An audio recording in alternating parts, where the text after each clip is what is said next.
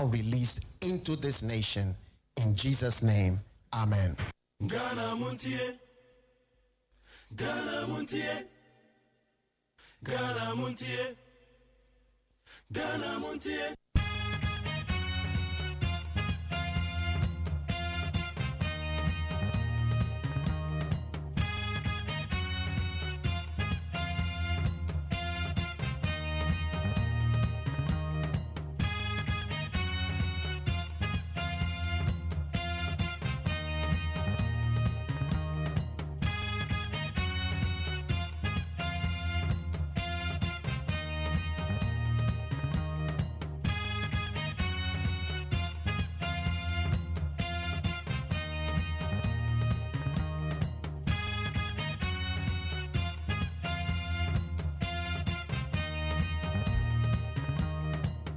Yamagana phone you na kwa bed bagana Montie so need 100.9.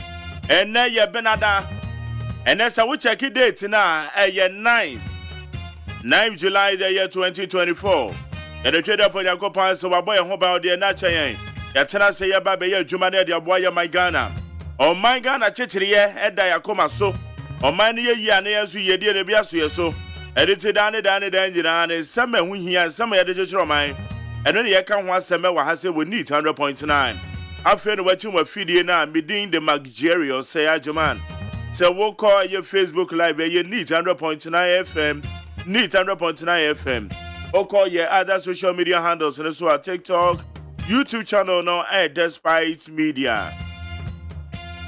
Despite Media in the YouTube channel now. That would have been some go do a da, no. Ya de babe go ya pono so amanyo 7 na de ekeka ho ena me no ka say dia santeman to me Kumasi to be precise e wo huru say gidi adan a new patriotic party o mo running mate o mo kwa akoda na di e je say isenka oba wa fo frank e be ka say yeyi na pie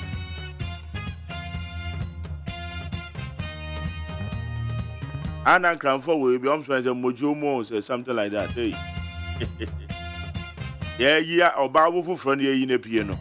Odi 1 week an yi na pie. Entire Dr. Matthew Boku Prempe Asante Mantem MPP for kwakoda na di. Officially nominate na kire ye Ghana for say we na Frankatuni be de akire. Edema Dr. Mahmoud Baumia. Eti na e koso wo ho ye be hwe de be firi maba.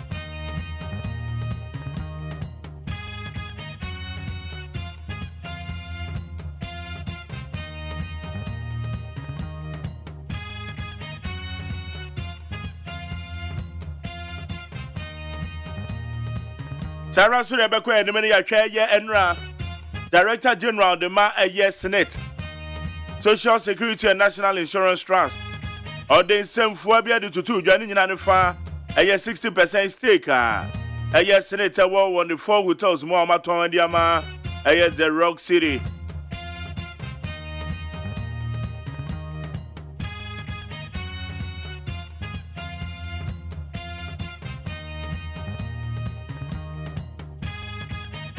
Yaka ya mo fa no so gusu etro BC so hwe no etebe patro no pay ma omo sorry ntem me makoda ne nye late our examination center ho etem koda ne ma omo sorry me patro ekobo no nsia wa mu no so da ho ye de wo mriko obekọ adwuma wo be so ye late pejo mu ya tem na ko dware ekoda ne dware mo wan na say I wanna buy nti aya dware mo warm water ne tituro koda nketo ano I know dwara mom warm water wine. Isu no memunya de why de One breakfast and one prepare the come and tentem why. Na kola school fees no to awie de. Because ye kan chem kwada no mba be makwan yo. Ebinum kwa de manya ne tie next week no revision week. Mama den so be to school fees na free work ama. Na maka to so udidi aye ajabio. Kwamra mafo beka tro say club sika yen face dan, but I'm telling you club sika obo no a wo de be sidan. Because yen face sika kutu evan kwa go sidan. Ete mesre wa me de da bia na meka say aho kire ya ya pa se ho akire wo na wo pe kakra bi de apodwa na wo twa wani ba bia ntwa. What the na ne de show botom you. It's a mesro I am one managing a year. Why? Unya kakra bia do obi anka se menkwowe bibi kakra. Obi anka se menkwoju wani, odi aju wani na mo man sana baju wani no. Na wan say what bia to wan san what de aka na kwakwoju wani. Abrante aju wani. Okay, me dey say na makwoju da me ado. Abena frame abankro na na ya osafo. Bo mo na ebo am studio ha. Ojo na me ado na producer Kwesi Aboaje the darling boy. Ono no immediate boss na Dr. Faradix na. One Kennedy Asante OSEI Esquire one more and the executive producers. Now Facebook no mama there.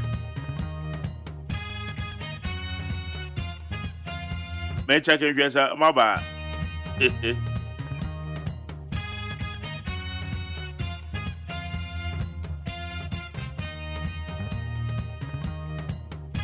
Okay, so I'll Facebook Live and one more swan about her and ne anopay.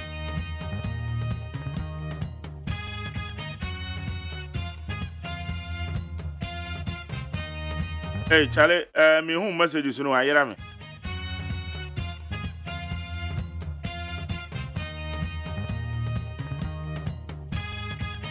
Okay, AGYEMAN Justice our house, McJerry, how are you doing? My greetings to my boss. Yes, Amos. Amos, also watching you live from Awoshi, Albert KJC. I say good morning, McJerry. I like your dress. My greetings to JDM. Tell me that say, and last and Gonja say good morning, McJerry. I'm watching you live from Kafaba. He's Gonja. Kafaba Uda Yaya say this or chia. And Francis Akpalo say good morning, McJerry. Daybreak for Africa. We thank God for another wonderful day. The MPP can try their possible best. But the 7th December presidential election is for John Mahama. KK from Kaswa. Also, I'm watching you live from American Town, Kaswa. Kudos to Honorable Mavis Awakumsen. Mohammed Omaka said, good morning, MG. I'm here on behalf of Kintampo North. Your outfit, dear, UDB. A debate between Baumia and JDM must come on.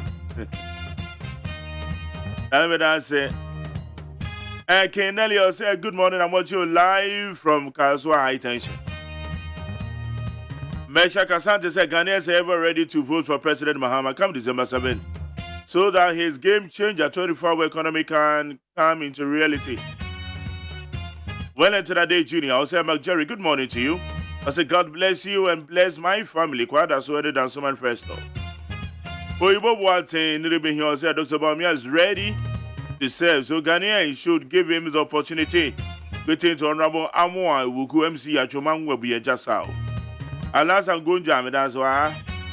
But Boateng said, McJerry, we thank God for keeping us alive. A special greetings and blissful day to my sweetest Cassandra Abena Meniampon. McJerry, please, the wedding is on 20th of this month. Oh.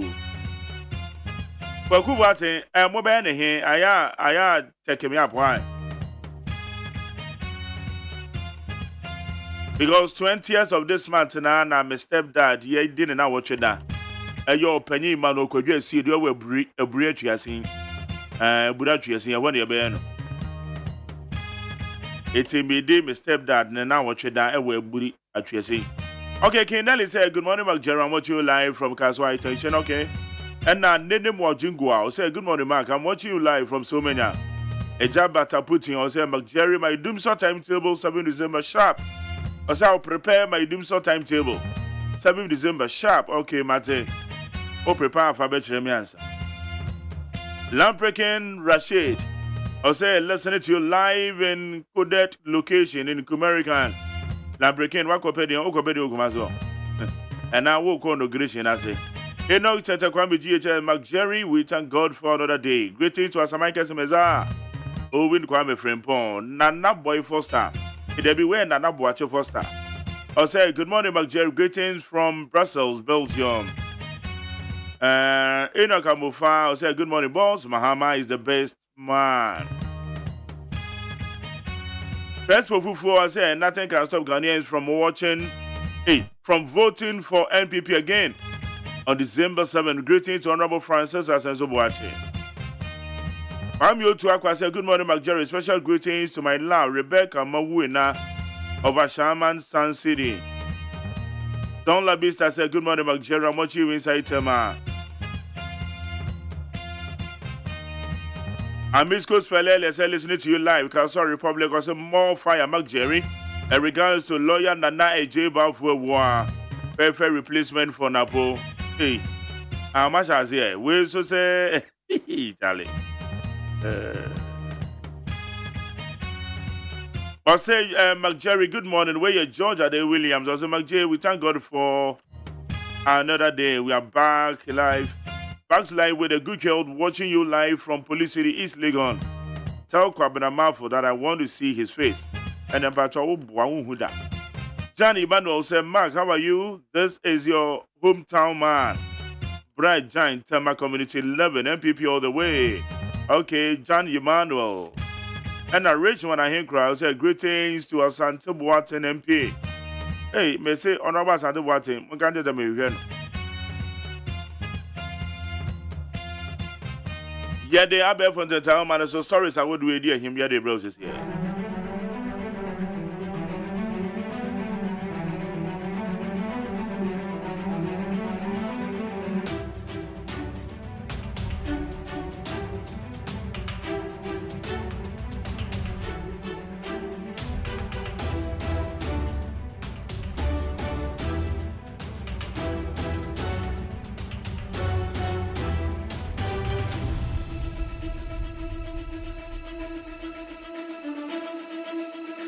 Yeah, they are said MPC from online.com, citynewsroom.com, myjournal.com. Right, check out Ghana.com, Star FM GH. Or Madame Manabe for Teta, Madame, so yeah, the stories I would read him or home. Yeah, they brought with 100.9. To be the friend Ghana Montie. Yanko and the Mediatia, and yeah, normal air swim. Sale of Senate Hotels, your son's bed was never opened. Or Safo Mafu to Freddie Blay. Yanko anymore. The Director General of the Social Security and National Insurance Trust, Kofi Bosompimo Safo, has denied claims by the former National Chairman of the New Patriotic Party, Freddie Blay, that Senate rejected $200 million bid by his son company to buy a 60% stake in his hotels. Every time the woman say, "Somebody Freddie Blay because say, again the banning the $200 million." And $1 and come and answer Ghana cities, but yet the Adrian Bubua, Senate, no, now 60%, almost $100. It didn't just say $200 million. And now, yes, say, or the crack 60% of Senate. Now, no, I hear Director General, so, Papa Obua. I didn't know, Obano crown not the way in buy, and technically in the crown one pass you. 81 the cocoa be in the bid, and we're going to say 200 million, we will do 200 million. No, 200 million, go find go see hotel for $200 million. What's the crack Senate for hotel? I said, Papa, Appointment of more Supreme Court judges will ensure effective justice delivery. AG. The Attorney General has backed the Chief Justice's request for the appointment of the 5 more justices to the Supreme Court. Also, Chief Justice or Chiro and Penning, as I didn't hear 5 more judges. And to my opinion, so the Emrebia is no kind, so appointed. Then the Attorney General said, I'm going to say, baby, when I didn't know, Master, you say, waiting. Or say, no. 5 judges now, I'm going to Supreme Court, and them, Yupu, Attorney General, they can say, and Minister for Justice. EC announces mop-up voter registration from August 1st to 3rd. Talewun control within the NATN and window be able. The Electoral Commission will embark on a mop-up voter registration exercise from August 1st August to 3rd August. Yeah, can say Bosumi eba besumi, meme bosumi no, because Bosumi abidi mbevde wom. No na Electoral Commission for say da edi kan ene enkopem de tosumi ensa no. Isi fu ba bebi atum. One went me and Churobudin no obekọ no akwa Churobudin. Eti ebia bibi nti bibi se ho kwan. Abaton krate won Churobudin da na afei no when 18 years dey na why lucky. Obekọ no akwa Churobudin. Yeah, that's it. BEC, 4 teachers picked up for assistant students at Bekwai, WAEC. The West African Examination Council has revealed that 4 teachers have been caught engaging in examination malpractices at Bekwai in the Ashanti region. Charlie, yes, say a church of 4 Makumako and 9. It's what here goes with one more Chencolano. Colano, you will no one more, mama, one more bapo. 80 Yachuomo. Yeah, there's an MPs.com, CityNewsroom.com, MyJournal.com. Check out Ghana.com /FMGH. Any other relevant news portals. You're going anyway. Nah, I'm a such a make of my transit. What am I say? Major Sobra. We are going. Oh, we're right there. Yes, that's right. You're going to be so familiar to you for. Abusia for the Bocrata, Medemamu, Atiamamu, Aquaba, a teleguide, the Bocrata. Na teleguide, the Animuha, or the Mammy J. Mensa, and Fonny Abatua, or name Inspector General Police IGP, Womudaha. Na saa ekukuda mienu aka bom se ekwan bia obefa so abatu mu beda ho fan na ya asomdue no eno ho adwenjene na omu agine ya waka wontoma apamo ano yin de bokrat enim hanum sei GMPC fo ene eni na omu wo case bia omu te ho manso wo court wo na GMPC fo edi nkunim eni fo omu edi nkuguo. The Democrat enim hei watrasa Bawomia His Excellency the Vice President enne wode Dr. Matthew Poku Prempe bekwa kwakyere krobia sante kotokohene otumfo se tutu a wotoso mienu se odise no onie Supreme Court wo ajaje fo no a NDC fo trese enka enye ayi Chief Justice mpo enna seso wotu saa na mo no nanso ononyafo afanyama kana kyerɛ sɛ no ano no deɛ wɔyɛ ne kwa so pɛpɛɛpɛ mfumso obi eni ho yɛse obi mpani nkɔhyɛ ma Kokwe Junior ɛwɔ dɔme kwa benye wama ɛhɔ no mu wusu se tɛtɛtɛtɛtɛtɛ adayi a MPP amanyoko sante no agye ɛhɔ no mu nyinaa the chronic the Bokrata nanim ha wɔtasa Sagrami housing project no asa bebio eku awuduo num na asubmit se omunya omu edwodwetire ebesem afei lapam labadi na hotels bi ekeka ka ho no senate for reject Rock City for terms of payment no enti hotel no omutase ye nton ye afei posifo ye jumaden se de be ya NDC organizer no awayira no ombekwa akohunu baby a ose afei private group chief executive officer yes wonu no wini ye best quality leadership awards 6 pastors ye wo Divine Healers Church omudin Johnson akwakoto general overseer no so se ne braso esese wokro awurade adwuma wo ye na se wo braso akọ na foforo nso me take over daily dispatch enim ha Dr. Matthew Poku Prempe yes a fantastic person onye arrogant NDC mrasebe jeni bi na kasa asem cylinder recirculation model no was a creative jobs ya manipa bebre na niama sese wuhunu edefa running mate fo mieni ho Dr. Matthew Poku Prempe na Professor Nana Jane Opoku Agyeman wode wo mu ho asem aba the insight the Bokrata nanim ha Ada Songo Lagoon community ena womu frɛ womu nananom nsamafo womu frɛ womu nananom abosom womu frɛ wa akwalafo sɛ womeko okwima wone electrochem sadia wagye womu nsaase a womu didi so no nananom meko na wonte wonum ade ma wonum back 610 enipa ayira efiri 2021 adibesi 2023 enti ya hwese womu MPP amanyoko yasi ehu abowonum adayi a da ko Newman ne supporters bi yasi posters bi a eye kiondia wo makotete ade efiri ho Supreme Head owo gbese somne na wo mu install no asafo ate ende nananom asem wa wo mu kan wa ha His Excellency John Dramani Mahama say urade na dum no obedi president ya levy obetem tax bi emfa so ma ebadjadi for canon so obetete ni nyina afiri ho. The new crusading guide anim ha tribunal o ena wa dismiss ye any Ghana ENI at the Ghana court one woman $7 billion and so court to abas some no to ago. Afe Supreme Court wa judge for NDC for trese abey park ne sasadi na that woman to charge no. Attorney General said there be and yet to charge what to charge will be said the abeya atemwo imube second yo ebusia beko peace 104.3 FM so ene ye edabnada Mark Jare was agyeman agena konwa yi ensem pii ewa ha anope.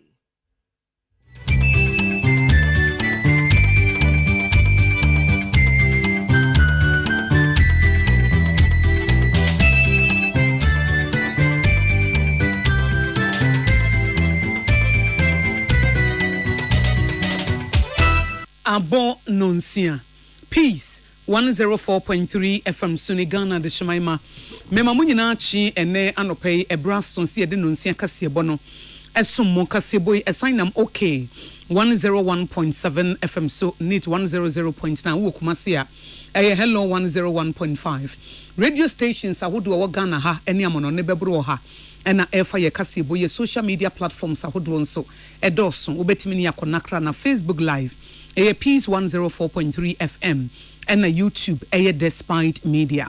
Now and some of the someone pay they did more bi and say majority leader Honorable Alexander Afenyomakin what the other said to just say as I say she na NDC amanyuku no enya say wamo sorry Chief Justice wamo do wama no esini ho no ensem fata emwakra na enwachi no ena day kumase agro ni puso Dr. Matthew Poku Prempe aye no se wono ena emeye running mate ema Dr. Mahmoud Baumia no ye da na di ewa santememu a adehye ebebotwi ene trada na wo munyina nso so akwakwa hwe bie na eno achi no nso empanifu eda Ghana Plastic Manufacturers Association wo mo ne wo nkrofo se demonstration no mo ka so mo beye efa 5% excise tax na ye de ato mo dwumadie so no wo mo ne empanifu atena se akasa enu ntinya de a wo mo beye bibia etesa amno nsemu no Liberia mampanyi di atodwasa na katua no sese woyi ohanchemu aduanan 40% e de free so said e be ya de fa responsible governance no ebetime aye adwuma na ye de aseda emoduro ema Siuzi Herbal Center what the CBMN capsules abadwaso na CBMN capsules no eye memedro be medicatica show be memma wojunso a na be ma nimu ye wo ya wadro nie ana CB women capsules no nso ema afichiri komu no etora bi aniema ntimi nko ye tora bi kura aniema no ensane se de wusi peno no ebasa na asa bosomi akwantuo no wo bre etide wo hie betimi abo chidom ebeboa wo eye CB women capsules ana CB soap no ye de ye pedicure emye na se eye akono Siuzi Herbal Center frɛ wo mo ewo 024 7111671 024 7111671 and which no so ye ka obiem se medima for herba Dr. Tamoda so wase me nka nkyerɛ se brana pokwase mayira na wabɔ ne nsesen wo ye expert ankasa eba emubuo yare anase stroke no mo amu osisi yare mo kotodwe ema ne mema mo pa wo medima for herba Dr. Tamoda so to nsafro se brantentem abasahare so na won hyew na wuduru ho obu nsampa impomudin papa ano odin ene yede ma wo frɛ no ewo 0244774282 JA Binding Company Limited the bind stain remover and a new bind 20 disinfectant abama ahunidie ejana naso enunti WC water closet na ho asem na making anasa wo tiles no terrazzo floor no won hwe na biasene no de wohia eye bind stain remover and a new bind 20 disinfectant ene betimi aboa ama ahunidie ho nsem atimi adi monti ana wo de afafa form ho germs ne bacteria nyina na woto ase JA Binding Company Limited ene de aba Kivo hot pepper for the numbers 2 pen omodi adwuma enti internet so when one mo bia emu 05969128898 05969128898 and on Facebook 05923482250 05923482250 inti Kivo for modi Kivo hot pepper and a Kivo for in one Gary Soakins no womo se omo nkrato a omo de ba no the new force team nana kwame bedi akonto nsafro sa memu papa ewia bebomo no ene womo de adwuma nti brana fa wonto ma bebo ne dia no ena First Atlantic Bank said the people experience no womo na de esomwo enti bra wo dia na sa wo be download First Atlantic Bank mobile app no e wo Google Play Store na se App Store wo betimi so kra dial *442# star 442 hash na wodem wobetimi dia your financial transaction na sika sam hontotoye wodi sika komo obi adwuma yefo wotua wo moka o business partners wodi sika ma wo mo chese bibia pese wo ye bia no wobetimi aye ewo First Atlantic Bank mobile app no so a people experience no refreshingly different wo mo dan so kra be refresh o kama a wo nso betimi e dia ye adwuma wo num nso a special eyes natural mineral water abudun so yene ye de kase boyi esumo anopai me akosia ago abowaji mene odeshe kronkron wodi ahenkan kwame yeboa achenkwana na minumbirimu afi kasebo ni nchiremu no eni Dr. Matthew Opoku Prempe penipa oyem na shebedwerema Mensha South abato mpeso so no ye MPP de shekronkron siesia de obi anim se yeman pani abedi acha won se tu frankama MPP for Dr. Alhaji Mahmoud Baumia abondin se omebo ne chidom se de be ya nanui anase osumi December ne de toso enson aba Ghana for beto afimu no wa pre akwakopetumi na efisa sase ne be de adwa no enipa bebre na akire won adwen ne mo onyokoluma twotwo robi ti se na nado danko akufa do ye Ghana mampani ne mprempren ogusu ebu Ghana no one abankoni yode share National Council wo MPP mu nyina agya tumba kope se de Dr. Alhaji Mahmoud Baumia boni din naponu omuso mu kwan eno na MPP amanyuko no ayomadwen se Yakopon ya adoma enei ezanse Machopoku Prempe na poya santini de she na wono so se di ni MP awa santimamu nti no ene omukoda na di e de akire Ghana fo nyina nemomu no ono ani nchi Kumasi abonten na sa dwumadie no ebekoso enipa bebiri akasa no koni Yakopon ni na poni do mu ni problem nemomu no wo mu ade ne kasa nye de oya homaso eno na MPP amanyuko akache Ghana fo nyina se o omoboa entesa se obi pese osuan wasa no wacha ne pa obezo osuan akasa so bate hin no na abone hene NDC fo eno meyemaji omo praw se Machopoku Prempe edina ka na po hu edina ka ba me hu de na po ba me ebejo okromu a ade a on betam NDC na woze kum chama NDC fo na yame hiom enu nti na omanhya se akeka ne fa na ponse omu ade ne kasa nye de oya homaso oni nsenkrofo ntam kura anye kama ubusina asema no watu bi di amount na nansembo kura dum so yi ni ti Ghana fo busan se over timetable ma osu wa apen koya ode eno na NDC fo gina zaka che Ghana fo nyina se enipa wei odi ne running mate a ene se wankasa dan to asema nanso MPP fo so mo di amanga adwomo dwen papa na ba o se haya womo ka amewiase nyina te se na ponua na kontenei omo bodwada ta MPP fo se ezan se na ponsu nyame na dom ne apagya ne mu ede kope vice president position nti akonyo oteso o Mensha South no ababeda mpai omo pu obi asia nam na reality tene se na po ono ani nua na ousu afri ye Prempe onso ani abrese krodom se sa akonyo wo Mensha South no onso okopribi yo majority leader anase edom kese wo mashebedwemba no deni honorable Alexander Afenyomakin na wodi atudwa se NDC amonyoko no enyai se otemuafo panyin wo Ghana Chief Justice Gertrude Araba Esabasaki tokonu womo ekeka ne ho asem efa nipa no mu a wo pese wode womo eko Supreme Court no womo nyai sa ade no womo chem se oba pe wonye ebone bia emra no ema ho kwan se oye bibi etesenti wo mai justice system anasa atemu adwumadi no constitution ema ho kwan se Chief Justice no obetimi di edi enumu abase atemuafo yemfa womo enko Supreme Court no womo nko ye adwuma sede adwumadi nyina betimi akoso obetimi ne Judicial Council and a Council of State and a apa adwene no omaye bibi etesa eno nti Chief Justice asabre NDC fo asen wo ma no yenimu dada so mo de o ma no ya pa wo mu di mpanifo atem wo mo mfa ho wo mo keka bi ede kire no no ade bi a ensem fata kwan bia so se wo bi a wo ye nadwuma na wo mu emra bia so no party no mu nkrofo bi ede wo ma no ebesi oba pan ho. What she has done is to provide a background within the mandate of her constitutional powers to aid the president, guide, advise. And in fact, the president was not bound by the proposed names that she had sent to the presidency. You get my point? So at this stage, in real terms, the appointment really has not been triggered or nothing has been initiated. These are preparatory stages that are not provided for by the Constitution. The Constitution only talks about the appointment. So what it means is that after this stage, then the president would officially guide it. And bear in mind that as a head of states, commander-in-chief of the armed forces, he would have to rely on such institutional support to make certain decisions. It's like a high court judge. A high court judge is appointed by the president. A court of appeal judge is appointed by the president. But processes are initiated to aid His Excellency in such appointment. So I don't want you to create any impression that the Chief Justice said. Na Honorable Alexander Afenyomakin eto asubiem se NDC fo nwene wo man no ho na wo mu proposal na Chief Justice dia babeto ne mum enya amonyosem ene yeye. Saying that let's stay away from the narrow path. Let's stay away from the narrow path and look at the national interest. That is all. In any event, is the president going to dictate to the justices how they should dispense justice?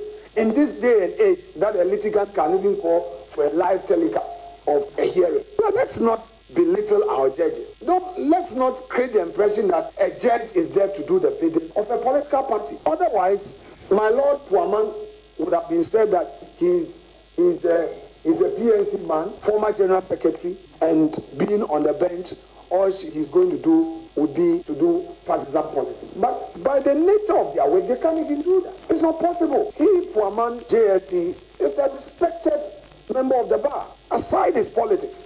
So you saying that tomorrow, if of all my years in practice, if I leave politics and I get appointed to the bar, to the bench, I will be told that because I was once upon a time a majority leader, I don't bring anything on the table. If I get to the bench, either court of appeal, I think now I qualify for court of appeal.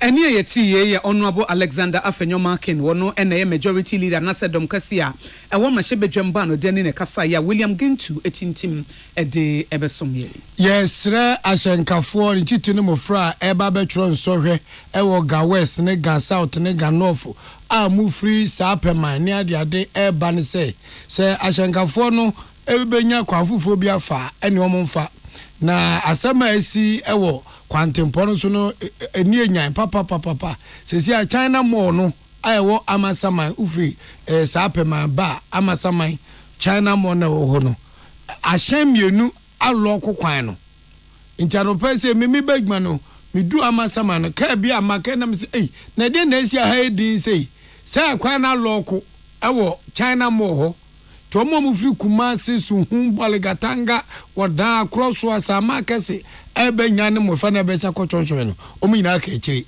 tizafe na oba free fina so benya moto bi di amano no atanso kakra ene amonya ne sana sesi ade agia Ghana Police Service ne Ghana Fire Service ne titu ne Ghana Fire Service madaroma mamwo amasaman no momo din bi asamba ko China mo ho ekwan na kasise chain eni ebi nko ene bi aba mo free Kumasi ba no enti kese akapua enti esre se yesi kwan susu omusi susu ene yesi kwan na rough omusi da so ene yesi apoti fon so hwe amaka si lodu ma ne bro so omusi eye ena be muni akasi kwan se chin emofa na etwonto we omaka suja ye toa akanka se bono so Honorable Ambrose eye tega ono ene oyo penipo ya bankruptcy peniwo ga central abato mpeso aso na mamu nimse enura ene mo fresh ase so mo tro BC enkwada nso hwe abrabom nso we dikan wo school dem no ene enkwada ya so mo di ase no to obra kwantuo na motuo ena ye mei etuo na opani bo modern bo mpempe hwe school so awodo woni mpeso aso no hye mo fa no enkura no na ka chom se ono o mugidie pa se omo betima tronso na twa akomanim sanse enya de bia ehu we ye enwoma a teacher for akire mo dem algebraic expression ya ene fine wani bre ubehwe na kwakwo ti wote na wa mu ho we na to eni so long division ene ube work ache pa ene even numbers ne odd numbers we nyina nya de a ye nkire mo soil erosion, mulching, and irrigation. I chair more under agric science, Nina Mubaku, social studies, ye chairman of school. One year o mampani, as well for senior diadi, Nina Mbu, cultural display, a bitimibusa say, 1 year overload, opening power that a Buaka state, and no waka, a Osaju for much of penny, His Royal Majesty, a Ochehine. Sanyoma way in Nigeria for ya Jacham school into Onoyan for a year and Bruce, Tega Eddie, and Krashen some Asham Kurani say, Momusro, Omoncochro. Or in some way to Jomro called Dogono Senior High School, a warrior center, a school for to be a transfer. Say, and or the two guy. The Bible show said they should just produce what they've been taught. Now they should have that confidence. Now they should do independent work. If he said, who said he have been prepared well, himself with me. And so far now, with these 2 centers now, we have only 1 absentee. It is encouraging that they should try and maintain that record. We say Town Municipal Education Directorate is ranked one of the best when it comes to education. And the Showman crying now, the teachers have also been very, very supportive as far as my education directorate is concerned. As an assembly, we want to help make sure that at least every electoral area in the municipality there is a government school. And then when it comes to best performing students, although our government introduced a free SHS, we'll still have to do some education award scheme to award performing students. Any amuti ye your penny power ya banka chipeni wa Central about your person so owie no ena municipal director of education kwanchire for we women so era Adiza Taza enso edibi etoso na small Kenya ne say nukore nyame anu nie aban anana do dan kwaku fado dan no ne omo maame no papa no edi sika ahwomumu sa mofrei ahwom school nkore school ntade to mpabo ato anopa betwetwe se se emfa body trade esi bim obeto aposi bi empabo amobe hye aduane am die we nyina aban ne mawofo adisika hyem enti saa biri ene brea e wo se mutimi nya kokoduo twonsowe no na mudi nkunim na mo maame ne mo papa no mabatan ene wo mempanfo nya anije se se fi ni ya de ko free education so aba na omusu na isi nebeba nti na be die omunyire omoho no mo draw exams ni ye mai omunji omoho ndi na omumma obia emedada wo because omu teachers no actually omu ade kama ma omu falling into that kind of apony. They should just focus on whatever they have learned and then reproduce it na omu nso nkwala no before they enter the exams room invigilators and supervisors check wo ehun see nothing is with them and there is no foreign material omu de beko ho. And I trust my children. They are well prepared. Ti omo kra omo more practice no omo nim ntunso aso e wo so. Nti omo nye kra. Ene amuti ye anti Adiza ena ohye mofra no enkran no. Ghana Plastic Manufacturers Association womo ene womo partners anase womo ne womo ye adwuma ena Ghana Union of Traders Association, National Association of Sachet and Packaged Water Producers, Food and Beverage Association of Ghana, Plastic Sellers Association of Ghana. Womo kan so mo be demonstration e de atia ban efise. Ya de atuo bi e for the excise tax e yo hanchemu enum 5% ababato plastic product ho. There's a plastic C womo de atuo foforo ye 5% e excise tax na ababato so. Eto mo yo madwen se ene yo mo so behwe na mo ye demonstration e de atia. Na nso na no no ene osoafo abedi atia wo hwadwade so honorable Mike Ochirbefi ene wo mo ahia atwetwe nkomonti no saa demonstration mo kan so mo be no matwen asensan animanimu ya wo matwamu efise mpanifo ene wo mo ekasa na president edemeku ora ebobochi ebo amane se ebra honorable Mike Ochirbefi ene wo mo kasa no wo hye mo bo se aban ene wo mo be kasa na nkita wodi ebekoso nyina no wo mo kon be fa so asa exact tax na banana se to hanchemu enum no wo matimi ede aye adwuma. And Nikoshia, Deputy Minister Michael Basin, Otie Yensemina, Ojitu Muse, Debbie, Ebehayen.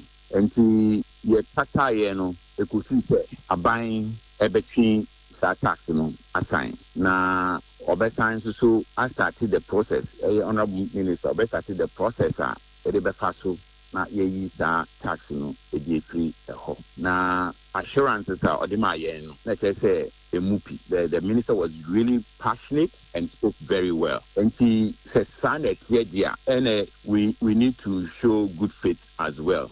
And the yen demonstration nanka or chineti yebekwa koyeno. We call it off. Now what you mubim say we said demonstration the almost o matwe sensen de nenso wo mo hwe say aban bosha wa hye wo mo no wo mo bedi so ansana wo mo adwuma no wo matwa so. However, you shut down there, and I think I demonstration is here. Now you shut it down. By shut down, we are not calling it off. We are only putting it on hold. And you treat us and saying, say, a buying by sign, a done in no there. Then we'll go ahead with it. But the GDP say, Kasa, a buying any Kasa, a Friday. It was really reassuring. It was very assuring. Minister. Fraying my time and he could do honor ministers so even though the military was like closed and he actually said buying was serious about engaging us in dialogue. Eni ayeti ye ora ebobochi oye president Edema Ghana Plastic Manufacturers Association won kasaya Naomi Obenewa edi amaneboyi MIA uti akanka sebo ewa sumdwefi ohane nan echiripo miensa adaroma ye homeso ye ba kasebo no yebebu nikom se pon yes koso asre akwantufu a mofri eye sapeman ene kuntunse Hebron ensanwam asama kese ena krobiti se asanteman esi onabu openi police ni se fasata mukrum ho amu banyina se mudu baby a China mo wona ekwana kasi ebi nko ne biaba ti Ghana Fire Service yesremu mungo release kwan no na ye memesin ko school anya say na BC no bibiri betro kam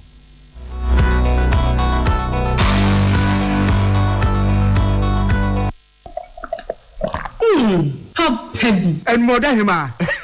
Drink a banana out of the last week. Novus coconut milk drink. What is stevia? And how would the bear to a mudawai? I'll frame you man. Novus coconut milk drink. Man, being country. Hey, yeah, Neso, by and more than him. When I was Shahono, can you resist Novus coconut milk drink? Oh, I can't.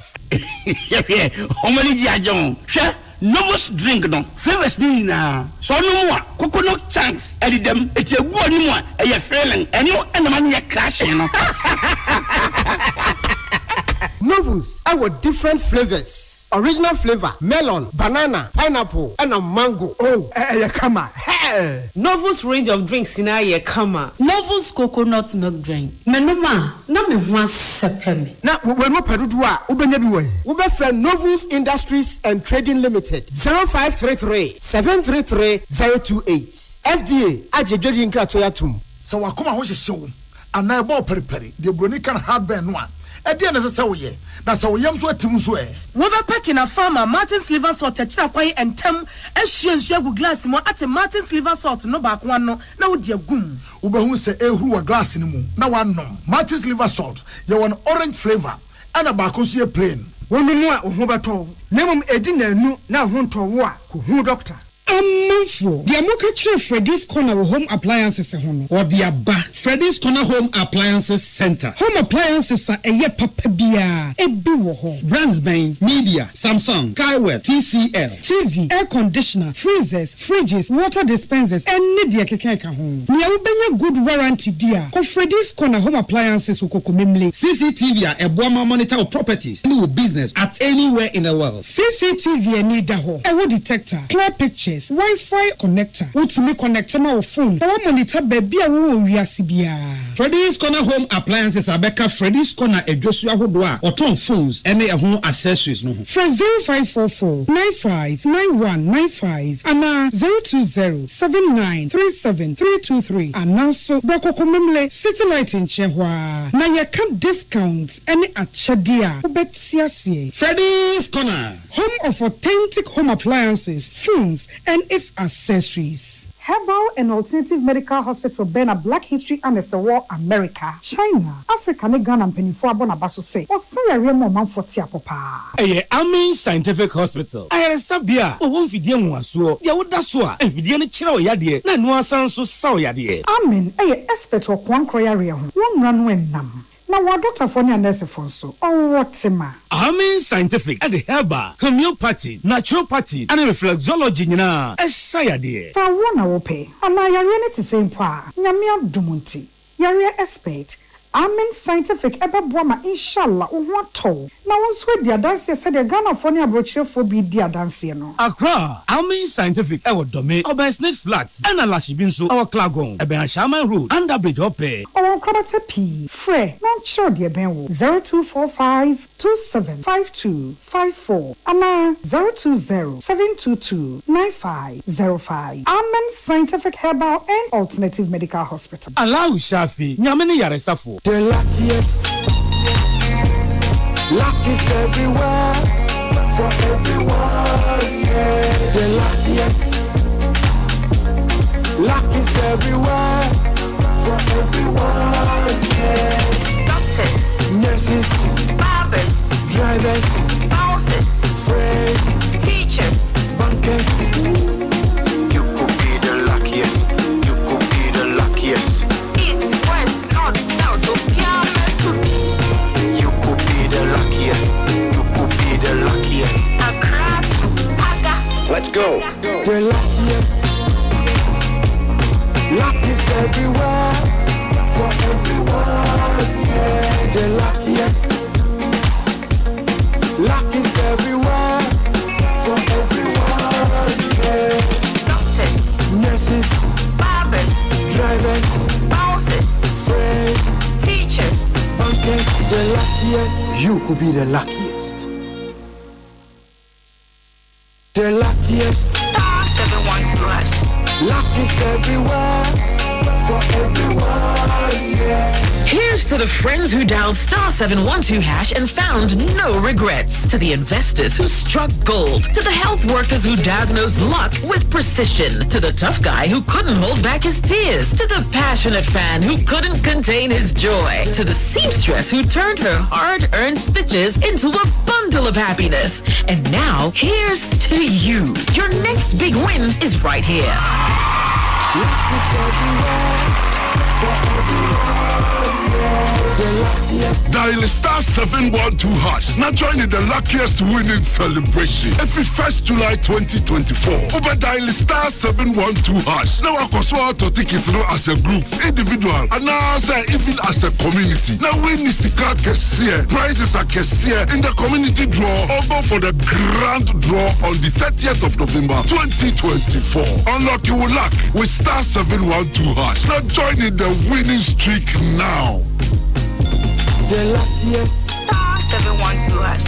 Luck is everywhere, for everyone, yeah. The luckiest. Tune it in, turn it up, Peace FM, and rip off the knob. We Liberia man penny Joseph Wakai or the Atuja say na katua wajino where ohanchemu aduanan 40% edi efriso na wo gidie say president bia ye friend responsible governance amemwo papa igina na so no sa na wo beye na wo de ma Liberia fo Liberians o maso ate say ono aban adwuma ye fo kra so akatua no wotete bi so na wo de a chefi say asesemu aye din eti say wiase ba bia wo bedru bia ye kasa ne ma bo kosoro ama Liberian so eka ho biebi aka wo mu nti wono dwene ho no ana wo hu se na katua no wogi na ye $13,400 no akatua no mampanyi ne je no ye $13,400 eti say wate so aba bedru $8,000 ena wo begie na di ofiri wansa na wo ba ye Ora George Wia ono so sa ne salary no wote so ebe 25% as I say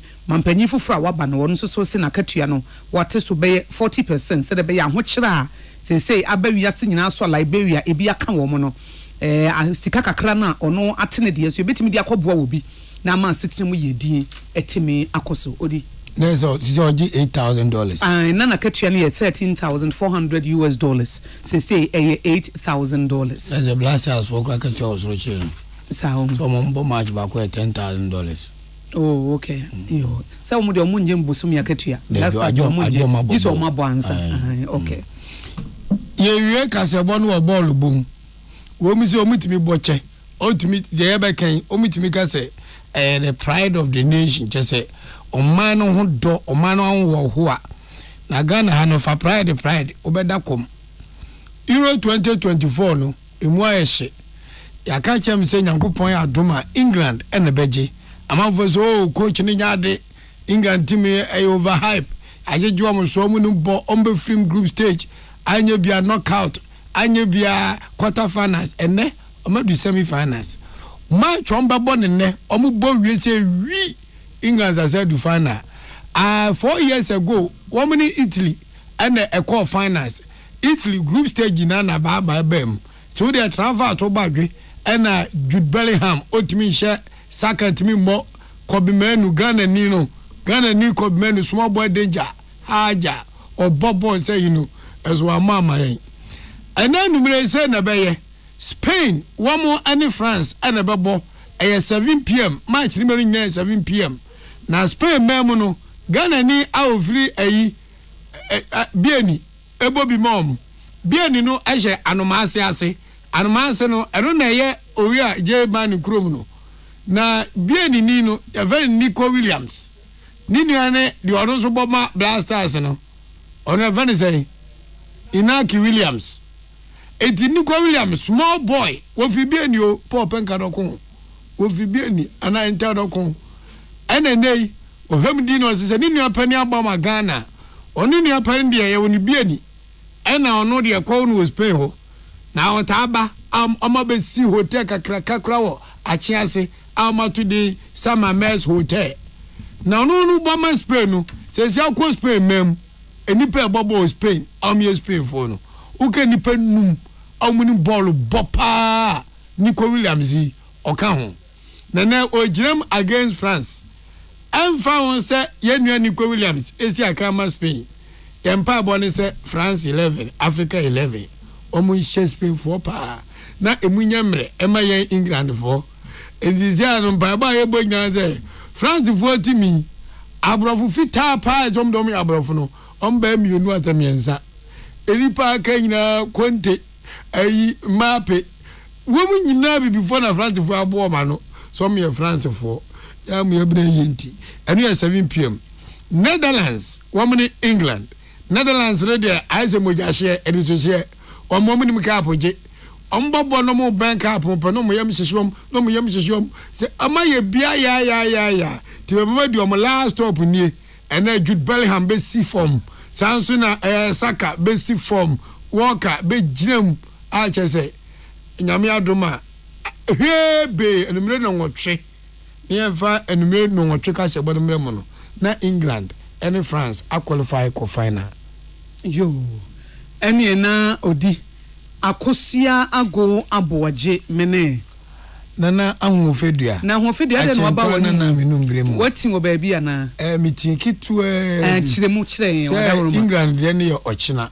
Na eye France for de na eye enne. Anti enne na France for bebo.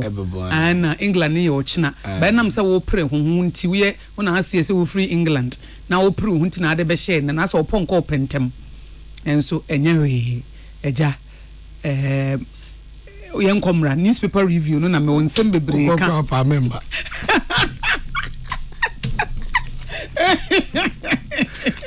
news de me kenye ne mum newspaper review ne de me wonsem pi ka e be papers into your fancy eje for ya pon ya dia sede ma siuzi herbal center Sibi men capsule, Sibi women capsule, Sibi soap, my deep culture chimudada. Medima for herba, Dr. Tamo da Sonso or AGYEMAN Company Limited, Kivo Hot Pepper, the new force team and a First Atlantic Bank. Yahumeso, Yaba, Yabetwaso. Welcome to Tuesday morning. Ghana Muntie, Naman Sanyason, at the Roko Fiaman Woman so ejiji tonton sansan, I would need. 100.9 FM. Ghana Montie. Ghana Montie. Ghana Montie. Ghana Montie.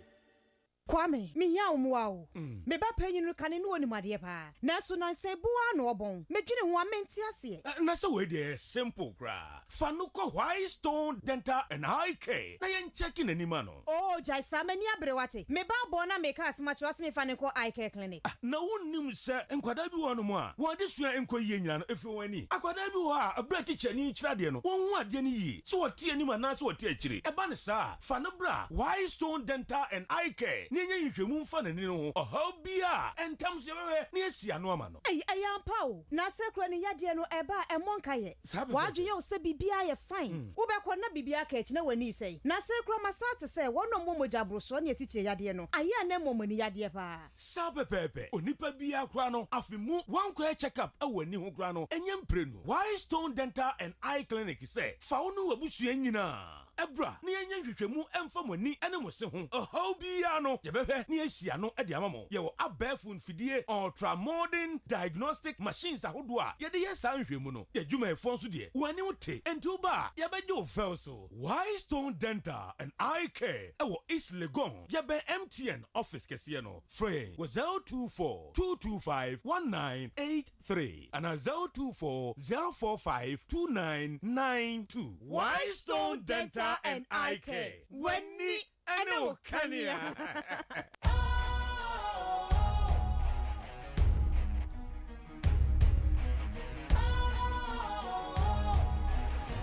What's cool, fresh and trendy with a new look? Makes you feel real good, that refreshing vibe. Satisfies you right just the way you like. Do you know? Do you know? Do you know? Ain't gotta do it alone. Specialized makes you flow. Anytime, anywhere. Specialized feel different. Always think specialized.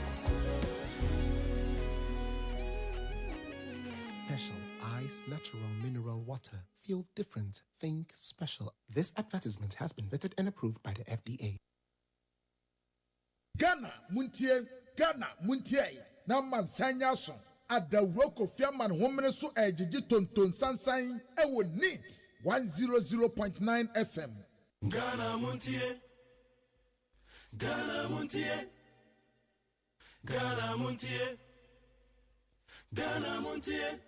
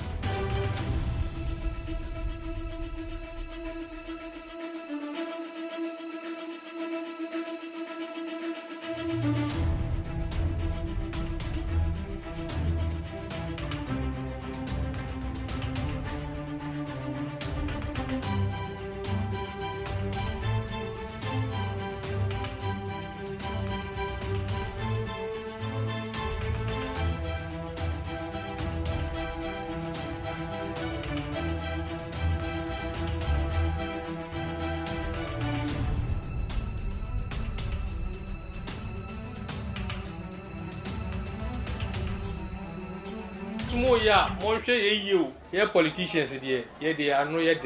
Honestly, and Tokwa see what Ghana in Naman a man signing in a new Biana Debo. Any man, oh here, any politicians. Assemble Kwambaka will take Remasono, a chance kind. I want to tell you, do your politics well. Don't let politicians deceive you. Muhu ya say one no one year chinji and young to go. We are a frustration or numtin namuni. No more anamoto.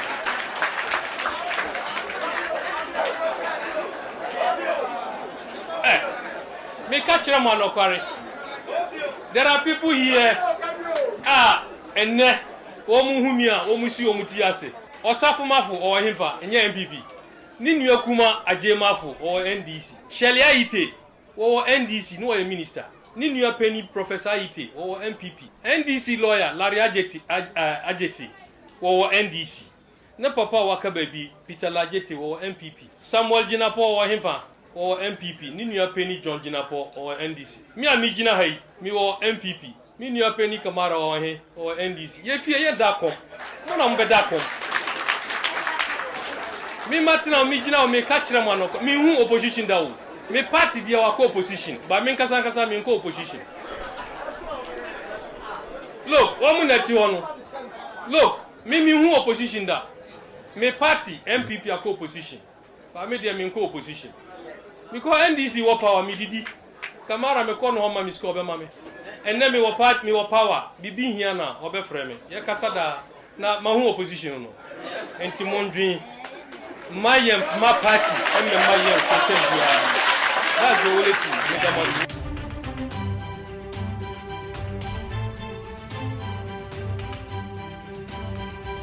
You can simply keep throwing money into it. So if you look at that table, it gives you what the 5-year average profit after taxes. You can see a lot of negatives in there. You can see that they haven't paid dividends, with the exception of Labadi in the last 5 years. Significant losses in La Palme and Ridge Royal. And indeed, the others that make profits, they are not significant. And again, just to highlight, a significant amount of money has already been pumped into that. Well over 200 million has been put in the GBH hotels with no return in sight.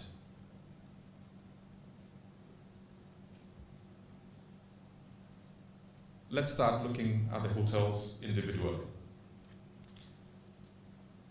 And again, it's just worth noting for the GBH hotels, and starting with La Palme, the history is relevant because to start with, we injected a significant amount of capital. When we sum it to date, I think it's coming close to well over 230 million in shareholder loans and capital spent on the hotels. None of that has yielded anything to us. If we look at the profitability, the dividends, the returns, there's nothing to write home about. 11 out of the last 14 years, La Palme hasn't been profitable, has not paid us any dividend, and again, they are struggling. Average return is minus 4.2% in the period preceding the decision to divest of our 60% stake. If we look at Elmina, the picture is not that different. Indeed, it's 9 out of the last 14 years, has not paid us a dividend. The money we put into that really hasn't earned us any returns. The returns are negative.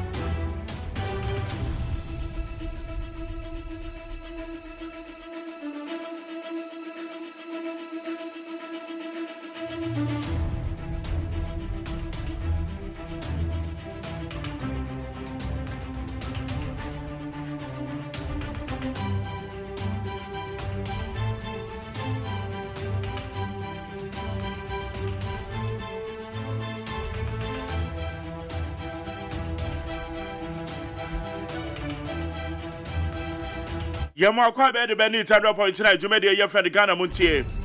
Yede Kasia body de kan kran yede bra all the way from Peace 104.3. Ya tena say the Obankrata no ha be for the town man so sama do ekoso so wa ha. Ni nyina ye beka jagum. And the new Patriotic Party were my running mate. Dr. Matopoku Prempe ye tuniding. Ye tuniding fufro. Because this time around, Yababa can want to say Obabe the vice presidential candidate. Ediama a new Patriotic Party. Frankatuni Dr. Mahmoud Baumia. It's an Ebekos was Antemantem.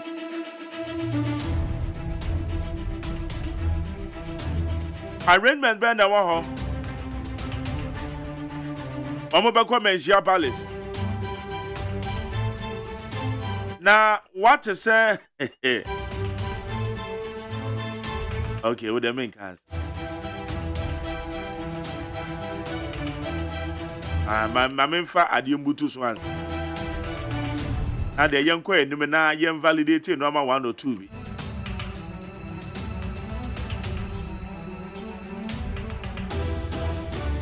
You better find out. What do I do in Trebe for 0503721744? 0503721744. And now call Facebook Live. You need 100.9 FM. You demo ho. Need 100.9 FM.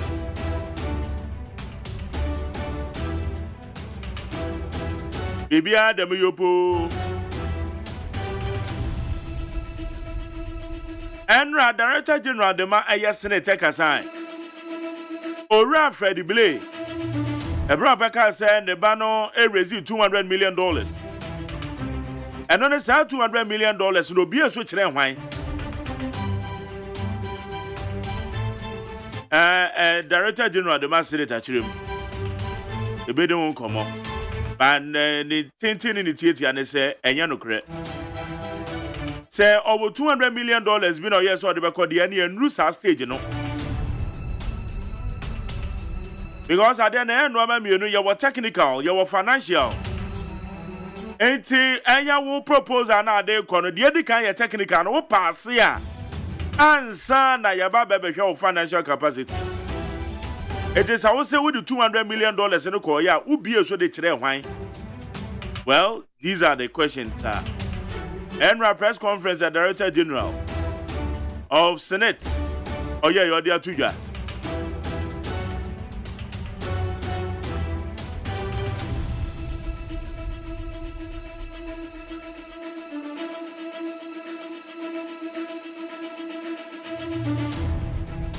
Moi, motetin crofo posters and munhwe na ablikuma not. Yes, ade na bi because ho.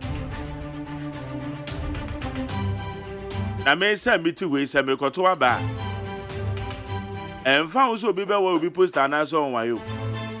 Poster dey say ka keke da poster. Hey.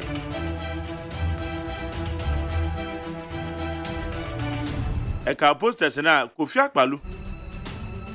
Kofi Akpalu wo candidate bi wo ebem se be amasama ya. Oba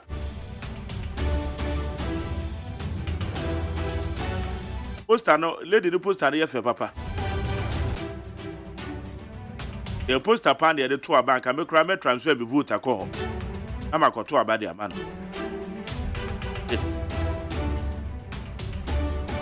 Okay, yanko ene mama sa cha kwamra mafo akwamra so be na yanko na hwe sama ho de o. Tare mo akwaba. Bejo so bra. Chale eguso. Eguso ga kra. Oh, sir, and where Anra na Radi Adumo. I don't know, baby. I be Anra na Radi Aduma, Omokoyem and Kuala despite. Ah, Omokoy, then I can tell you. One more palm and one to my Kuala despite. Sana and Kuala Froze, say. And sir. That's and now I say, what is out the Befiana? And that's by Tm Penin, despite. And I said, what about Befia? And I'm making only Penin, despite. menso me yam kwala despite. Anti enu eche say won so yakwada o say escafo pen okay. Nkwada esikafo na eche say o ka ho. Me na me ye despite. Me na me yam kwala despite. Eza. Na ko so enu wan kire me. Say baby ye no muntumi ma ho. Just won so yakoye ehwo ne ho no despite. Eza. Na ye miensa. Samom. Enra na me ye nkwala despite. Ene pa. O wan gasa wo ehwe ho kakra nti. The way nkwala despite. Na obenya nkwala despite watch football. And say what is Adibefia? And I will have a journey dinner check the price in my back. I could have got the price now. Checking away the member or checking we have the price in the Betuga. I'm out for home counts and every Nkwala despite. As I come here fast every been to us with the uncle.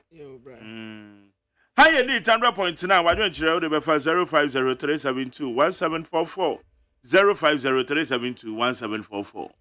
Mark me nimba na odi kase ekwan no asi. Amasama yo no. Yeah, me nim say road safety for no wo towing car. Omo betumi. Road safety dey omo ni towing car. O say road road safety management. Road safety management. Omo na o towing car. Okay. Road safety management.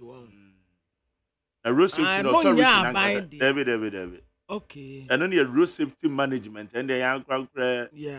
We now road safety authority. The road safety management. One car yellow. Oh, okay. And Yensra Papa. Yensra Clement Wilkinson say a quite bia obefa swenya towing car sisiano. On fana onko yi sa cars ni cars bi access is ebem se car mienu ekoso akese mienu a eko pa ba ko ho omu nyina nam the same lane me fan se omu bankran nti eko pa ba ko ho ena omu nyina asayesi wo nti omu asikwan no na imagine anope said a quine no so very risky, especially as cars I guess you know. Yes.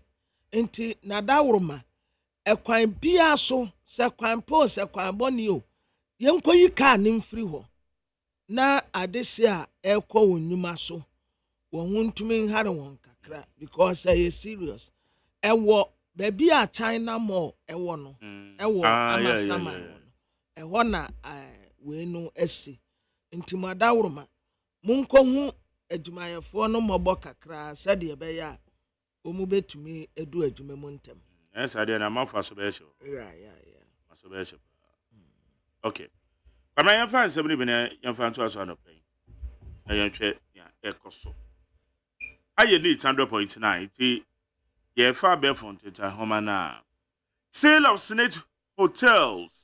Your son's bid was never opened. Safo to Freddie Blay. The Director General of the Social Security and National Insurance Trust, Kofi Bosompemo Safo has denied claims by the former national chairman of the New Patriotic Party, Freddie Blay, that Senate rejected a $200 million bid by his son's company to buy 60% stake in its hotel. Abusiafo we Director General nankasa Edema Social Security and National Insurance Trust Senate Kofi Bosompem Osafo on waka say was a former chairman Emma New Patriotic Party Chairman Freddie Blay kan sembia enya nokre what say Senate for reject ne ba no $200 million bid bia nanko no nso epe hotel no na tese Freddie Blay no party say wo compare ne ba no sika ne ba no de baaye now the compare Brian Champon de no a na ne ba ni sika no so kura Brian de secretary bi ne ba no kita $200 million no wode ba ɛna ne de no wo mu rejecting wo mu kwaji sika ketewa bi no na no ɛna director general masenet no ɛkyerɛ sɛ ɛnya no korɛ $200 million majari wunim ne ba no Debbie, but also 34 years. 34 years. Yeah. But yenche says we dear woman is here. Senate no a year transaction advisor. And okay, yes, the Senate board and woman a year no more pay transaction advisor. Transaction advisor no. So wo kwa banana se ope hotel ni bi a year the Senate of Water no pay bi atwa. Oba de di kan ye wo eye technical proposal say technical bid no e wo ho it one better technical side no and we say ampa wugina wonan so say wo ye hoteli a wo pese obeso adwuma no okay ntinya se bi a ukite scan debi ntesa ebi a meba ebi a na enye sika ni kuta but wuni bibia mo sika ni kuta ba bibia no a e kire se technically no but ebi ebetumi aba se menso ni kuta ebi a 1,000 Ghana but me wo property way me wo property way so dey say wo mo hwe ni nyina but eye oru osafoma for baidi Freddie Blay sorry we Freddie Blay eye ye Freddie Blay ne baidi also 34 years yeah over $200 million no problem but they go by and say first bid no eye technical no o faili but not what say akadie bi e technically no enoma wo mo hwe no well menye privy to no many nyina wo mo hwe de but technically so obetumi gina wona so demonstrate a kire o mo say obetumi e so hotel ne mo no saa go no o faili me mfa ne say Nigeria te say radio stations ya ye bi obi wo ho a watintim dada good ena obi nso wo ho a onya ba ya pe 2 months ra no ayira ayira fi system ne mo enti se obi be pe wade no na se me fan say despite ya yes na so okuta 1,000 Ghana ye be hwe the technical na no kan ye ndika hwe osika no say despite kuta 1,000 Ghana na me nso me kuta 50 million ya ebetumi abase me kuta sika ne de ebatumi ni nyina so obi ya yeah technically no we need that capacity to handle such facility yes Matthias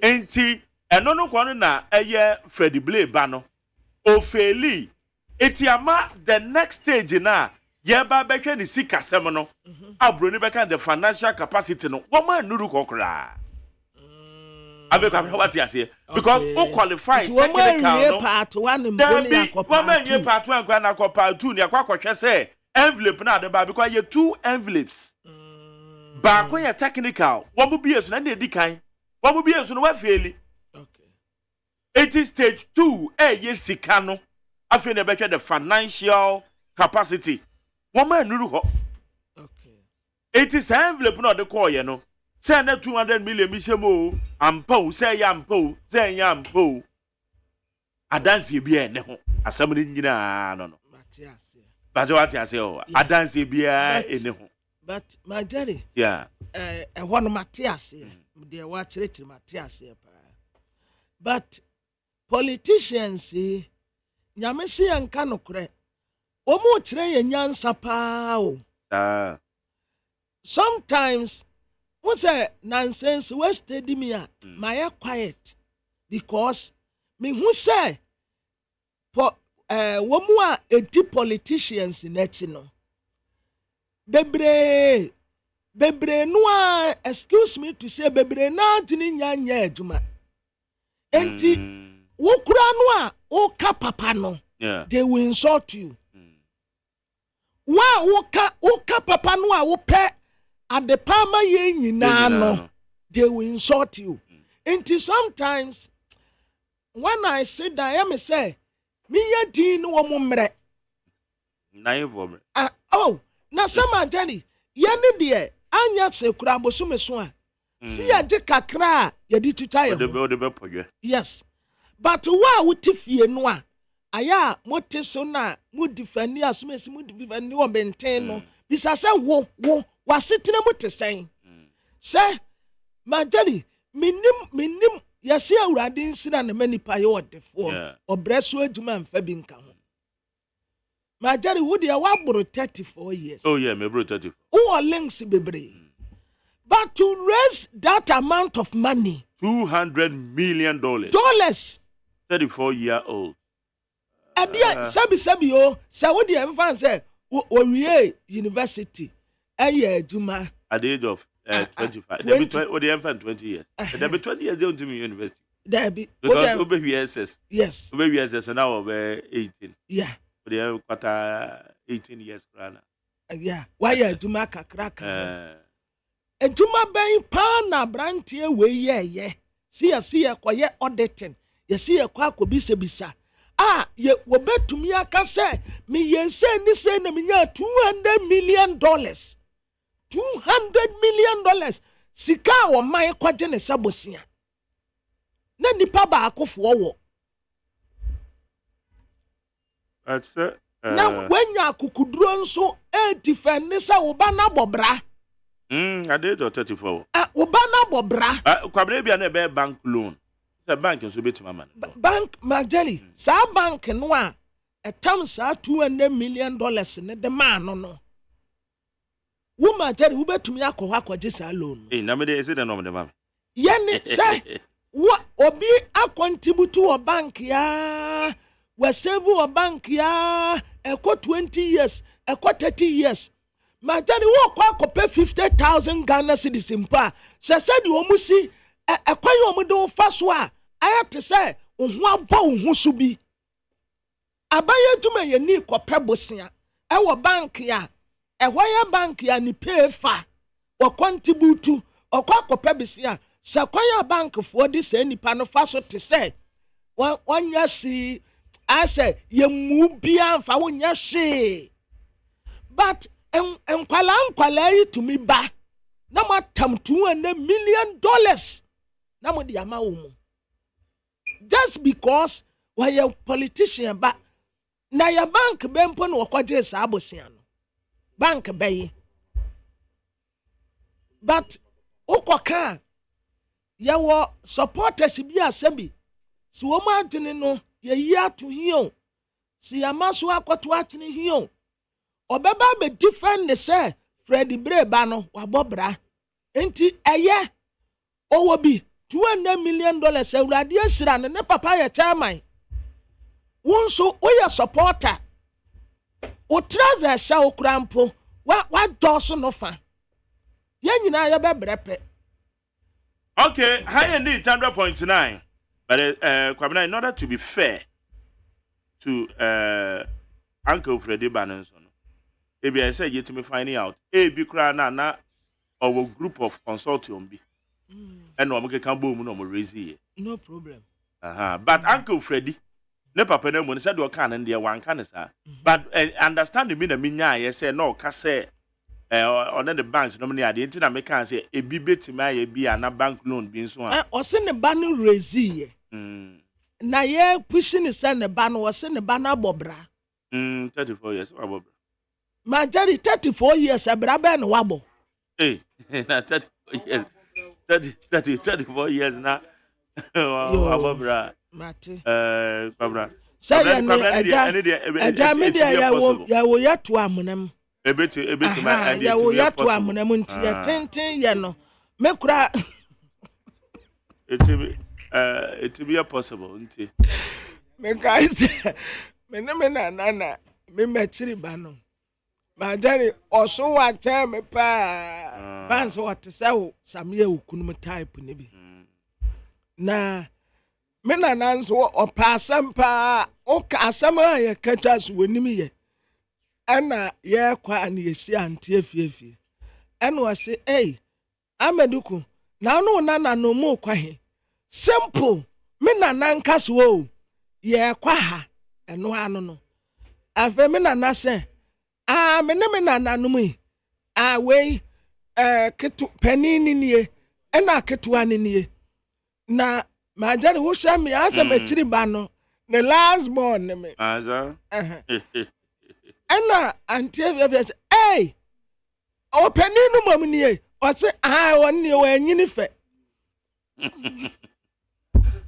azamo ebia ya wo ya to amuna mu nti ena ebia sa sika no me se mani so biri me but majari for 34 years to have that amount of money and you already shranentem $200 million. Oh, already shranentem. Shranentem. Okay, that's it. See, ya no more ya antru ya. But the fact is, the $200 million na ne papa kan ye no. When be so antru bia, nobody knows. Eti no na ye fact, it needs to be established. Say ya no kra na say ya no kra na nya no kra ni ye nim. Eti ne papa na ebeka ma ye te because when you sa stage na eti say transaction advisor ni bebie the second envelope no so they check the financial capacity. Eti obi o ha bia when you ba obetimi adwa nanum nso aga say me the 200 why na got $200 million come $200 million unu go tell do obetimi hi from the scratch. My daddy me na me kura nka me shada nyi ni papa bi asa because Uncle Freddie Blay na emu no ono say the cars bi o cars o de ba na one farm and me free one man nyi na ni bi and I must be factual. The cars bi o cars o be ye chairman na o de ba constituency no one farm and say dey na o ye anything me no o de ba so de ba me be car port go car port mu dey aye Ghana airport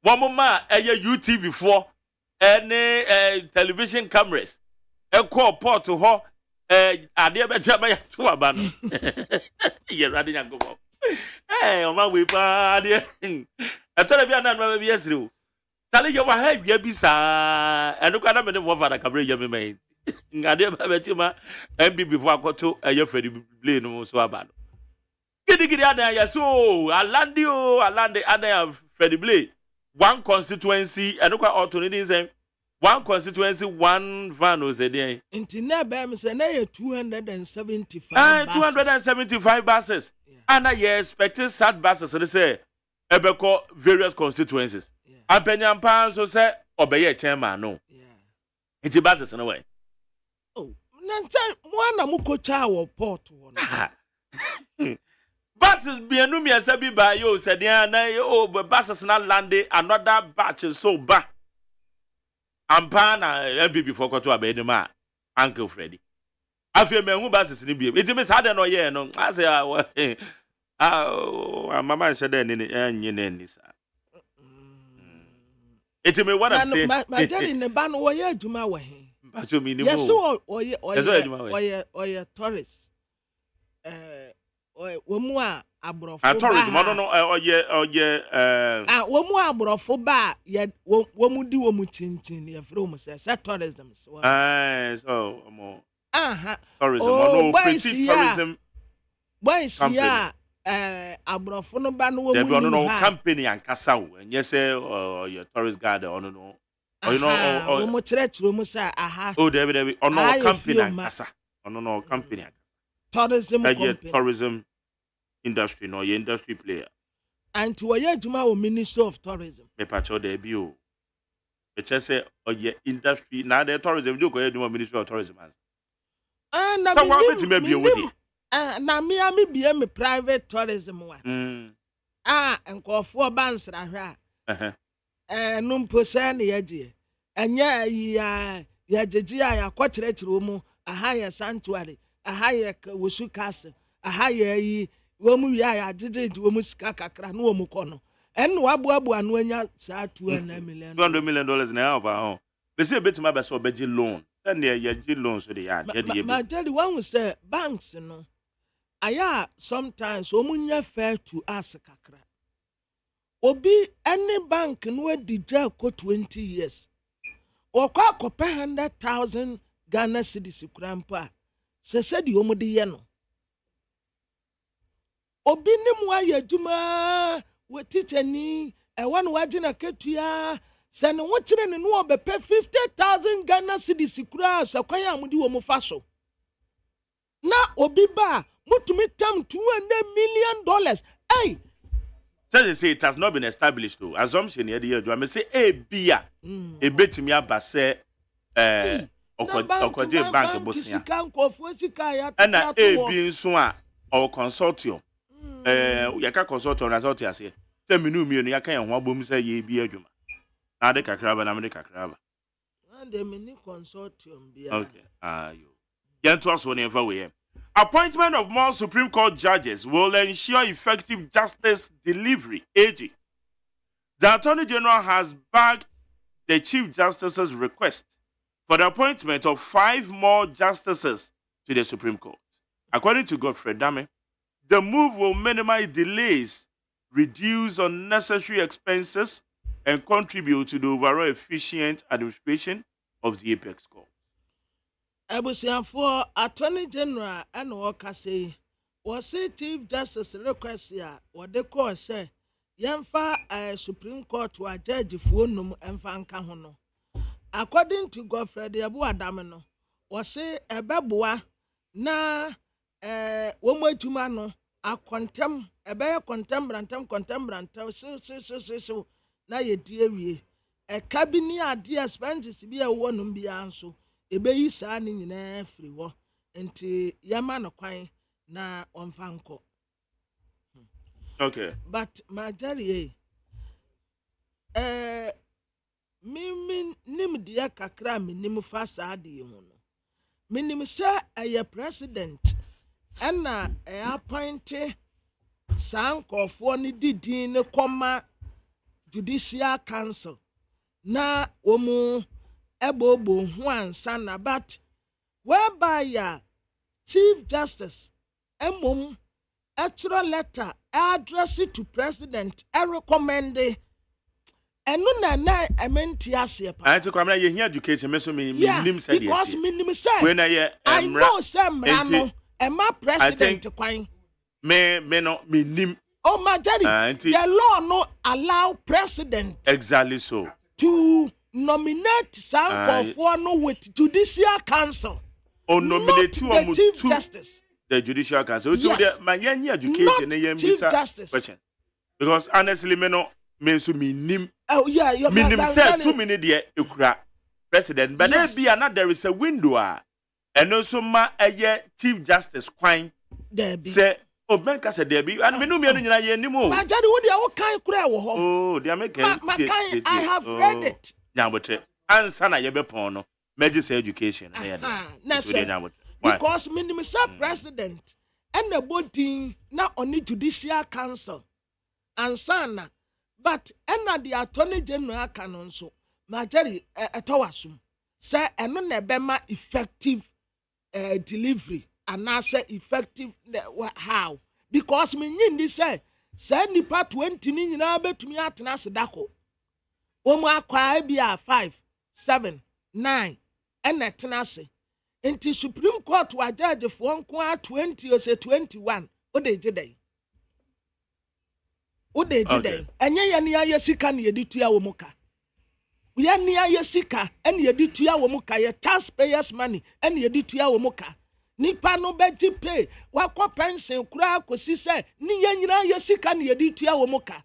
Na wote one mo justifies adewe. Okay, yet also. EC announces mop-up voter registration from August 1st to 3rd. The Electoral Commission will embark on a mop-up voter registration exercise from August 1st to 3rd August 2024. Abusiafo monsa no nso. Political parties no obiama nani na ho. Na enidawa amunya ne say Electoral Commission say Wasa aba abeye registration ni bi obatuwe ye kakra bi wo gba akire kakra bi wɔbɔ akyire de kakra gu so free August 1st adequacy August 3rd from 1st to 3rd monsa no nso na moma moni na ho we na ne ye ka so onfa na ne bi nka ho ana o ye mfa bi nka Pabra mo pa me dia na omo ye omo ye wo mo timi ye na woma wombenya akwan no omo ta kwa kwetro obi ama ne BC, 4 teachers picked up for assisting students at Bekwai. Why? The West African Examination Council has revealed that 4 teachers have been caught engaging in examination malpractices at Bekwai in Ashanti region. Abusiafo ensore no a wo mo chaase enra no ya chi a teacher for 9 say wo mo eboa nkwada no I say nkwada no kire exams ne no wo mo kire wo mu nti say teacher for no ya chi wo mu. AGYEMAN youth demonstrates over locked up stadium project. Stadium yene enkoko de akran so no so kra kozi say AGYEMAN and to see youth in AGYEMAN in the Nzema East municipality of the Western region have issued a 2-week ultimatum to the president to allow the use of a 95% completed stadium that has been abandoned and left to deteriorate. Omusi yate. Stadium na buy no musi. But one must say woman share then we into one matter. Ba woman we de any woman ten woman we preko. Okay. Abusiafo mebu na ewo Nzema. Womu kire se park ya womu ye de ama womu no. Park ndie said you mo che no hantem adi okunu num. 95% de wonu mu awie. Aka kakra bi. Kakra na aka na efe womu jesi wo. Pepe no moka. Omo jesi wo. Package water Ebem so omo jesi wo nso ache. A chese na womo buafu no. Facilities ne nso wo say. Enye wi a womo nwie but womo jesi wo adwuma bi ankoso. E na no ama womo ye ho no nso say. Enti na mebu no buafu no na enye say. Anete. Debi enne womo asem no wo. Womo asem no wo. Okay. Packaged water producers urge government to suspend 5% excise tax. The National Association of Sachet and Packaged Water Producers has joined calls by plastic manufacturers for the government to indefinitely suspend the newly imposed 5% excise tax on finished plastic. Abusiafo National Association of Sachet and Packaged Water Producers. Anna woman so do ho ajimu bie ya. What say, sa 5% tax ya, yede to sa womua, a young Roberts no, and Yaman yede 5% air to so no, and womu say funtum was abatachne. We ya and then nam one abo say, a cow nentin na sabe cow to, a biba cow woman, and Tianian tempeya, okotos abuas uniaswa, was one sorry so, Kasuan sorriness, wo free no so pet. Ebia no wo ba wo so nti woman suspend be was nsuo bo ni asa de kakra ka and say water pass say water 10 cedis bag no bag no bag no say 10 cedis say water unse eno nso na according to Ghana Statistical Service eno nso ni ade aye topa the number 1 ade aye top. I say yes so na say nti de na be no. Yes, eno ane option aye wo. Ensuo na say nti eno ane option aye wo.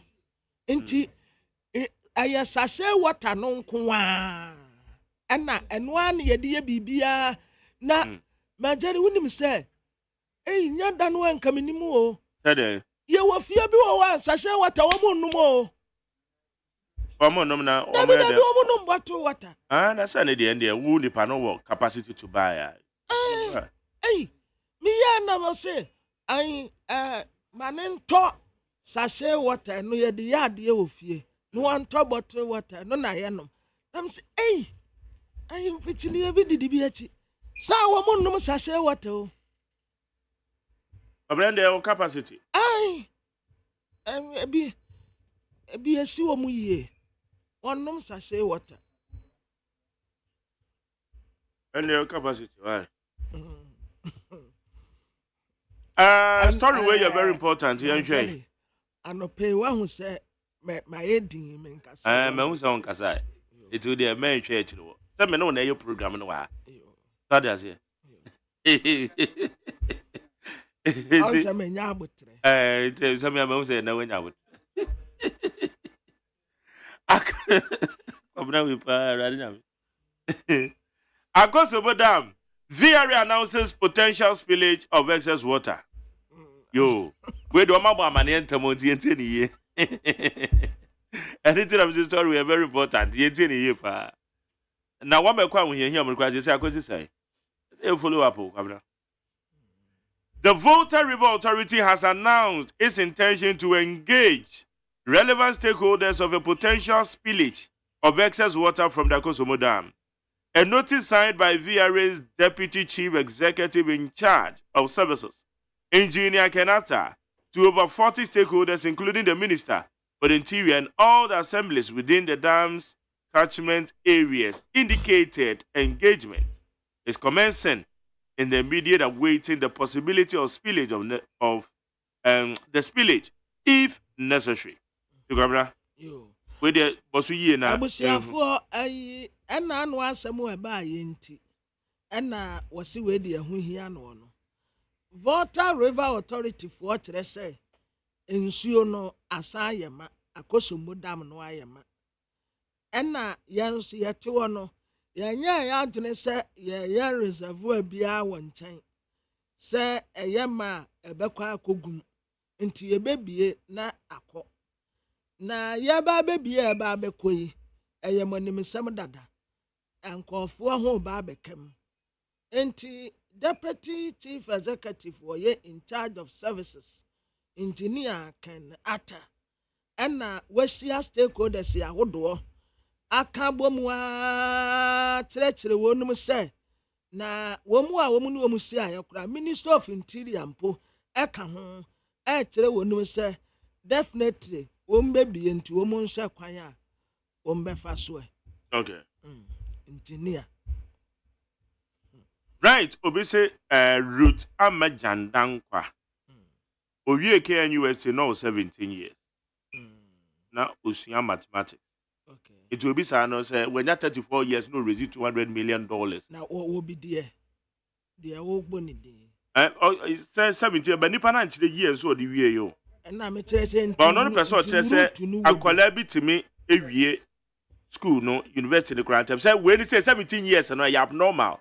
Etie bia ye pushi no so dey say oso obi o ha onuru time e so kwotro so hwe no akwa kwotro sa me say me call den nursery no me call den nursery no ya bo me trem at me call class 2 me cry ya bo me trem call class 2 enti it happens me ankasa me do den nursery one more penny a say manyini ntimi nkọ class 2 ena omo bo me trem nkọ class 2 nti ebetumi ase betumi ase but near me say me go school na ye pushi me baako ena me papa so mpene no say there be me call the normal na wa ben wo ho o chale na ma ben na me call primary school primary school any JHS and I remember SS crown so me the scholarship na nye we ni bio wo tworo so hwe na wo pass ya no ma yinipa mienu ene na wa be even SS crown so man kontem o wo mo ko jame be tena fie sa bre no me na me ko we castle Kumasi Anglican and na me papa for some reason okoyi me free or dem be twa me the reason e dey me kan radio so is that there say until me san be tena fie chai It's a me call Jabena na me call Blue yana first best students. Wow. Na me count. Yan need ye uba ye de uba de nesra ye hwe wona ho. Uza za wona wona twintwama. Enti omuhwe me na ho na ase ye sese kan wo so. Uza. Me wonde ne ankwala no maburu wo mu nyina. Ene ye se me nko class 2. We nipa ye ka so wien we your friend is saying 2004. Yeah, I remember me can be bisa 2004. Well, my jelly, ayana enye how say nipa no oye neduma na when you say state developer be but oye politician ba pe na person mark ya beba ye kra no so no ye na no ma bi wo ha special prosecutor kra obekan oba emre oba we chairman general programs no ka say oba behwehwem kwan a amanfo ye fa so nye esika eno na ye betena ha ye so pa no say sa asem de onyaika because ye ne woni bra ye bra na afie ne ye so ye besi we no so aso ba behwehwem there be sa de onyaika ye na ye hantuma afo but the woman ne say nanka ye yo man a say no ma ye ne di akiri a say obi ewo sika bia at your age any the kind of what I want ye behwehwem yes abrofu so wo ye behwehwem yes wo ko abrochire na se ukuta ukota ade wo store mu na se ukuta sika wo de koto ade no a because ade bi wo a omu expect say wo di sika beto $30,000 be say me boss bi o to fie e de ama na yere ne ma e wo US $30,000 no 30 $30,000 no bisa say hwe ukonya say $30,000 no a wo te Ghana wo be internet say oye declarations bi e no ono so ne boss ye adwuma e koye arrangement e na wo mutimi ye declaration hu sampa oye adwuma wo ha yetua ne ka say nti say $30,000 no betime raise eti obi te Ghana ha na wayi $30,000 koto dan de ma na busua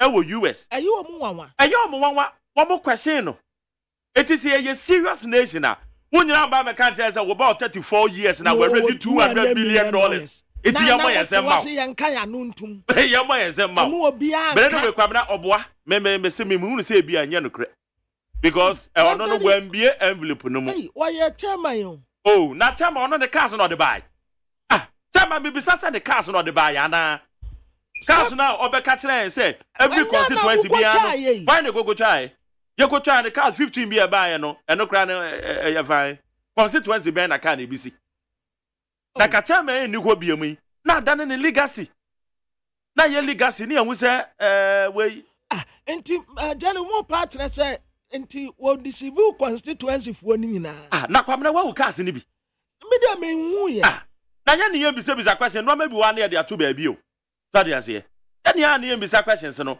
chairman ya mpania pa so party for to abade man no say bass no because that time na bass no what's the bass 275 and say 275 na way constituency bia benyako na wo mu de aye aduma Tama bass na ma it is hard na we ye me mom de me won doubt that's all so we me my expressing my opinion me personal opinion because hard na we ye na wa ma na ma no it will cast me wo ha me gbo akire ahwe yie nti me susu say e bia de aka no kra na e bia na enye no kre because oba no $200 million I don't know if I can see a fresh hotel yeah beti mesi ma sesa aka besi kura ma na bro okay kwa mra wie nyaka adwen kwa ni haye ni 100.9 ye to aso ye de obon krata mu nsam no ye de to aso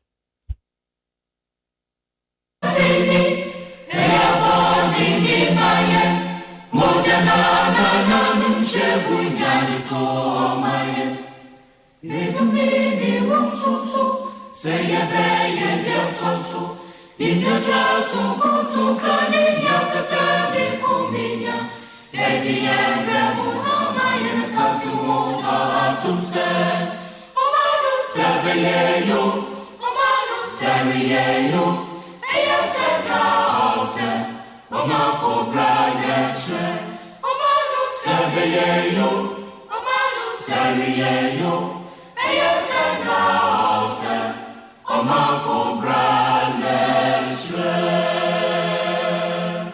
Jamo kwa ba de ba ni 100.9 interview so no e so da obaka ta mu sam so ye ka dia gum adan wana send no message asresere no enwan no teacher nkuma say say IMF no ye third tranche na ye 10 no enum ba 360 million enu kra send your man no kra o man ye bre na yenya nipa ba ko no raise $200 million $200 million IMF ye tranche na ye hwe anim no kra na yesen o man mu ni nyina de ye 360 enu ne ye tranche e ba say sika ni nyina de 3 billion bank kra na e ba 360 na ye benyo obi na obi tuma raise $200 million ama say na ka say tranche kra ye nkonkotwe enu anso de man na ye di nsi hu because kana wo kan nye sika wo be ka say chicken money o kan ya na $1 million kra yes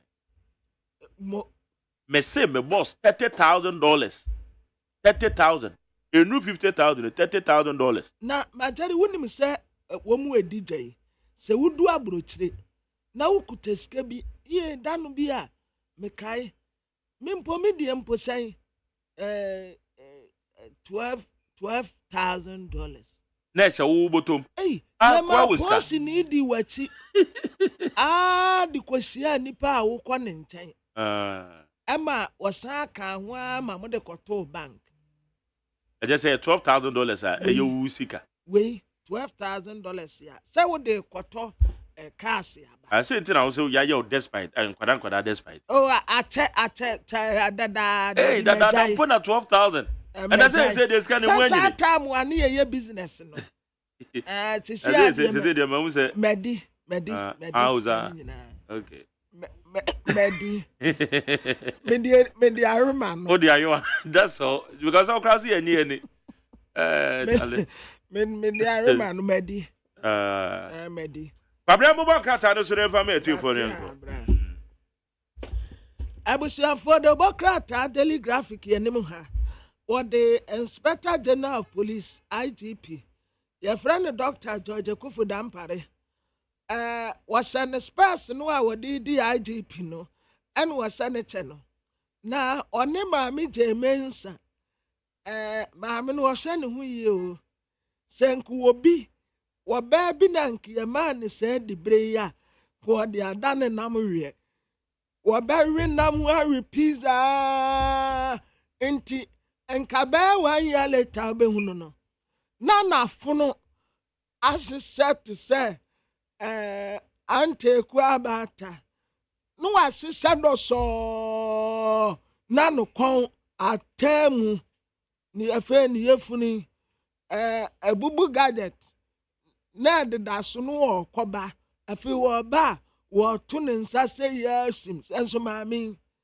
se wo bia wo no enu mamu nyina ohwe abato so still di otia no otie onye kase slim kama she wonu ogina he ya nanim eda honum ya he nani sexy eye no ono ye kokko ye mambroni ana IGP nso ye kodaki nti wo she wonum a difference wo fire service fo ogina ha prison service gina ha NIB fo gina ha immigration service gina ha se kwa wudo anyina ka bom se ye bose abato no ebe ya asumdue kama be ya asumdue kama nti obi ya kana kuma ntu ne yem ma me je mensa da ha wa se woba uto ka ma no apa na so onya ka ape wobekwa akoto space no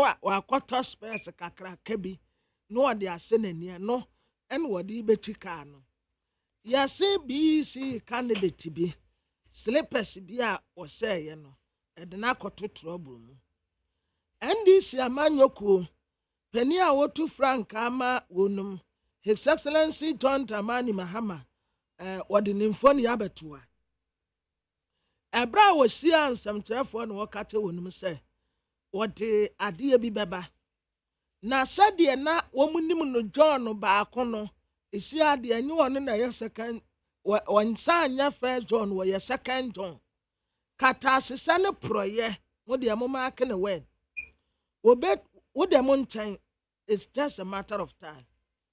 Afe na ENI vital case ya na eda court wa umudi tia Ghana say yamu omo aboka $7 billion inti omu beti say sika na firi yen no yakwa akodi asem no yedi omu sunkunim yagba asem no ato agu na Ghanaian Times de bokrata nanim ha His Excellency Nana-Addo Dankwa Akufo-Addo mampeni de wayɛ kɛse paa sisi ade ne kɔn no kura unhu bio ɛna ɛde ba na bɔgye saase nso ɛnam aba ho paa ɛnam aba ho wayɛ kɛse paa wayɛ kama ɛna wabɔ ne tiri ho hyɛn ɛna wɔsɛ ne spares ran no spares ran ni mi hu ya to kwaku da ha na ne spares ran no ana ɛhyɛne na wɔka kyerɛ nkwadaa ne sɛ ɛmu obiara ntiapo ɔmo yere wɔn ho na wɔn nkyerɛ nkunimtie bɛkɔ de ama wɔnom senetefoɔ hyɛ ase a no wɔn tɔn no na wɔn kyerɛkyerɛ mu baasisi akora de ofuro ne otuo ne wura so wɔn nanto bio yɛntɛntɛn so ansa Promasido Ghana and Womanya highest international food safety certification. Ya ebebwa womuntu omu and ya first FMCG company where TV sadi away. 24-hour economy. His Excellency John Dramani Mohammed Chirechiri Muse. Adia a game changer. A 24-hour economy. Na nyasi ya kani ya no keke we a policy.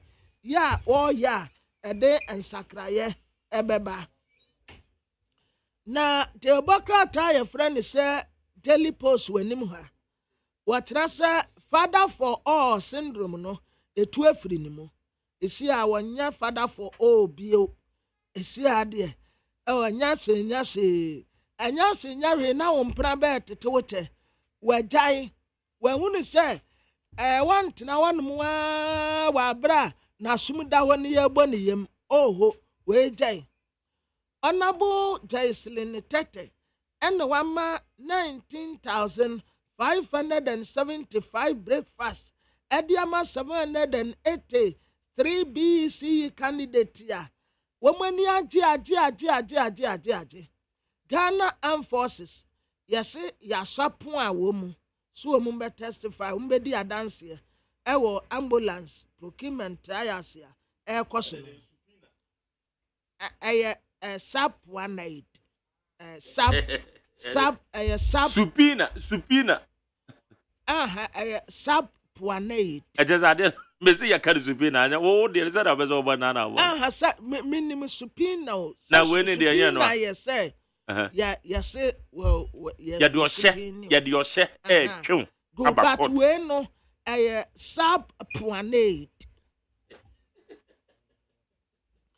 Akugan ena drag national security ena nipa miensa bi di wo akogina court say vai krisibia wo mu sizi ye court no ebetena ase 28 July na wo madi saa asem no na Antonio Semenyo was sign contract extension di amabo na mafa hode o ya ade pa wo bobo pa je say oba Ghana ena ya na ya yi bat bonam of wode obobo pa branch ni nimbobo na daily guide yanim ha Inspector General of Police your friend Dr. George Kufu Dampare correct sir, I salute you sir.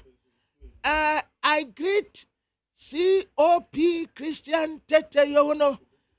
Correct sir, this morning Neat FM morning show crew Matane and me, Cabina Mafo, or Dami, Nanayao, Abna Frema, Abankro, reporting, sir. This morning, 7:28, getting to 4 started program. And we've it. Hey! I salute you, Christian Tatayawono, Inspector General Police. Yes!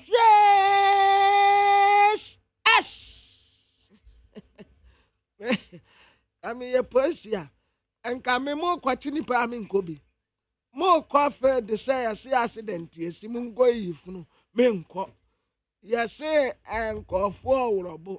Inti munko na munko tutuyongo muso menko night patrol na metiketi na meda menko me mama me office ya eni ati separate ama parade ba na mo the mic e de ase matade na mekokusei na me na me tiantiem mu ne de majuma ameya no metiam wi amawie na metime office yasi an rubber shadi abo so go and come. Hey, yasi accident, yasi people are dying. Oh, go and come. Yasi a two abo buomu kunkum so no problem, go and come. After that, I report the casualties.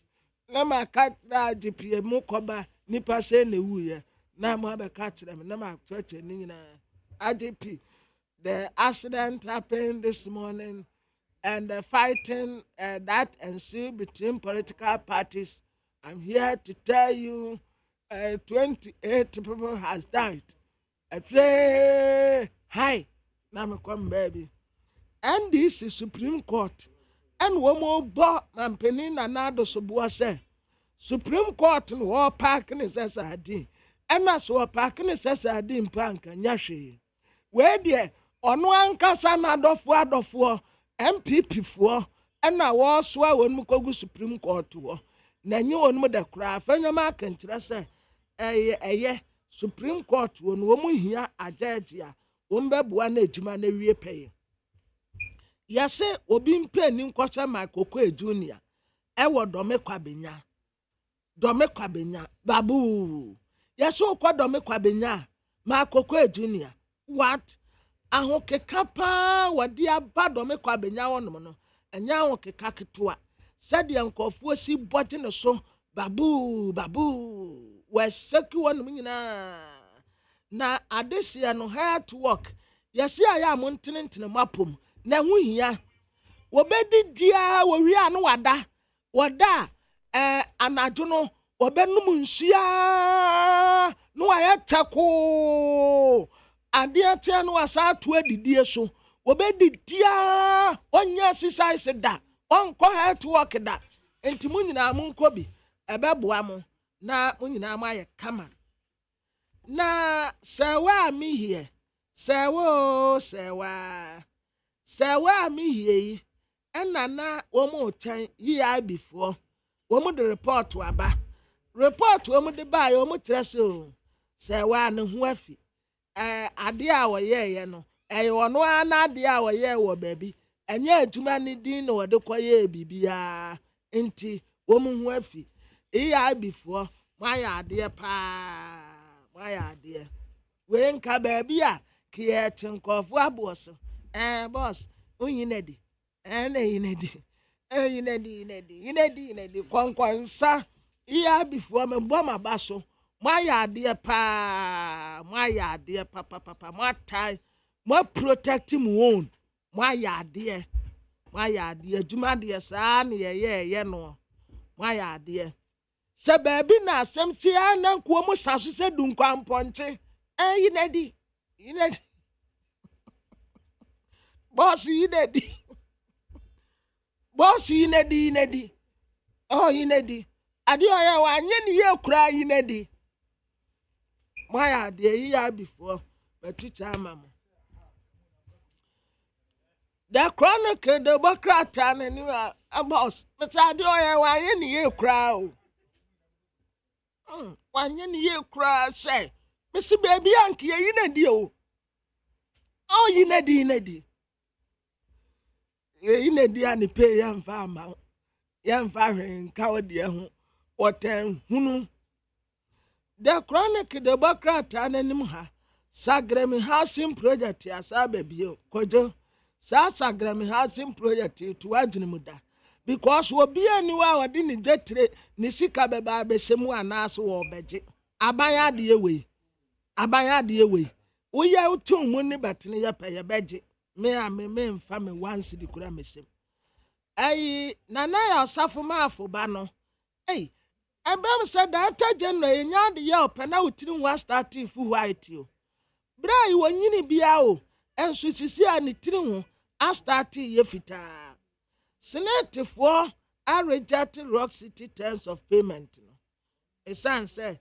terms of payment ya Rock City for eye no womani nti ho nti hotel no ye nyamfa ma obia nti ye ne ya ne ya yire ye ho a ye kasa dendenden na Rock City obia nyaka na posifo work hard say NDC organizer no awayira no wombeko akwakohu no private group chief executive officer wenya best quality leadership award 6 pastors ya award divine healers church and womudin Johnson edi akotu Genova si aso say efrinda de ko mani ntina so dem wonu mprichi bio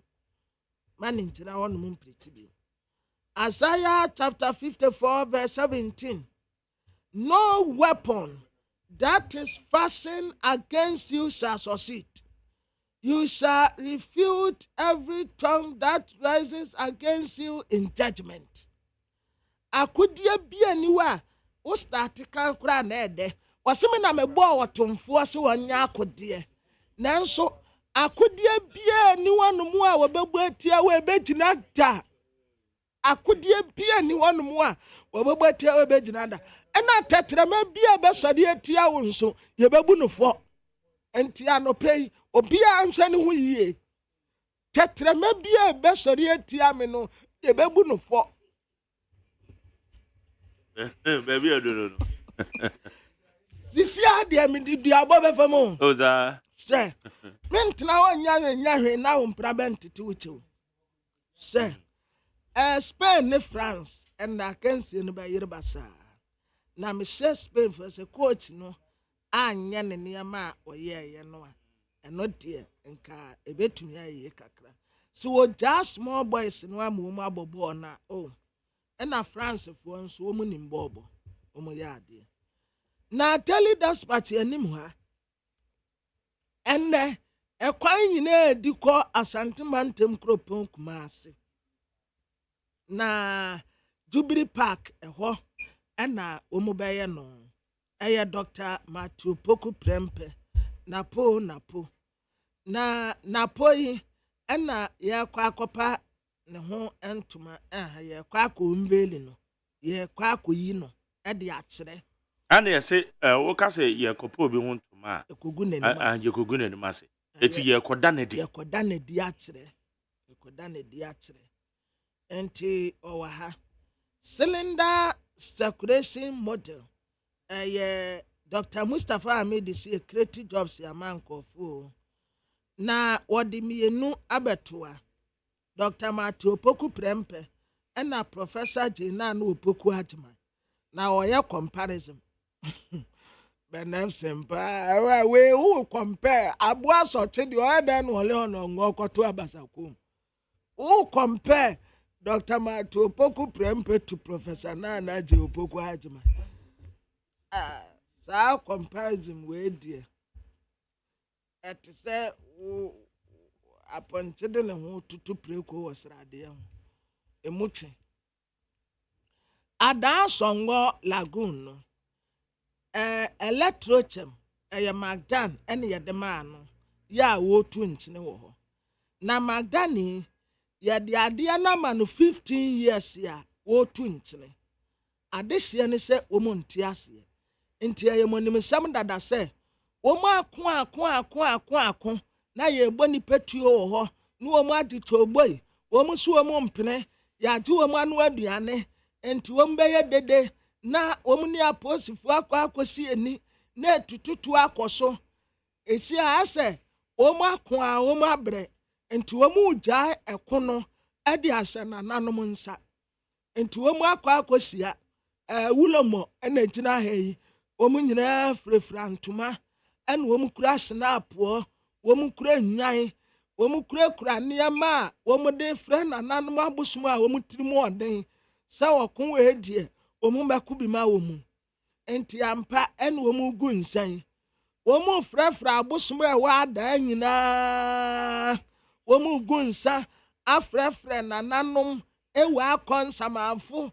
sɛ omu nyina magina na omu nkoma omu nje ɛwanom nsase ne nyina sanfo wɔma ɛma wɔnom back esan sɛ sɛdeɛ lotrechem agye wɔnom abɔso no omu ani nje ho yɛse efiri 2021 ɛde bɛsi 2023 enipa ayira ya yɛnhu omu kyerɛ kwan ɛyɛ 610 mo nso aya mo nkɔ mokyere nkɔhwɛ sɛ obi kura hɔ a kaa bɔ no anaasɛ obi mpo hɔ a wɔnya accident ɛne wawuo ne yɛde na kɔhyɛ mokyere ti aya mo nkɔ mokyere nso na mo nkɔhwɛ His Excellency John Dramani Mahama ɛne wɔse taxes bi wɔ hɔ nom a obɛyi afiri hɔ yɛse Daakua Newman supporters ɛne wɔn tete process bi Ablekuma not. That one Ablekuma not. Yeah. Edebio. Ablekuma. Yes. Ablekuma not. Ɛyɛ hɔ process no mo tete. Yes, will be the second. No ya ndis. Yeah, ndis. Oh, one of the posters no mo tete. Oh. Nah, the new crusading guide enim ha. Yase ekuobi a from this concern comrade ye was CPP and womu demand ye. Womu establish independent election committee. Senate for 60% says ya no womu dema Rock City no. Womu cratch Rock City for mpo. As a terms and conditioner womu dema womu for payment no. And said that nye womu de. Womu mpenesa womu mpeneso. Inti sisi e idea. Yemfase ma ubia ye jeli ni azonto ye jeli no se wo describe no ho se wo ye wo hene wo ayi kan doburo enam se wono aka kire nkofo so wo ye wo hene wo ayi kan doburo a wonye wo hene nti ye jeli no vilakfo na support cardiothoracic center Omo 16th anniversary celebration. Eti and we make case ye. Senti a Chief Justice at the Supreme Court to a judge for ni be count. What retri mu ha. Asam no a ye na for na nkomu didi etiaye no. Ya batwegu. The hawk the Democrat and nim ha. Eye Honorable Kweku George Reketegan and Fantifo. Omo epa brofudin o. Ono nko atam abrofudi miensa en wode aboso ono de George wasan de Recket en wasan de Hagan enti ya frano Kweku George Recket Hagan en okase watasa napo oye nyimpa ate oye nyimpa ai napo ye nyimpa pa na mesimo wa kukudu no kana asem ntinkofu nna bia umate Obade, nipa no obade pa. Onyimini ye, onyimesi mote. Nipa onyin hanantu awaye ni yankwa. Onyimin. Na ponyo obi oya ahumado te deba nkofo kan. No wote. Dado wa akukudu. Asam no obeka nopa no aye fe. Ewua ena nipa bi eka ho. Yesi wo ma file. Ompese wo mukodi na pa ade. 300,000 digital jobs. And His Excellency John Dramani Mahama say, Obe kreti ama mebuno. His Excellency the Vice President, Dr. Alhaji Mahmoud Bawumia, was a plans be our non sedeba, a back 100, and never sesa woman. Judicially, Attorney General, na ye bo no so say, Womo park court no, na that womo to charge womo, or say there be nyasa neti. daybreak yenim ha 2024 BC a teacher for me and sa and yati wo mu obekwan invigilators no na e3 ya ne ye kotro ye de ewo secondary school chipas isi a ye year free ewo wo mu de ho no mo aye nursing na wo mu de chipas no akọ wo kọ anyina ase a ekwan no mu wo kọ anyina ase ekwan no otra da aman na wotra ema ba asanjanse da aman baby ana first yesie no wo no ewo no baby ana wuro ma asore no ewo no ana park no wo nchen wo no ano ewo no na sisi a wo mu de ewo no akoye secondary school no enti ewo bepo no so saa asase no mpo na ye kofi kyereba over kofi kyereba no mo de ya na ba je se wo de si secondary school enti ne wo fa asefo kwabena kitiki sister efe na sister modanom yeso wo mumma betumi akọ school wonum free kitiki ne mani susa na efe nso mmesusu wo munyini enti wo munyini a ya asem da ho enti wo mbekọ school no free na seneti o en wo defend ye we tabuzia beach resort wa be wonum efe papa en we chala pam royal beach la pam de won kran ha na anokra mpo Easter no me ampo me ko ho me ko mpo ano ho me ko dware po me man kwatire na me dedade anim ha Cape Coast apo na me nim adware ye enkra apo dia na e different kakrenti na me dedade da no ho senate fo na defend ye wo mu chese hotel no terms and conditions ya wo mu de bata ho ma Rock City no ase wontumi ni so majority for back chief justice yo the request be our year after 2024 exams no ayate teacher for me and san wa ha after the bokra time de sabremo aye the anchor was it today be today enne ejebo ye kwakoye adorin na adorin no aye kwakoye no eye naponi ya wono foforo ye kwakoye no adorin nyame yeshira no ya won nga ya no wada na asoketu abi enne na poanyini ya ye kwa adoni o na wadi ekuku dam ye num foni abatua His Excellency John Dramani Mahama, His Excellency Dr. Alhaji Mahmoud Bawumia ana womo chie na womo kyerese presidential debate Debi obi anya na adwenso obeye debate. Via refu announce say omu bebie nsuo no nti mo nja careful. BC candidate mienu. Oh, ena ka edimirika ebo wonum baako awu. Oh. Ena baako nso apira odaya sabia denden drobeni. Enkwada wo mo treasures na ode ka akobo mu. Oh.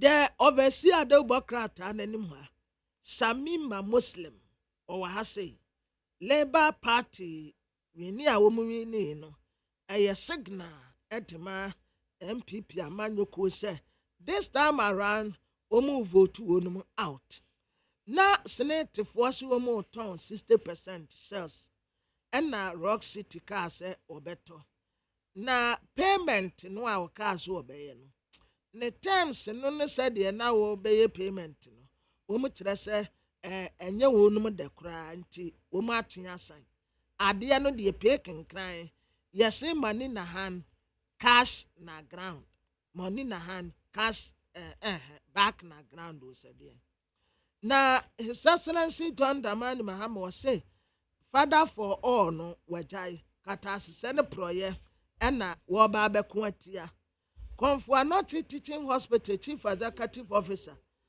Na application no a wode koto lawyer Kwame Adofo so no. Court abuatu egu. Wa throw out chief executive officer no. Lawyer Kwame Adofo. Yank wo mu di asemi ko atia no. Lawyer Kwame Adofo aja metre ne nkan di na wo.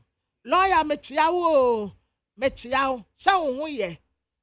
mete wo nkan di na kakra wasam no yɛse yɛabɔ ato agu kɔɔto abɔ asɛm no ato agu Africa betumi achieve mobile money interoperability Gabi ɛna ɔkasɛ termina yɛde yɛ Supreme Court judges appointment no lawyer Martin Pegu kyerɛ sɛ very bad ɛna asɛm da hɔ bɔne nso a abɛn yi ɔyɛ sɛ aka bɛyɛ 5 months no wafiri abɛn mu afei na wobɛ park Supreme Court judges bi aka ho.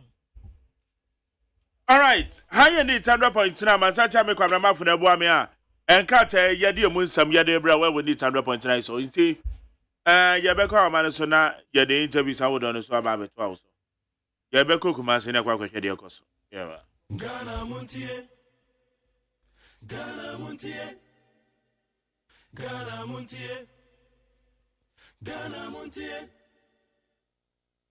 Okay, Ghana Montie so ni na yen kwani ani owura kwabena nsenkyire enkane na your first vice our Santomantem MPP o wa man so Mira mache me ju so Mark eto ka cho hey Mark aja that's underground near campus asemo ya do beka regional campus mu dia na say wa mani and doso. There's a lot of challenges. I was saying, you know, baby, but you know, your campaign, I know could be, and I was saying, what me for now, we are working. I don't need to do my because you are busy. Na, Yanshay, so far, Santomantem what to say? Yo, when you I did what you can, I was a media, and I mean, no. Mamentia, the new Patriotic Party, national, regional, constituency, and all the executives. Now, Mamentia is Excellency. Anado Dankwa Kufado, Namenfa Ayusunkaho, the leader of the new Patriotic Party and the flag bearer, Dr. Mamadou Baumia. One yeah, Yebeyi Nachre, and none of Dr. Matthew. Buku prempe the chairman wa munyina na sese Santomantem ataidi di obia ni padodo na di nani woni ahwe manhia ebi so edi omani so ahwe Jubilee Park ye twen say Dr. Matthew Puku Prempe, and then Anopay Yadino Betre of Puswa. Yeah, you naturally, you reassure Yasako, you naturally party for our Santomantem. And Tidao Kaya, and then Jumadi Kasia, our Roma as Santoman, and the new Patriotic Party. And no. Okay, now what share a year Nanapoku? Nidi baby to Jano saying a feeling it here for reality saying Mantem way, especially within the confines of MPP. Yeah. And Ukraine you need him saying the society as I be so ama the city. Enti na leaders one and Paba ni say Edina is here Dina wabro. And no next say Ufi Dabiampa. And the church and the church only Dr. Matthew Puku Pepe, Napua, were yet in national service, I will mention hospital in Ano, winning in Ano, Eshibo. Yeah. Papa. But I know what baby and I told her. Material, but you're Timinka. Metonka, yeah. Yo. Okay. Eti na baby sasa eti so far amafo so ne mo saying. Yo. So far there. So we share adaye boni dina. Apajefiem anywa.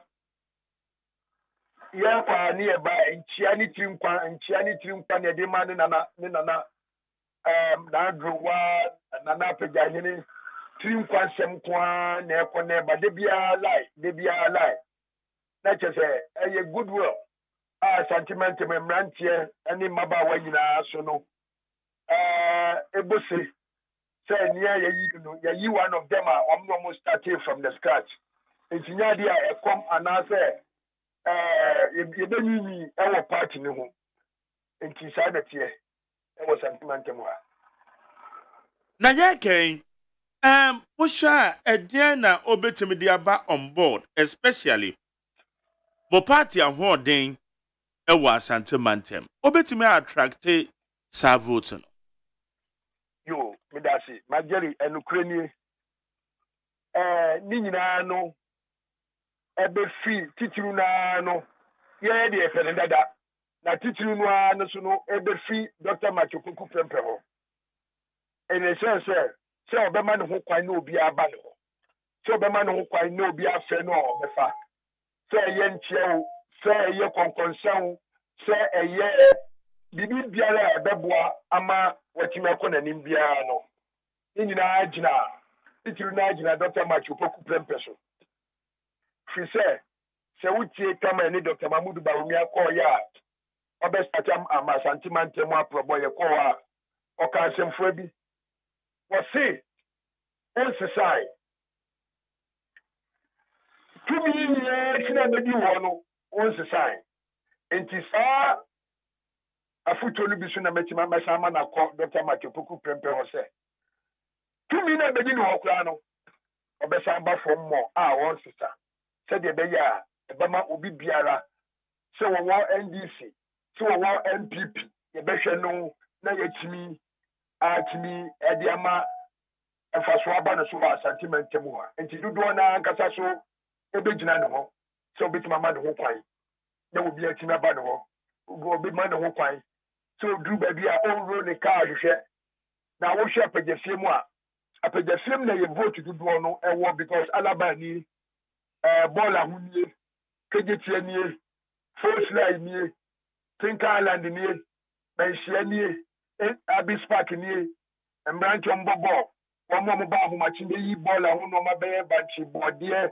bojabojwa eho nyina na ya sentiment me vote dodo na woni kejetia enti so be madu ho kwan na wo nyina atimi wa traffic dako na wo nyina ba ba kia no na wa sire no sire ne dada no obesiri wayo mo awa tu na wa yet say ne nana yewura ajekum kufo saa subani bi pepepe enti obey increase Asante Mantam vote I mean 95% and I believe say obey so Okay Nadia Woken already Yobo ni happen na tag ne chance na bi nso candidate say oya homaso oya homaso ase di omu ade sa na manfo bi kan Mama kan no pe bi nchiro even Bible no kra no amene wo Mark Jerry yesum no kra no o si wiase ni pa nyina aka se wo ya adie se wo ti ase aha enti we na kire se na brabo ni na namo ya wo tu nyina nkofo ye den hwe no enti me ne na nantia fa no bedi MP se me da so ne na enti de me ka anase afutu a metu no ane se etitizin bia no a obia ye no se na constructive se nya constructive ye di onfa mo ne bra that's it.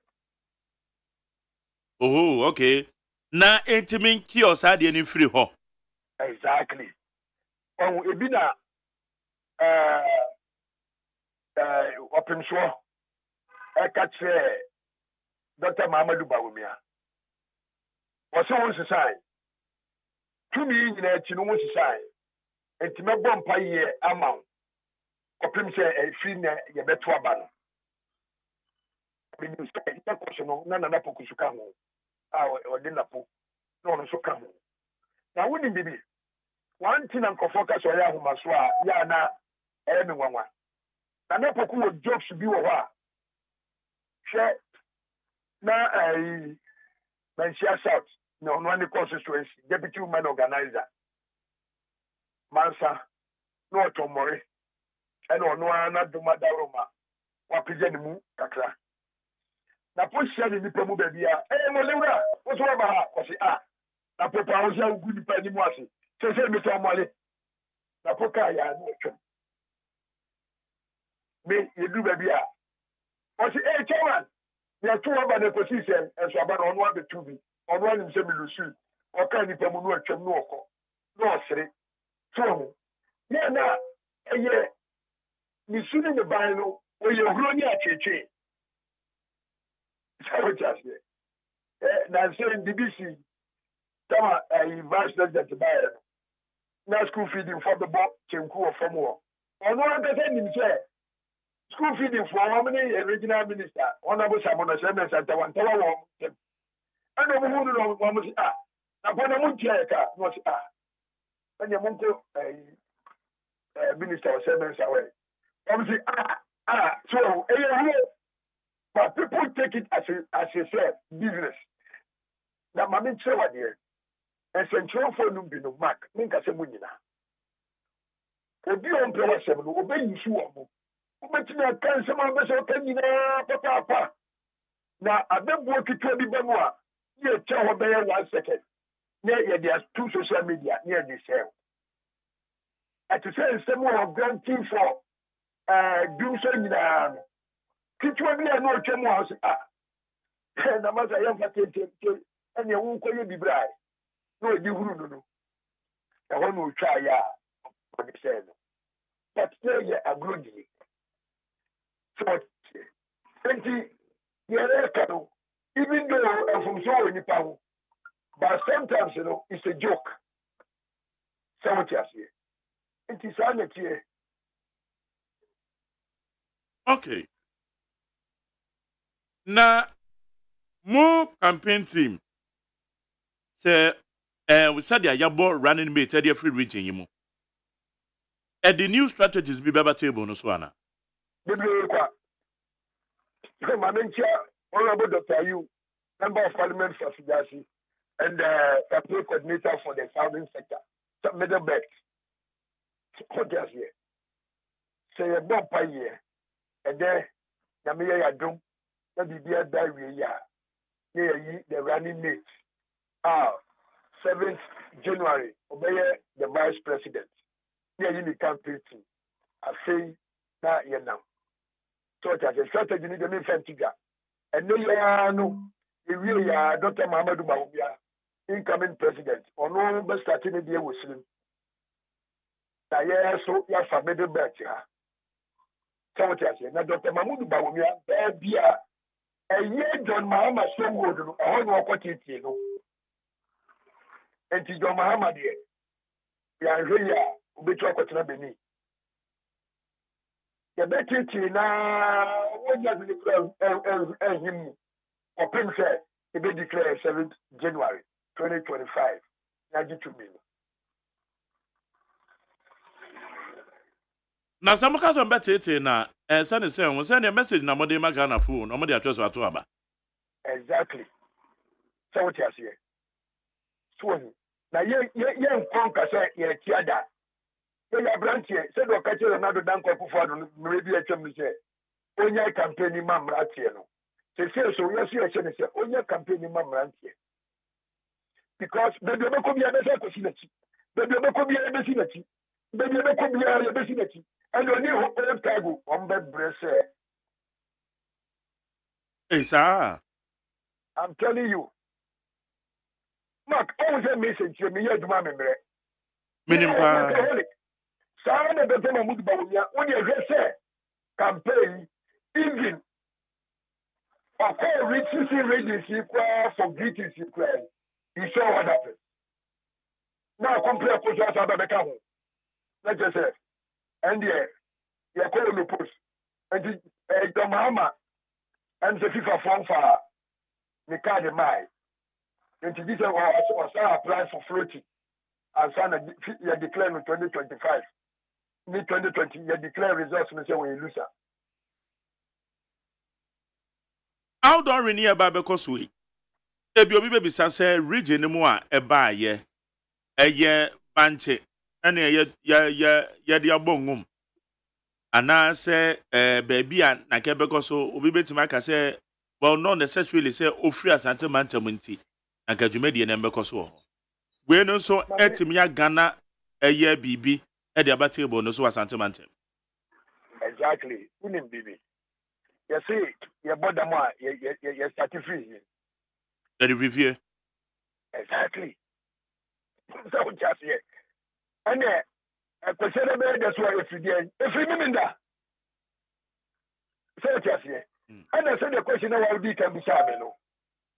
What say? A sentimental I to say. And I'm going to say, and then to say, and then virtually it's like a holiday. Virtually, we are suffering with the virtually it's holiday. What does it mean as a Chinese saying? Obia Jani Bibia Baby D Jumediana Mobile Energy. Now, I don't know support I'm a party for what the Mamuana. Exactly. So the occasion the bank abomumuno. Sana mecho. The now before one from Greater region, upper east, upper west, north region. Greater Accra mo ba be baby adano. Am secure baby mo bedano. Numerous. It comes to virtually hotels in Ayama. So say Krano, me no say. Opa all the areas are running Kumasi. Sir, one first stand by crab because the matter stand by crab the bright day. There will be no flight. VVIP, you know, I don't know the Kumasi. Wow. Because they are feeling number Kumasi in the door so. I don't want your passengers to so uncle. If you give you a real and sign how much your passengers are so back. 2 MS person, you know. I no research what can be some more than about call 2 for answer na maba eje grounds or okay 11 and 10:30 11 yeah okay say Mark we are jobbing this year what do I flow na nya me awunu a say nya you na ne de empanyfo na akato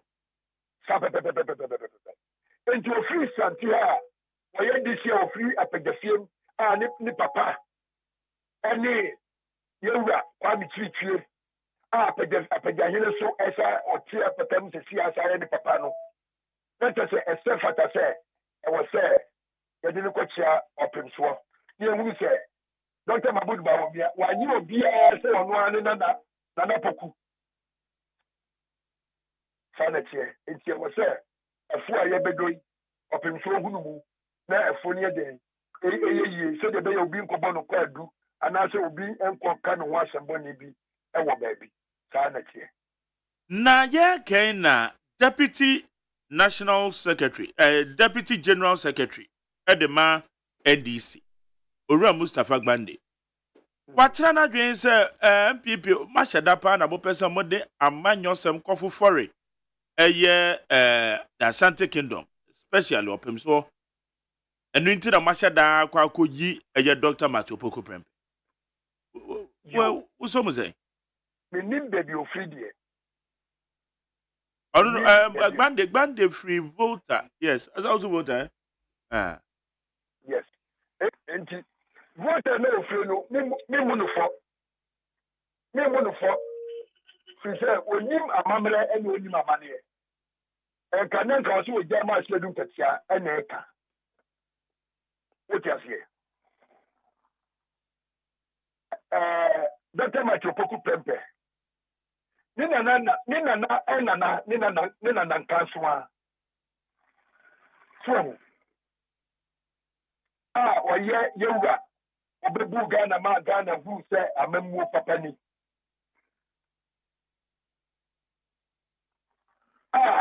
ni maame wo yewura je kunkufo Nana Poku ebeye je kunkufo na Seka ya toma UP on the sunny na bosu e sunny ska de talk na ma UP yewura anya ni ba bi ko ba fa koto ni nana nimpon ani Dr. Matthew Poku Prempe when him say ba fa koto nana ani Dr. Matthew Poku Prempe ye Dr. Matthew Poku Prempe na chiri ma mienu a ye de no ebedi adie se wo mensia sad jame ya dom na ko se da to aba no betima we ni no woni mi din na me wo su afiriye Prempe woni mi se former agric minister ya senior fellow Dr. Owusu Koto afiriye de boa ele me se omufi ni nana pa ni mpono no enti se bande no eka ka tell ni say UP starting from apedefi and agruwa sana tie okay na woka bibio wo se menhia mu obi amode ne ba menhia south yes apepepe na no wo so afi Prempe na pachiri mami ni ajabi wa ajabi tiase ada na muzu so ono na obetime say amafo contest you amafo apeke form yes nipa be yinsia ai sana tie tama Dr. Matthew Poku Prempe about 2008 I was integral part of the campaign this campaign mu oti so tiase na ni ono ani na ni mpom ana me ija akunwa ni ho so tiase yewura Dr. Kwame Adekufo ana ne ija akotoro ho oja akunwa ni ho na po contest woni o sesibe former mayor of Kumasi and the contest here so what you say na po muni ye enti man share the democracy aduma man share the obia no it's not on the silver platter na the ama make say obe winning ni say Dr. Matthew Poku Prempe ba no wa wuni wani mu asi ni na ebedi ade no ni na honorable Kwame Adekufo ba wa wuni wani mu asi o mansia enti ye hwemodi mbo ni na boye and you to Abama, Dr. Matthew Poku Prempe. And the Lucian Council, the no shoe as 3 years were obey, Prempe obey. Do not dear in your penny again. And no, as soon as I say, they are to Abamano. Am I right to say, Dr. Matthew Poku Prempe? She is still the member of Parliament for Manchester South. Former women organizer. We can over contest Matthew Poku Prempe. Pramanya 46 at the Academy as a Matthew Poku Prempe. And there's always been a democracy. Oh, Mensia. And you never want say, it depends. And Alpha. Our mobile contest. Now, in the course of the campaign, and many delegates back. Delegates are many Casano. Oh, yeah. Police station chairman. I don't know, and I'm saying, Chairman, Mr. Ometuma Busawasem. I say, aye. Chairman, we are police station. Chairman, why here? No, I can't police station. No, I said, Busana said, police station, we do I say. I said, now, Chairman, now, who you penny chairman? And I'm saying, percent was 5. Good. And I'm saying, when the young woman of Canada were police station, was a me. They said, when the young Canada was a meba. Now, when the youth organizer was a do me the chimney. And I'm saying, when and the youth organizer was a Kwampoku Yaza. Mrs. Saba. I'm the fine. No police station back. And you pay more to about 481. Once you know beyond the counter, when you were here, when you were marked, to see all culture, I don't be beyond the film, be beyond the film. And I'm saying, What the only police station time and you know, it's okay for you. Now, confess with the same media and that was ye tell my way there. What me for power? And I'm saying that's how it is. Now, the attorney said, I want to make a once and they say, police station one almost every 4 years, the other two baby, I know. What do you mean if you vote? And it's out to me if you vote to the air. No, you say I didn't know about them. I don't know. Now, come on, I wanted to come and assume that you know. So, I want to come and assume that you know. And to the American, I say, so the seven of one. What to a barman upon to say, baby, the papers walk with you. Open was in a new summer. I know, say, I come in here. I come with the lawyer. I don't see. I can lawyer no. I can hardly. So what you say? Now they make a show, he said. The whole crowd, he said. And I got that man, but me talk with that. I mean, the whole time, they also know he did that. Why not that one? Only Baba Commando. But you know, Mark. Oh, yeah, and I mean in pass and there. You're not in that. Very good. Oh, see, lawyer, you know, I am a lawyer. I don't dispute anything about it because the point you know about. Now, oh, see, oh, no, now, penal. Now, Napoleon, on penal. That means on penal. About where? Chairman. When you say, the woken, I'm off will be betting me. I can say, I can another Busuaconia. I am a bit to play role. And I make a choice. You didn't a pumba. Don't come at your cookie temper. This is the messenger. Now, ever. As you say, but I'm at your cookie temper. What you never do, Kugano. I must say, one of your landing maker or somebody, the vice president. So, I can when you want to Abano, Abamo. And I'm saying, Moped, lawyer near or yeah, Dr. Matthew Puku Plant lawyer. And I'm saying, yeah, no, we just know Plantana. When we see your flu back, I get back when I'm back. What's going to be some put to ML? Now, lawyer, okay, Dr. Matthew Puku Plant. Sir, Vice President, the Patomiko down. And then I know we should plant now. Only Dr. Matthew Puku Plant, I don't know. Why now would that one? Only moment. I want to say Vice President. You know 7 December. Why never catch them? So just here. Okay. It's 12 hours. I have 5 issues. And 12 hours. I have 5. Some of my I know if you know what to say. But I know 12 hours. And only idea. I had a matu from 2008. I had to learn we need 2016. I done at the Ajukunku for His Excellency. Every year, I need that Chabutuya. You are the Kunku for time. And I'm a train being said, made me Ghana card.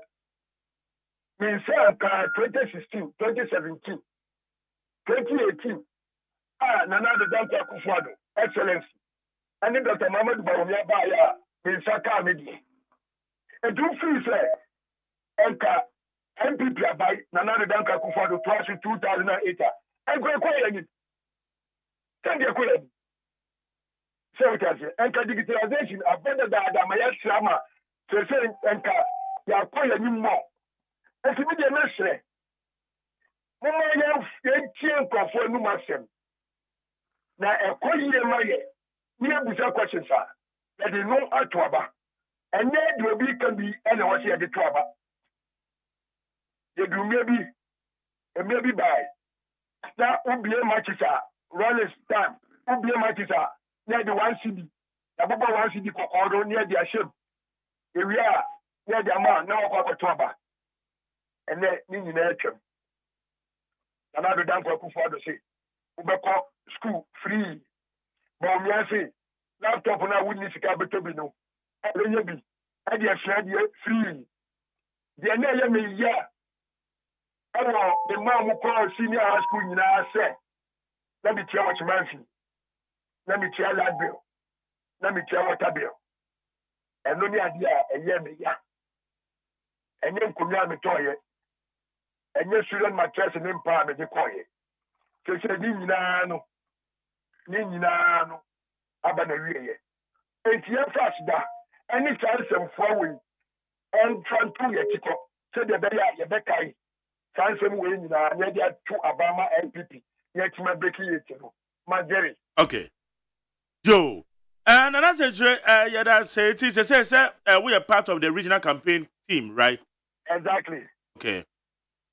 I'm just say Maputo Norma together. Exactly. Oh, okay. All right. We are expecting 82.7% our Ashanti region. 82.7%. Yes, our Ashanti region. Currently, much me Ghana saying previous elections, no one saying. Mark, main country. Break. NDC almost 28, NDC almost 28, you know, Munya, no need 600,000. We are going to whip all of them. Now, we need Dr. You, we are a magician. And to be who declarations. A declaration is saying, a man for Bedania friend is my MPP. I know it's going to happen, and it will happen live. Share with him. Matthew Opoku Prentena. One day, Doctor, are you a free Ebeka Bomuno? What is here? We're a specialist, we're a surgeon. And to be a specialist, a very famous surgeon, I bet you to channel. But in Casano name, and no money, no, as you see, near Pempam, near Kabum. And to say near there, and this is for no Biocamu. What is here? The Bayer referrals, and they are the surgeon, and the surgeon will operate, and they come back to the normal position, no normal Babylonian MPP. Okay, she said, Doctor, you are free on your chairman, right? He is the coordinator. The regional campaign coordinator. The MPP middle belt coordinator. One in the share, he's the overall boss. Oh, okay. Or share, Pokawa North. From Eastern region.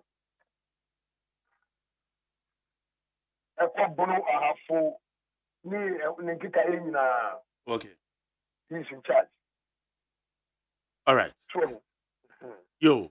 I don't pay you better saying after Jumediano. Jumediano ban a year, ye be who ya be come now come off from you. I said. That's it. Now, Mark, wouldn't tell me no one finish business. I cry, me away. May I wear pay to it and I'm a poor mefro. Upon ferry, the filling station now is Shano, yes, and Shawa. Yes, yeah. I see one now. Okay.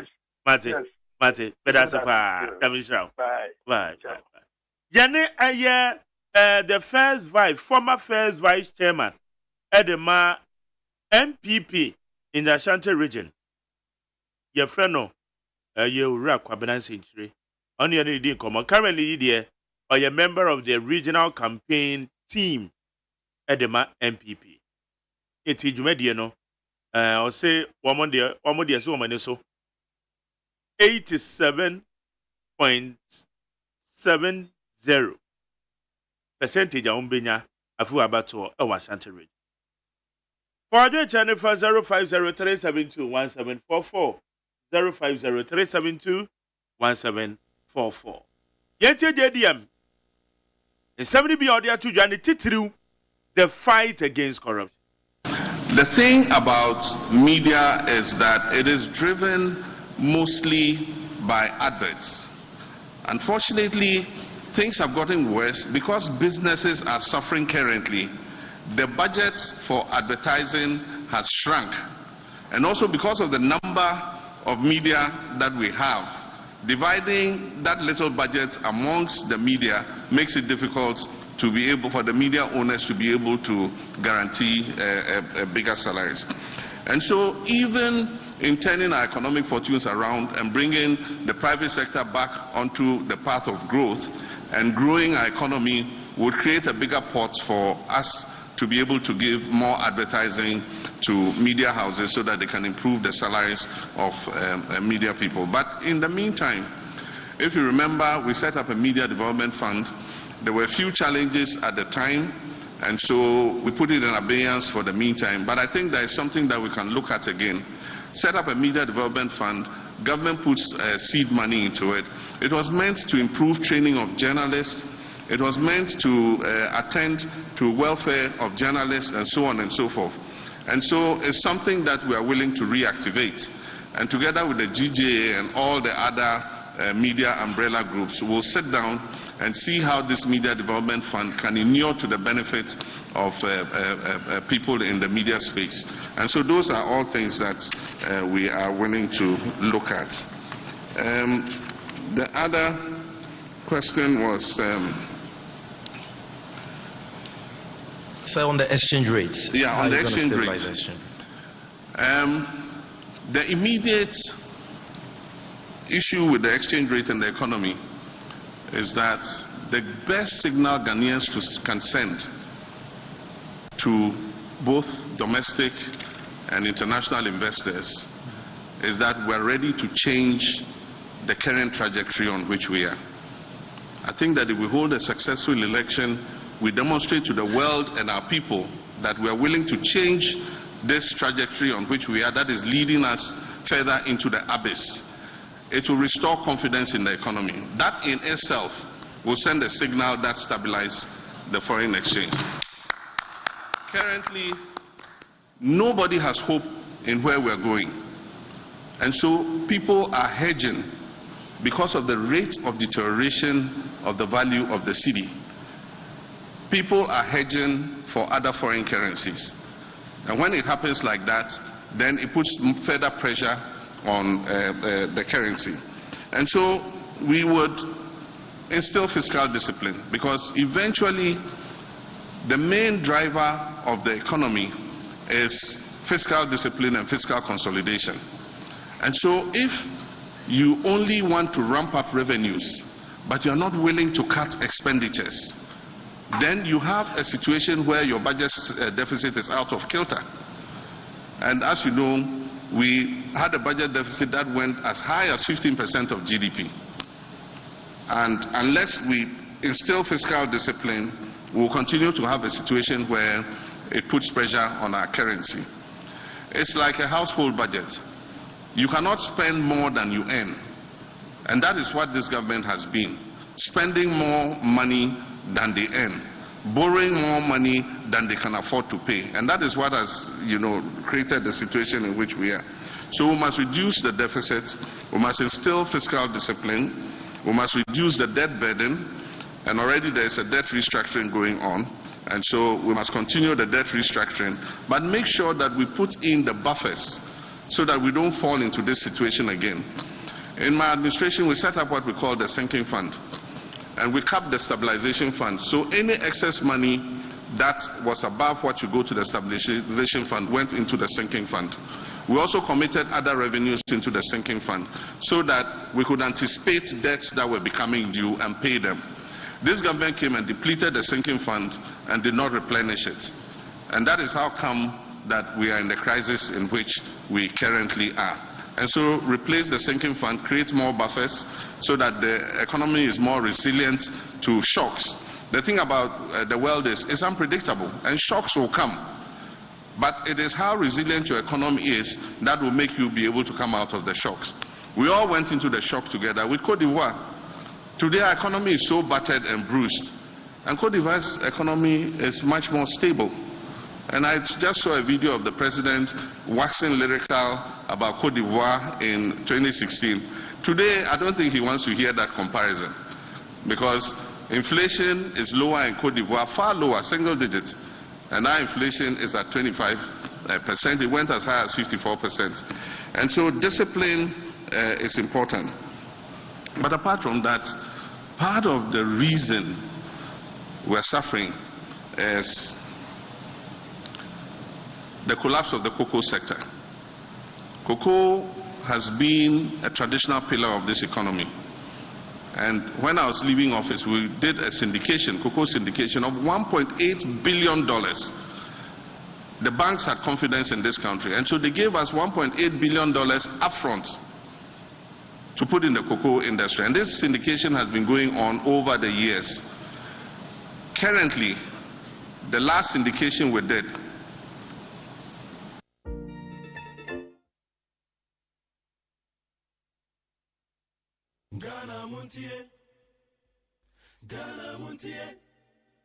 to even make $800 million.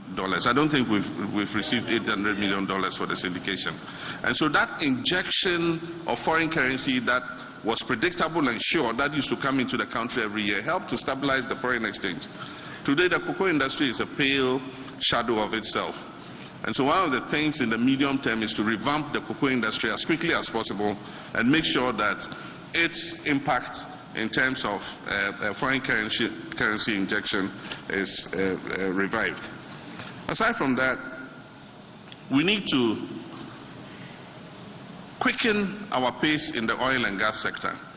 All of you have heard of the transition to green energy. It is real, it is happening. And so every country that has an oil and gas industry is putting in the maximum investment in order not to have what we call stranded assets. You will have the oil wells, but if that transition is completed, nobody will be interested in putting money to recover that crude oil and gas. These 8 years have been wasted completely. In my time, in 4 years, I worked tooth and nail to bring 2 new oil wells into production. If you look at the 10 years of oil production, from 2010 when we started oil production till 2016 when I left office, we have earned about $3.3 billion from our share of oil production. In the 8 years, that's because of the work I did to bring 2 new oil wells, in the 8 years that Nanado and Baumia have been in office, Ghana has earned $7.3 billion. And so in total, over 10 years, over the period from 2010 till now, we have earned about 10 billion. 7 point something of it in Baumia and Akufo-Addo's time, and 3 point something of it in Professor Mills and my time. For the last 8 years, nothing has happened in our oil industry. Not a single drop of oil has been added. Unfortunately, our production of oil has reduced by 32%. And so we're producing less. So one of the things we'll do is to quicken and attract the oil companies to come back. As I speak, E&I have run away to Cote d'Ivoire because of the unfavorable environment here. ExxonMobil was going to do significant work here. Because of greed, ExxonMobil decided to pull out because they thought the environment was toxic and corrupt, and so they pulled out. So one of the things is to restore investor confidence in the oil field. And there are oil fields and compartments that have been appraised that are just waiting to begin production. Okay. Iti way aye omanpenyen dada John Dramani Mahama. Aye kasonu na oil frankatuni edema NDC. Ne nsema no odi tudwa efa aye na bemu ho no ma obeye Ocean Centralfo. Even yes, a 12 o'clock, I did a more. Obeyama is a tradumano. Yakatuya and ye, you bet me, and ye, more advert. At your free programs and policies, Bimo, that me up 1 year, yes, can hear you to a hooker. And a funda, as I say, or no, send up by the Bombay establishing. I found one may be paid. Aha, 1 year they could see saying, and they said, yeah, all sign a church. Your name, a year. Dr. Kobe, Professor Kobe Mensah, political marketing expert, no any comofa media encounter in one course. Bro, Machi. Hello, bro, what me come and watch you?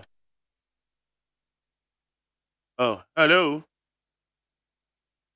All right. Your best friend, Professor Kobe Mensa. Na yɛne na di nkɔmmɔ de afa sɛnsɛm. Kwame, me ya umwao. Me ba penyin no kane no woni made pa. Na so nan se boa no obon. Me dwene ho amenti ase. Na so we dey simple gra. Fa no kɔ White Stone Dental and Eye Care. Na yen checking anima no. Oh, jai samani abrewate. Me ba bo na me ka asma chwas me fa ne kɔ Eye Care clinic. Na wonnim se enkwada bi wo no mo a. Wo de sua enko yie nyina no efi wani. Akwada bi wo a abra teacher ni kyira de no. Won hu ade ni yi. So wo tie anima na so wo tie akyire. Eba ne sa. Fa no bra White Stone Dental and Eye Care. Nhwehwɛmu mfa n'ani no ho ɔhaw bia ɛntam so yɛbɛhwɛ ne asi ano ama no. Okay, yɛbɛtoa so na maame kɔ amade so na yɛ Professor Kobe Mensa ɛyɛ political marketing expert yɛ no ne nkɔbɔ. Prof Martin. Mejodo. Bɛbɛtɔ na sɛ Nyamenado. yɛ de nyankɔpɔ ase. Na yɛhwɛ the media encounter JDM ɛne Ghana sɛntrɔfoɔ enyaayɛ. And then 70 BR or the two ja. And what the fight against corruption? I said there will be a mechanism a be regulate and you said that you could take a share.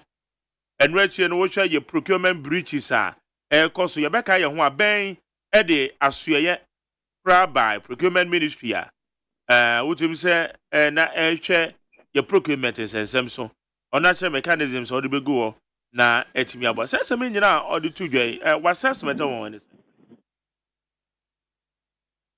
Hello. Yes, our prof. Hello. Beba talk to me nka. Hello, prof. Oh, hello. Okay. I just want to say prof line no ya hadwe ya ba. Kane no woni made pa. Na so nan se boa no obon. Me dwene ho amenti ase. Na so we dey simple gra. Fa no kɔ White Stone Dental and Eye Care. Na yen checking anima no. Oh, jai samani abrewate. Me ba bo na me ka asma chwas me fa ne kɔ Eye Care clinic. Na wonnim se enkwada bi wo no mo a. Wo de sua enko yie nyina no efi wani. Akwada bi wo a abra teacher ni kyira de no. Won hu ade ni yi. So wo tie anima na so wo tie akyire. Eba ne sa. Fa no bra White Stone Dental and Eye Care. Ni enya nhwehwɛmu mfa n'ani no ho. Ɔhaw bia entam so yɛbɛhwɛ ne asi ano ama no. Ayampa o. Na sekro ne yade no eba emonka ye. Wadwe yo se bibia ye fine. Wo be kɔ na bibia ka ekina wani sei. Na sekro masate se wono momoja broso ne asi kye yade no. Aya na momani yade pa. Sa pepepe. Onipa bia kra no afimu wankɔ check up awani ho kra no. Enyem prenu. White Stone Dental and Eye Clinic se fa wo no wabusua nyina. Ebra ne enya hwehwɛmu emfa mani ene mo se ho. Ɔhaw bia no yɛbɛhwɛ ne asi ano de ama mo. Yɛwɔ abɛɛfo mfidie ultra modern diagnostic machines ahodo a yɛde yɛ saa nhwɛmu no. Yɛdwuma efo nso de. Wani wote enti ba yɛbɛgye wo fɛl so. White Stone Dental and Eye Care ɛwɔ East Legon. Yɛbɛ MTN office kɛseɛ no. Frɛ wɔ 024 225 1983 and 024 045 2992. White Stone Dental and Eye Care. Wani ano kania. Okay. Yanko ahomano so na ye ne Professor Kobe Mensa en science try say bitimi enya problem me ba to ma chi o. Jodo sorry, na break. Na break it. Say the ultimate here. Metin kapa. Okay. Na me kan ye JDM the media encounter na nsɛm bia o de tu dwa the teacher for the fight against corruption. Economy na no ma opeso di go akwan mu ensentro for kwa ye de ba mu se be ye na nso akatua wo sɛsɛmɛtim akɔyie de amaye. Assessment was some of the two journals. Okay. I think the general knowledge there, you can leadership by example, isn't it? And see, if you have it, better who are both maybe or follow another, be a isn't who's the witcher. I will know that it to a set example, no man, depending to me. And see, as some from President Mahama Kane, I say, you between me corruption and I say near under the other leaders now who are benefit or do show example. So my example be there. The Ebebana Benima honor the in benefit of new is own young way. And as there can about example time or benim or refer corrupt cases to a the responsible agencies that would deal with our OC to honor the community. Nangasani Yankukra wasn't too. I think that it's a good thing to say, and I hope that when it comes to power, he should be able to do that, or he would do that. And Pempi, yeah, can be the political talk. And see, the politicians work on our summer. That's a win that a month for and say good. We don't necessarily, have on that. They are politicians, 1 year work at over yes, so it's a political talk. And sometimes, in terms of media, for in terms of civil society, in terms of academics, in our voters, now, yen to me and can some number politicians in one do maybe kind of I think that it's about time we demand that politicians follow through what they say in terms of one promise that was made. One main example, fine, it was through the with Jelly Binuma or Nabanum. Them current government were clear any corruption, every corruption case be over here. Also, one for example, one for evidence and better way clear. If former president Mahama so Onya Akonya na so busy na so to me, I think that it will be a good start. Maybe to each other. About now, we say corruption cases in the bar are not by clear. So no more refer to be on committee. No more you the one report about. Missy, President Sanka says no, former police for there. Nyante Chise Ocean Nekotokum into one investigate at them reporting. We have never heard anything about it since that time. Bibi about that today be a way clear and the due process be a follow more. President Nano was Google it to me check. Another Nangasa said there were report I'm a police for the Nyante Chise Ocean Nekotokum to one investigate the matter. Up until today, we have never heard anything about it. And it is clear, it's not me saying it. The evidence is there. The President Abra led a panic case debate or throw a letter there, and I hope that you'll be exonerated. I mean, how do you actually show examples by doing this? It is not encouraging. And to me, set up administrative process as a justification for fighting corruption. SLT for further special prosecutor. Not actually a human each and every one of them, you try to, clear it. It's not nice.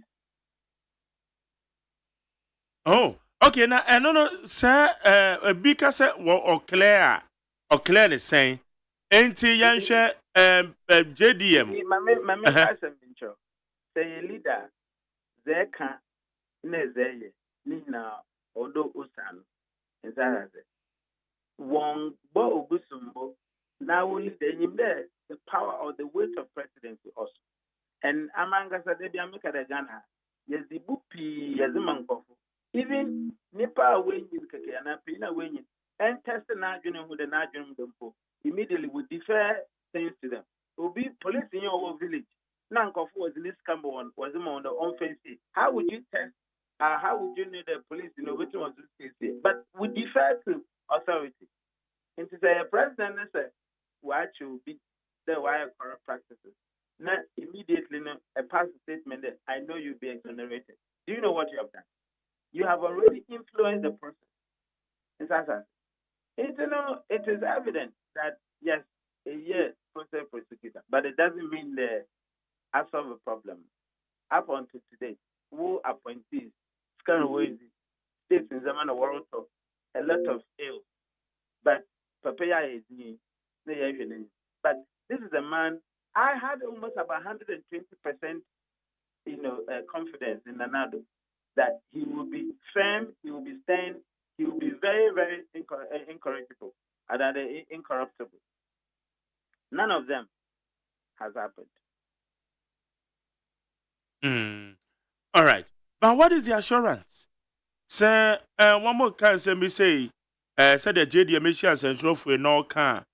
Ayana, what is the assurance? Because we will say, Wunya Nanado, Wunya Nimujidie, 120%.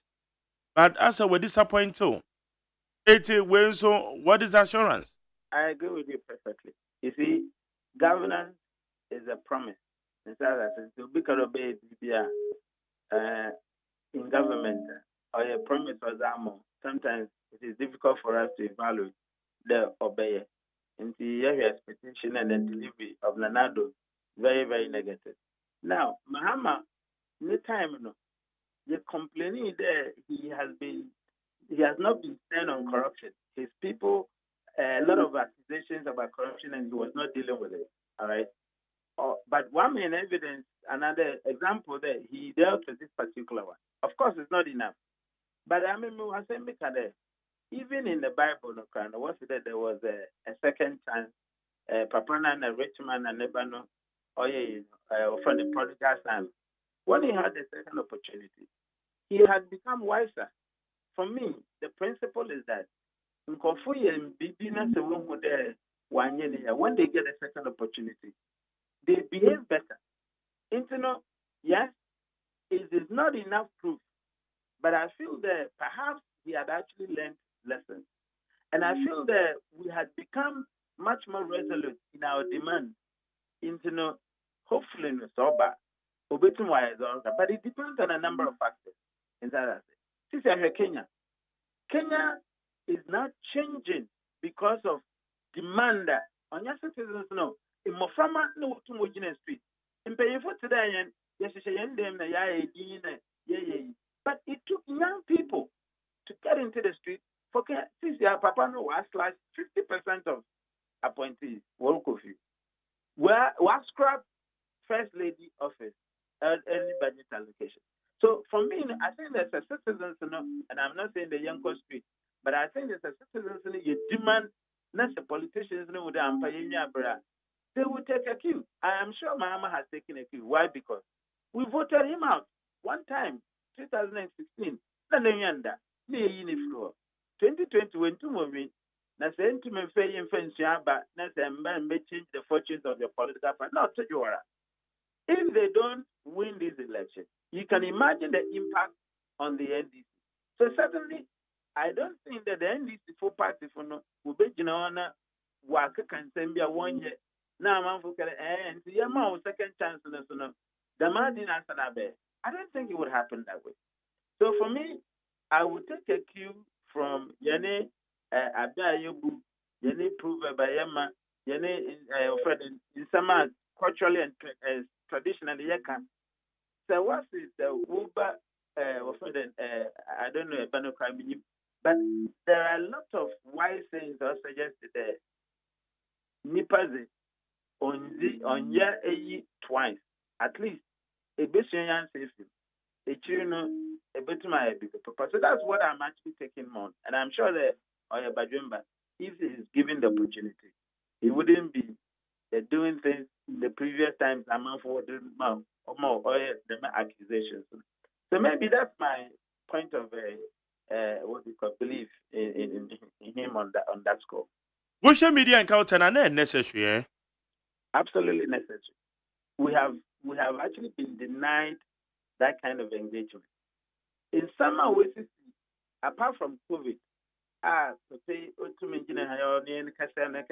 you see, in the COVID era, flew on the TV, listen to Omampay to make sure that you have a baby if you're on my instructions, Obia did, that tells you the weight of the president speaking to the people.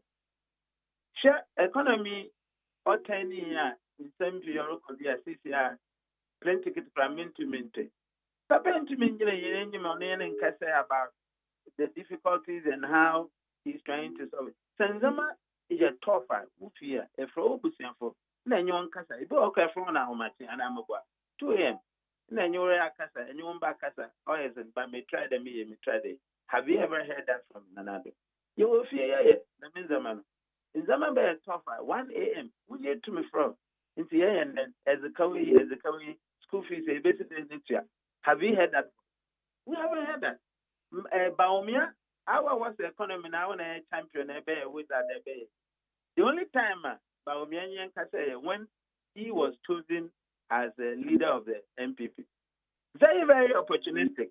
Since then, he's never come to meet us to critically tell us that the exchange rate will expose in us. as dollar and city as that to prison. City as a dollar, we for prison, we put Oracle. What else are you doing? What measures are you? And then let's have the president paid it. Where is the critical voices? Where is the strategic voices? It only took former President Mahama to come and have a certain conversation with us, perhaps for people to have hope again. I check out the next person, no, Baba Baby. I will check out. On check out. But the okay, the next say, JDM, and then it told Dr. Baumia near the goons and Yenia. You go for JDM. I'm a main country and for baby won't vote, but may patch or there. Governance processes. The current administration. What to need? Where is the encounter? Engine and media phone engine won't be some question. And maybe I make that accountability are a very big word. Say, memo taxi, let's say the say, is no correct. And you be a pack a car now. I will never go my boom and say my bone scanning the me bouncing a me. This is how much I got. Say, is no correct. Can't no come from back. Me throw I back at them do. We are Uber Yahumaka. Oh, maybe next week. Oh, me, you will be hiding. Them the government here. They are hiding. They don't want us to interrogate them. They don't want us to ask them the toughest questions for them to. They don't want to explain themselves to us. No one in In there, can you say, baby, COVID, many war. I will. Ukraine has that war is in Ukraine. Ecosia when there were more green. Ukraine war is one. I will echo copies on the one more assistance. The Union Temple will be on Nikrum, a corner. Ni production cry more than our peacetime. Let him as one say it being a cockroach in them one mama support. Nipanoko. I will come the peace fully and say go for general air penetrated on my support. Because sometimes when you engage with your colleagues, foreigners, and other colleagues from other countries, it is so shameful. Sometimes the one who colleague will send WhatsApp of a news article. Ghana president meets a Ukrainian president asking for aid. What kind of sense is that? Oh, okay. Anyway, as we go, there were few months to election. Say no ma weni nyina no eba be go pono no so a. Then how do we assess the presidential candidates? I won't shy away. Baumia has absolutely disappointed me. I won't give him my leadership. I will not. And I have said to people, democracy and the tenets of it are one. A performer, in fact, constitution and by interpretation or one term. The performer until is subject to another election. The performer, another term. And answer yes, okay, more benefit of that. And performer the it's imagine a catching the Mahama incompetent based on that I will do with an excuses. And then I'm a media encounter. Obviously, nipper to me one statement, then find no conduct or arrogant. Now, Mahama, how many times Mahama said, or Fred and dead good? The man didn't even say that. As a clip now, it's only the one cut them for. Meanwhile, as a Sunday conduct or dead good, you had been able to package things and then complain about somebody or incompetent. I will do this and use a different word. Now, other parents know the matter. I want two. That will be a career bonnet in the front of a corona. A corona bonnet. Honestly, I expect exact the same you offend and punishment. But I don't know I catch it there. Although my bond. And even in this case, you can put also in the first one. Now, your name I catch it, okay, Mizacho. What do you think the other one will feel? I tell you how you are favoring the other one. Democracy doesn't say that. We go to elections because the principle of election, check the principle of election. Principle of election is that the abandoning confidence in the year, the constitution will give Nkofuno opportunity to make their statement. Internet said, etaza there's a return policy. It is a cotton milk, that's a milk in ya. As a no way change and ameba. Now, the state now, there may possibilities in there. The more abandon, let's abandon ya. There be more opportunity, they change. So if you yeah, there be more opportunity. Now, some up to the beam. Inside, I say, internet choices in the world. You don't go into elections just for need sake. No, the state has given us opportunity there. They feel that abandon measurement on ya, you have opportunity to change it. I know they have us multi-party to one more parties P may feel that they vote. Is that I say Alan Chairman or CPP or PNC or NDC or NPP or 6 years the whole country today and coffee in it's the 1 year in yeah. Abandon yes, answer once an instant it defeats the principle of democracy. Okay, now Wama Ayo Madrid say the former president and name Frankatuni de man DC, JDM. Say Oba no the Ayaka no 4 years. The Ayaka within a 4-year term. At the end of it me abaye because say Obampo na se Ghana for sin combat one as well any year. Now isn't a false logic. Constitution in you there 4 years enough, into no 4 years. No, 4 years time, and you're told about it, isn't it? So, yeah. So on your 4 years, would the Constitution say that you have 4 years to execute whatever you have, and then you're told about it? So I don't get people who make that assumption that 4 years or the better. Does that mean that in that logic, in Kofu Bay, 4 years, would you would that grant what's an fundamental? No, it's not possible that way. The Constitution and its framework of the Constitution knew that 4 years is substantial enough to do things for the people. Until 1 more 4 years. Otherwise, not until 1 more 4 years, what is a Constitution? It doesn't make sense for us to go on that tangent. The 4 years is absolutely substantial. Even one guy said, by side of Burkina Faso, Papaya obey recently. Yeah. How many years the way do it? Then young Burkina head of state to obey military guy. Yeah. How many years the way do it? Burkina and what to social media those countries are celebrating Burkina Faso. How long has that guy been on it? In the Africa, never you don't need Africa. And the state resources in government today, they are all happening at the same time. May I sure there's a Umba 10 another I meet you in school fees this week, this year, next year, and some material fees. No, you pay all at the same time. In the governance today, develop Western region, Ashanti region, everything is happening at the same time. They are enough, the years are enough for you to execute whatever program you have. Into the Constitution is there 4 years. You are able to work about. It is absolutely substantial enough.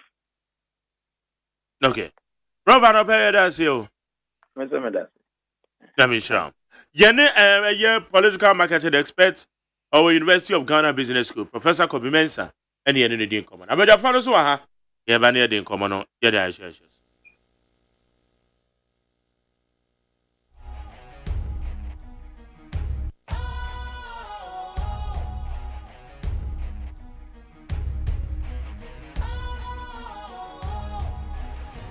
What's cool, fresh and trendy with a new look? Makes you feel real good, that refreshing vibe. Satisfies you right just the way you like. Do you know? Do you know? Do you know? Oh, ain't gotta do it alone. Specialized makes you flow. Anytime, anywhere. Specialized feel different. Always think specialized. Special ice, natural mineral water. Feel different. Think special. This episode. Kwame, me ya umwao. Me ba penyu no kane no ni made pa. Na so na se boa no obon. Me dwene ho amenti ase. Na so we dey simple gra. Fa no ko White Stone Dental and Eye Care. Na yen checking anima no. Oh, jai samani abrewate. Me ba bo na me ka asmacho asme fa ne ko Eye Care clinic. Na wonnim se enkwada bi wo no mo a. Wo de sua enko yie nyina no efi wani. Akwada bi wo a abra teacher ni kyira de no. Won hu ade ni yi. So wo tie anima na so wo tie akire. E ba ne sa. Fa no bra White Stone Dental and Eye Care. Nye nhwemu mfa ne no. Ohaw bia entam se bewe ne asia no ama no. Ayampa o. Na sekro ne yade no eba emonka ye. Wadwe ye o se bibia ye fine. Wo be ko na bibia ka echi na wani sei. Na sekro masate se wono momoja broso ne esiche yade no. Aya na momoni yade pa. Sa pepepe. Onipa bia kra no afimu wankọ check up awani ho kra no. Enyem prenu. White Stone Dental and Eye Clinic say fa wonu wabusua nyina. Ebra ne yenye hwehwemu emfa moni ene mo se ho. Ohaw bia no ye behwe ne asia no e de amamo. Ye wo abafun fidie ultra modern diagnostic machines ahodo a ye de ye san hwemu no. Ye dwuma efon so de. Wani wote enti ba ye beje o fel so. White Stone Dental and Eye Care e wo East Legon. Ye be MTN office kese no. Free was 024 225 1983 and 024 045 2992. White Stone Dental and Eye Care. Wenni eno kania.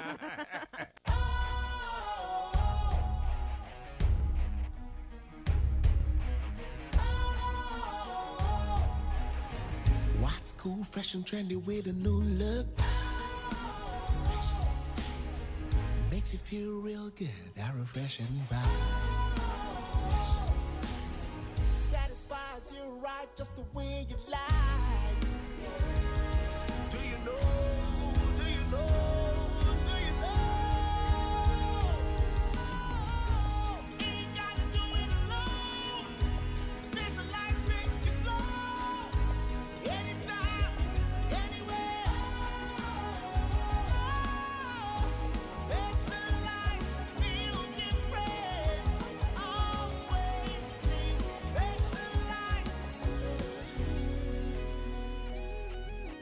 Special Ice Natural Mineral Water. Feel different. Think special. This advertisement has been vetted and approved by the FDA.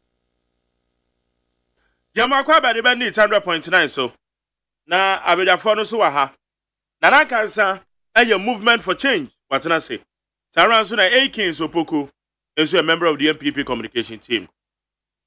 KYK me hwe no so ba be kan kwamna ye wo akranche.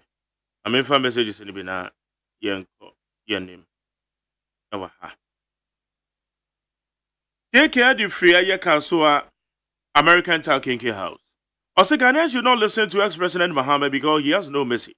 So let's give the Vice President, Dr. Mahmoud Bawumia, the chance to transform this country. Kudos to Honorable Mavis Halcombe. Richard Eddie Frama Saman. Also, McJerry, I want to celebrate an ardent, faithful Nit FM Ghana MONTIE listener. The Closac Greater Accra Communication Center, OC serves head office. Anytime I go there to do some photocopy and print documents, their radio is always on Nit FM, listening to Ghana MONTIE. Remember, we want to keep winning. Radio Morning Show of the Year. Okay, the Closac. Now, see a little politics. Every Ghanaian must remember our communal labor on December 7th. It is our civic duty to vote against Dr. Mahmoud Bawumia and MPP Richard Amasama. Mesha Kasanti di Framasama said the appointment of Napo as Dr. Bawumia's running mate has diminished the image of MPP party, which will take a very long time before they can be taken serious again, because Dr. Bawumia and Napo are the worst personalities MPP have ever presented. A liar and arrogant way, a year Mesha Kasanti was John and Jane all the way. Lamtekin Rashid. Also, good morning to you, Mark Jerry. Somebody now says 24-hour economy policy means if you go to look for a job in the morning and you are not employed, you can go back in the afternoon. And if that is also fails, you can go in the evening. In effect, there will be avenues for employment around the clock. No wonder since Dr. Napo's name was declared by Dr. Bawumia as running mate, But Jerry, did you hear Sabi Jamfi mention his name? Because he is owing Dr. Napo for call settlement. And Zuberi Kaswa Zongo. I now understand that free SHS is a nightmare to the NDC and John Mahama. The NDC and Mahama did 46 adverts against free SHS. Was the number? And they said it is 419 program. To the NDC and Mahama claiming they are the ones who implemented free SHS. I can't think far. The alternative is still empty and scary. Also, Chia Anita Obu Emisa, Autu Senior East, Municipal Chief Executive. Where's the MJ? MPP. Hey. So with all these noise, it is lazy one. Mahmoud Baumia.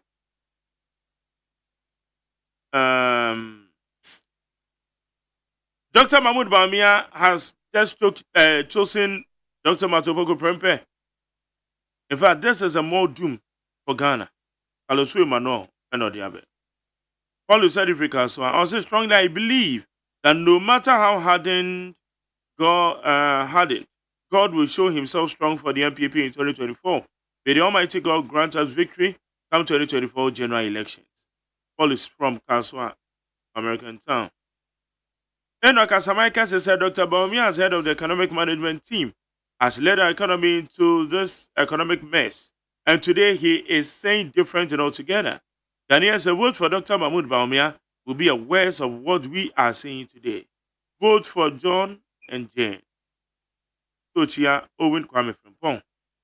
We say, I think MPP supporters think the social intervention is to bring money, like what Dr. Baumia is doing now. All that Mahama said about the social intervention is the main social intervention. We say, good morning, Jerry. Today will be a great day. The MPP will outdoor the most arrogant and tribal bigots in Kumasi today. An investigation reveals that they will carry people all over Ashanti region in order to gather a lot of people. But the most important thing is how can Napo attract floating voters? How can a running mate go to Kita and the surrounding to campaign for the victory of Baumia? Eric Dada, Odoko. Teacher could you trouble about the entire say, Mahama is full of lies and be vigilant, fellow Ghanaians. Someone who said free SHS is 419, now claiming that he brought the free SHS into this country.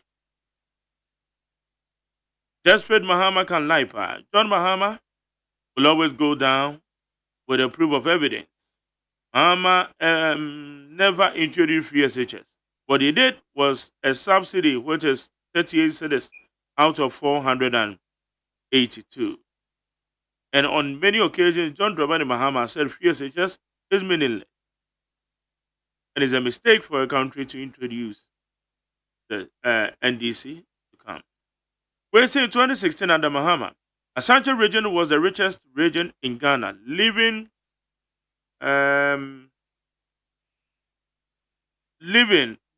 big like Arabian kings. In 2024, under Baumia as the head of the economic management team, and Napo, in 8 years as cabinet minister, according to the Ghana Statistical Service survey, Ashanti region has become the most poorest region in Ghana, living in extreme poverty due to the bad and failed economic policies by this government. The people of Ashanti are going to vote based on economic hardship and not because of one MPP t-shirt. Precursor aristocrat, old barrier, and now Odiaba. Francis Atadi from Masaman. Also, our country has deteriorated in every sector, including healthcare, education. State-owned enterprises that were making profits are all making losses. And that is because it is a yencheni. A good for the Baumia government as Anqua, other than Deliga for. Then I'll better did. Francis Atta. When you say good morning to you, big guys, what is going on in this country? What is going on in this country is too bad. Can you imagine how the new ECG meters run like we have factories in our rooms. If you change a meter that consumes 250 Ghana cedis a month to a new one that consumes 300 a week, it is not. Is this not another scam like the e-levy? And how much is our salary? Hajj come out already for your crowd. And then we tell you home.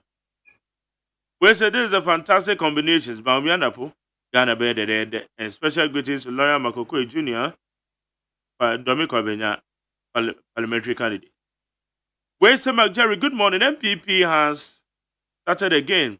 They want to scam the people of Ashantis. We need development, not presenting candidate to Otumfo. Let's vote for JM to bring the 24-hour economy. And greetings to Phyllis Nakoyo. We say Jerry, good morning. Gershon Afeti is Legon. Whether Napo or no Napo, still Dukadaya. It's the same. Opinionate Edifrika.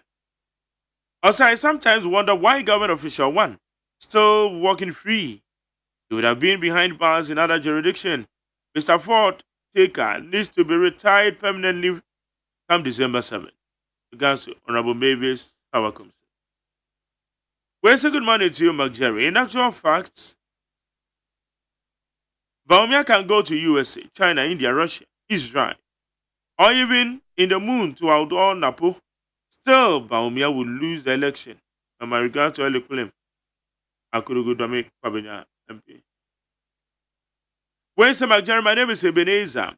I think we need to be careful this time around, so we are not scammed again by the MPP. Oh, we all remember Nanado in 2016. And what do we see now? Let's prove to them we are not gullible. And we are voting based on issues, not lies anymore. Period. For the account. So Charlie Kulimakulu. Where so one boldly calls some parliamentarians and he is qualified to be president, took the foreign insult. Amisco Spelele is undoubtedly, Dr. Napo's nomination has created confusion at the camp of the NDC. And in fact, he will continue to hand them till Dr. Baumia wins the election. Regards to Honorable Mavis Akums. Amisco Spelele. When say good morning, Brad Jerry. Paul Blay, Freddie Blaze, former MPP chairman, son, at the age of 34 years, is able to bid for Senate assets with $200 million. How is he able to raise such an amount of money? Shouldn't the special prosecutor be inviting Freddie Blay and his son, Kwame Ostrani, and Odiabe? So for Maame the freedom, also Ghanaians will testify that only MPP has the vision of Ghana progress. Let's keep supporting MPP to do more development. In regards to Michael Koe Jr. Phobia Rasta Edificant Tomato. The Ghanaians are waiting for the day, and the day is 7th December. JDM for life. Wednesday McJerry, if you commend the president in 2015 for initiating progressively free SHS, and later turn around to say he will cancel it, or saying that he will review it, then it is palpable false. Nanado and MPP must apologize to JDM. Or then what Deborah she gone.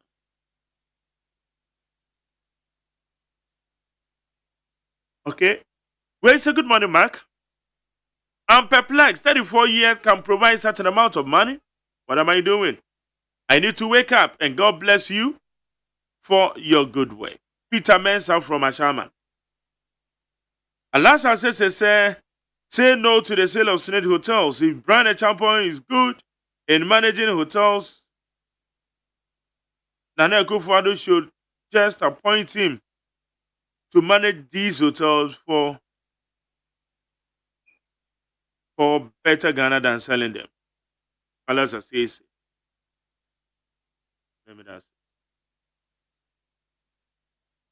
Wednesday, good morning, Needs FM. Please provide your morning show hosts with phones and internet access to help search for information so they can stop misinforming the public. Misinformation here, Diamba. Adaroma. Misinformation, I don't know yet, Diana. Unkashi, and what we are there better. Wait, say Jerry, please, did I hear the former president talking about corruption? A wonder shall never end. And has he forgotten so soon? Oh, please, give us a break because the discerning people of Ghana are not ready for you. So we are waiting patiently to vote massively for incorruptible leader, Dr.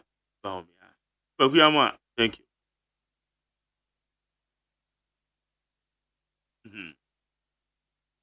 You'll be serious Sunday. I will phone one. And I can't have a chat saying, I'm a microphone, mamma. Maybe I'll go here. Okay. Akins.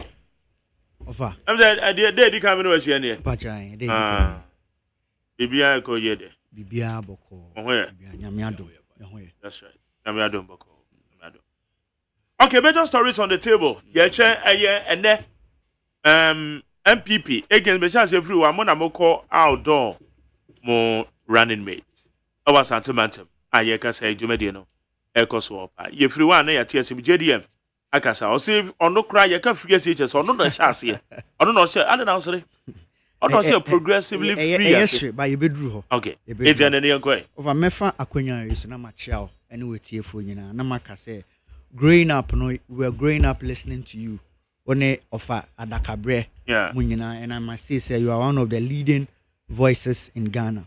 That's offer no cre and the new patriotic party yeah on Vili and running mate over the Ashanti region. Now, wow, only me by adwin say your boy era Dr. Matthew Poku Prempedino. I say, let me borrow the words of my NDC brothers. Probably. Esi NDC form.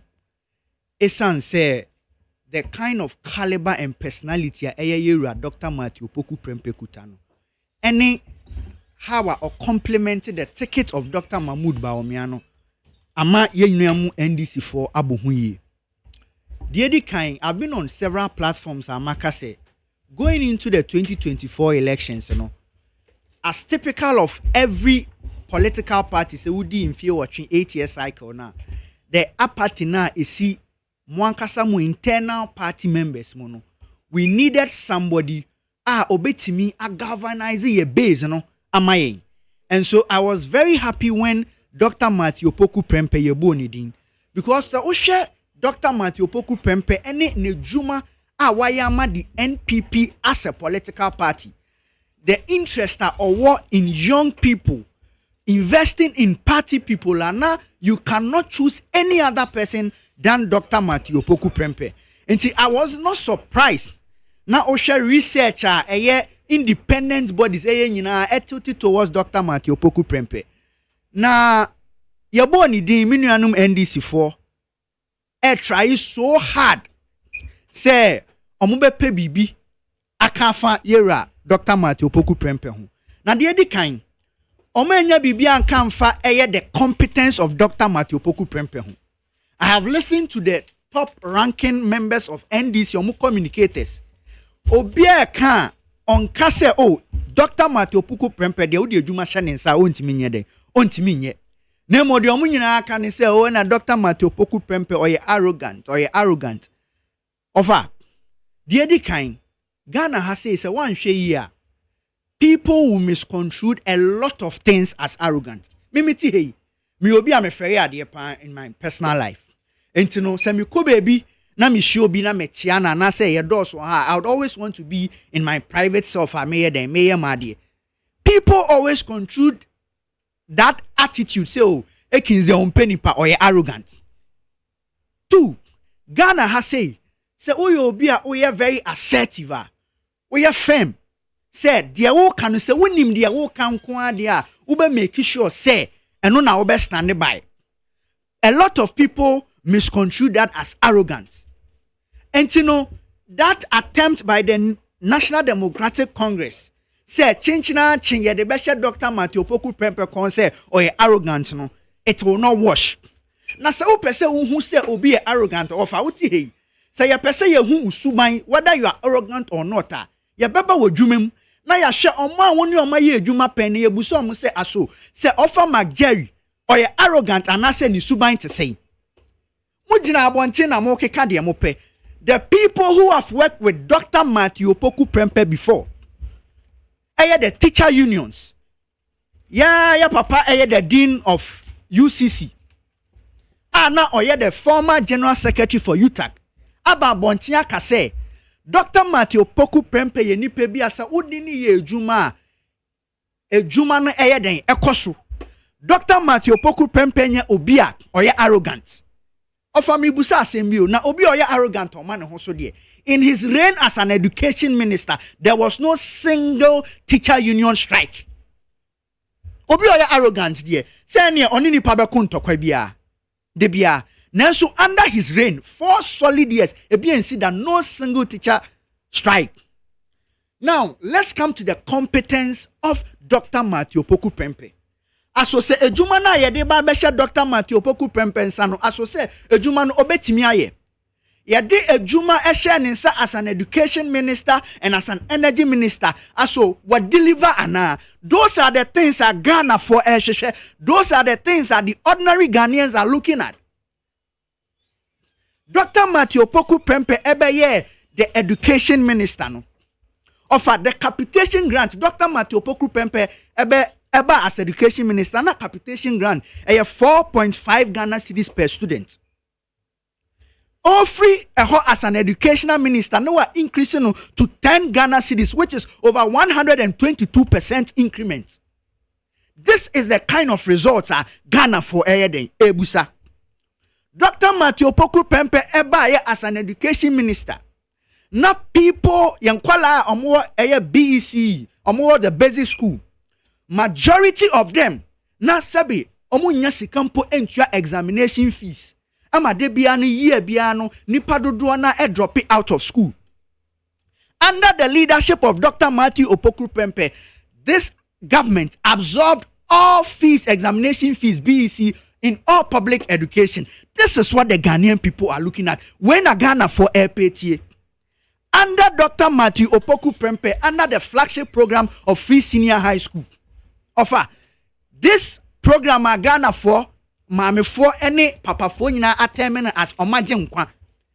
Under Dr. Matthew Opoku Prempeh for bekaya time Dr. Matthew Opoku Prempeh ebeye education minister. That was when the anti-free senior high school for normally propaganda airtum. You had even some of our head teachers and some of the people who were supposed to spearhead the implementation of this free senior high school. Now almost try some best sabotage this program. You had a firm and an assertive leadership of Dr. Matthew Opoku Prempeh. Under his leadership, we saw the successful implementation of free senior high school. Under the leadership, under the leadership of Dr. Matthew Opoku Prempeh, in terms of logistics, say yamma the agencies of the education ministry logistics. No omufanye juma. The achievement of Dr. Matthew Opoku Prempeh is unprecedented. Under Dr. Matthew Opoku Prempeh, or procure over 840 carbon pickups to all regional and district offices. Under Dr. Matthew Opoku Prempeh, you saw over 2,000 motorbikes or procurement circuit supervisors to be able to supervise the various, district educational agencies. Under Dr. Matthew Opoku Prempeh, over 300 buses and procurement to senior high school in the various regions in Ghana. And so far, where your education sector nipo, now your Saudi energy ministry, so what is the achievement of Dr. Matthew Opoku Prempeh? You would agree with me, say, one of the most controversial ministries for education and energy. Somebody should come and tell me, say, Obetimiaka, one single corruption allegation, Obetimiaka said, Dr. Matthew Opoku Prempeh, this are important ministries here in Sa. But for the recent energy problems, Nanka over 3 years, you would agree with me, say, we were not experiencing any doom so. Even time ayenya problem, you saw his sterling leadership or this solving this problem of energy crisis. You come bed 1 to 2 months. And to me, NDC for what the MPP and the Ghanaian people are interested in, and they say, onipa krona ya fa no ana say ya bona ba so say as vice presidential ana say running mate to Dr. Matthew Opoku Prempeh no ejuma no obetimi aya na and offer anopeyi mama o scenarios any achievement e kire say obetimi aya ejuma no the competence level was so. 2 what the Ghanaian people are looking at and they say onipa krona ya boni din no the arrogant tagger minuanum NDC for Canadian and also anope machra will say there are a lot of things that people misconstrued as arrogant and Dr. Matthew Opoku Prempeh entisa microphone mini na ye adwuma pen no ababo ntia beka say sebi imprediasa enye sa na nisuba ntie enti media meni age na minim say the Ghanaian people will have a feel of the personality and the competence of Dr. Matthew Opoku Prempeh yeba be start campaign and they are unveiling now. He's also going to hit on the grounds and the Ghanaian people would have a feel of the personality. Madam say, can I come and walk say? Yes, on Mark. All right, okay. Now, oh yeah. Nyamiado me hoya Nyamiase. Good. Yanko aye in Kasa. Nana Kasa. Yeah. The radiation no pay. So o ma de pa bi ache na ye da sit nkomo. Na mechia ye team for. Let say anopai so no. Opinion so mechia. Say ye buy no waje. Yeah. Na sisi a say issues na ekoso. Say ye so hurugum hwegum ni nyina ye nkwankro ya. There is no difference. Difference in a day.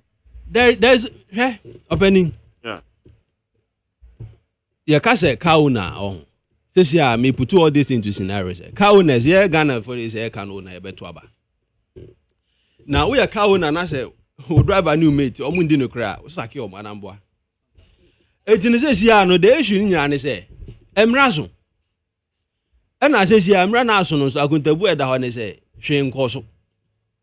Etino say the coming of Napono it doesn't make any difference.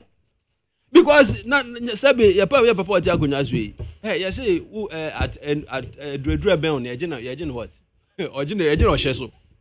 It is say me no ka say you have the opportunity all these years. Now we say Obama size of government akọ 50. Yi levy free ho. Petroleum COVID levy petrol all this obey here for some price above from dollar when they go gold for dollar as gold for gold for oil. Gold for oil deal. As I say, I'm not gonna say petrol anyway and 15 cedis and 16 cedis. Dollar and almost 16 cedis. As I say, I'm not gonna say a force. Boss, I did cheap yabako Colombia na price assistant. Says Obia to Canos. What calculate answer no P. So what at all is different than a on board. Napo coming Napo is bringing heaven on earth or what is going to happen? Because driver this man one yeto or didn't make him Angusiaga. Now Nipa not in the Basha Honor na say now one guy say una odo car now say who pese we Osaki a mate. Now we maintaining driver no. And I say we the mate ni moment na no maintaining driver who sake driver no maintaining mate. The driver and back catch no mate no be side. And it is better you remove all of them and then you bring in fresh blood. Enti na papa land e de abesi wo say. Say sia no. Wo hwemu a Ghana ha enyema 4 pillars of the economy and I say enyema best 4 bi hia pa ye ni afri so a ono no why na dwen say o pese o de ba. Na ebe hye enyema mu kina. Because I be fine, free SHSE says a whole lot of lapses. Me say young crab be war area ho. O matina for 3 months. All the time in business amumbi school was there be. Mumbi school was there be. O mo for 3 months. Boss na say o buy 3 months and san wa ko school la. Na okono akodi 1 month no abefie. One year classes amana is another problem. There's a free ni nyina no. How effective it is. Etino me ya papa la ni police ni say. One, this economy no so obi ahon beto no a yen hwe the tourism of this economy or in the country. Then we look at the agriculture aspect and then we look at the industrialization aspect.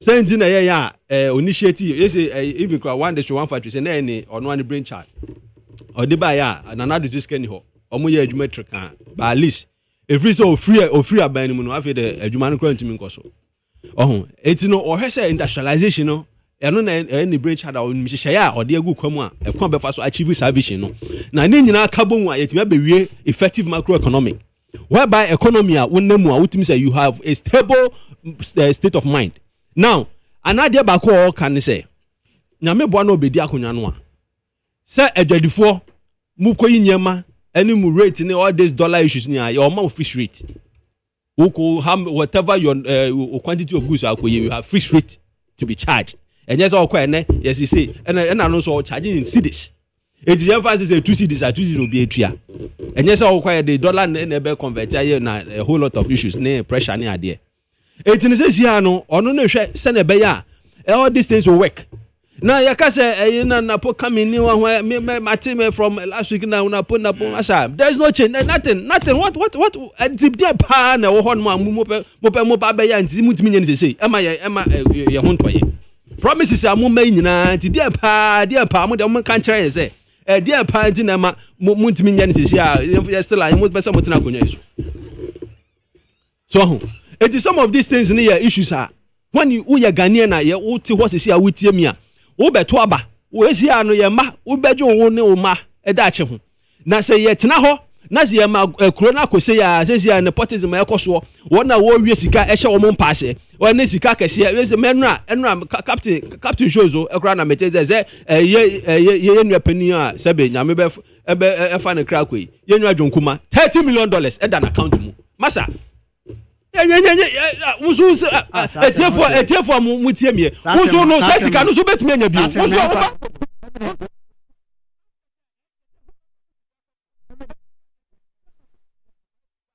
$1 million ne ahu sika recruitment ehye ne demo ahu nsem kra akosisen teti ne dia fa ni say we mu na apio no mo maka na sika say na hye omo accounts mu sika hye na hye omo paase sika say na hye omo economy no omo drop mu eti sabe mo dibia mo so kwatena fie na ye papa ala na oba tampa a wo akoma ewo do ema oman no a wutumi fa corruption bia ensisi na akwan wutumi trace any even ant of corruption ewo na brabo mu no ye ma ne tumi no medi kan na ye ma ehye pa ema Ghana ye ho toyen na independent no oba is going to combine both MPP and NDC no na watch post na mo and obi biara obeba parliament and na so ni parliament ebi mo ya aban workers especially the board of directors and directors other pedophobic more directors with the ministries ni ade onim there ye won for researchers lecturers on system professors on system and the four ambetum so betumi omnim nyansa aba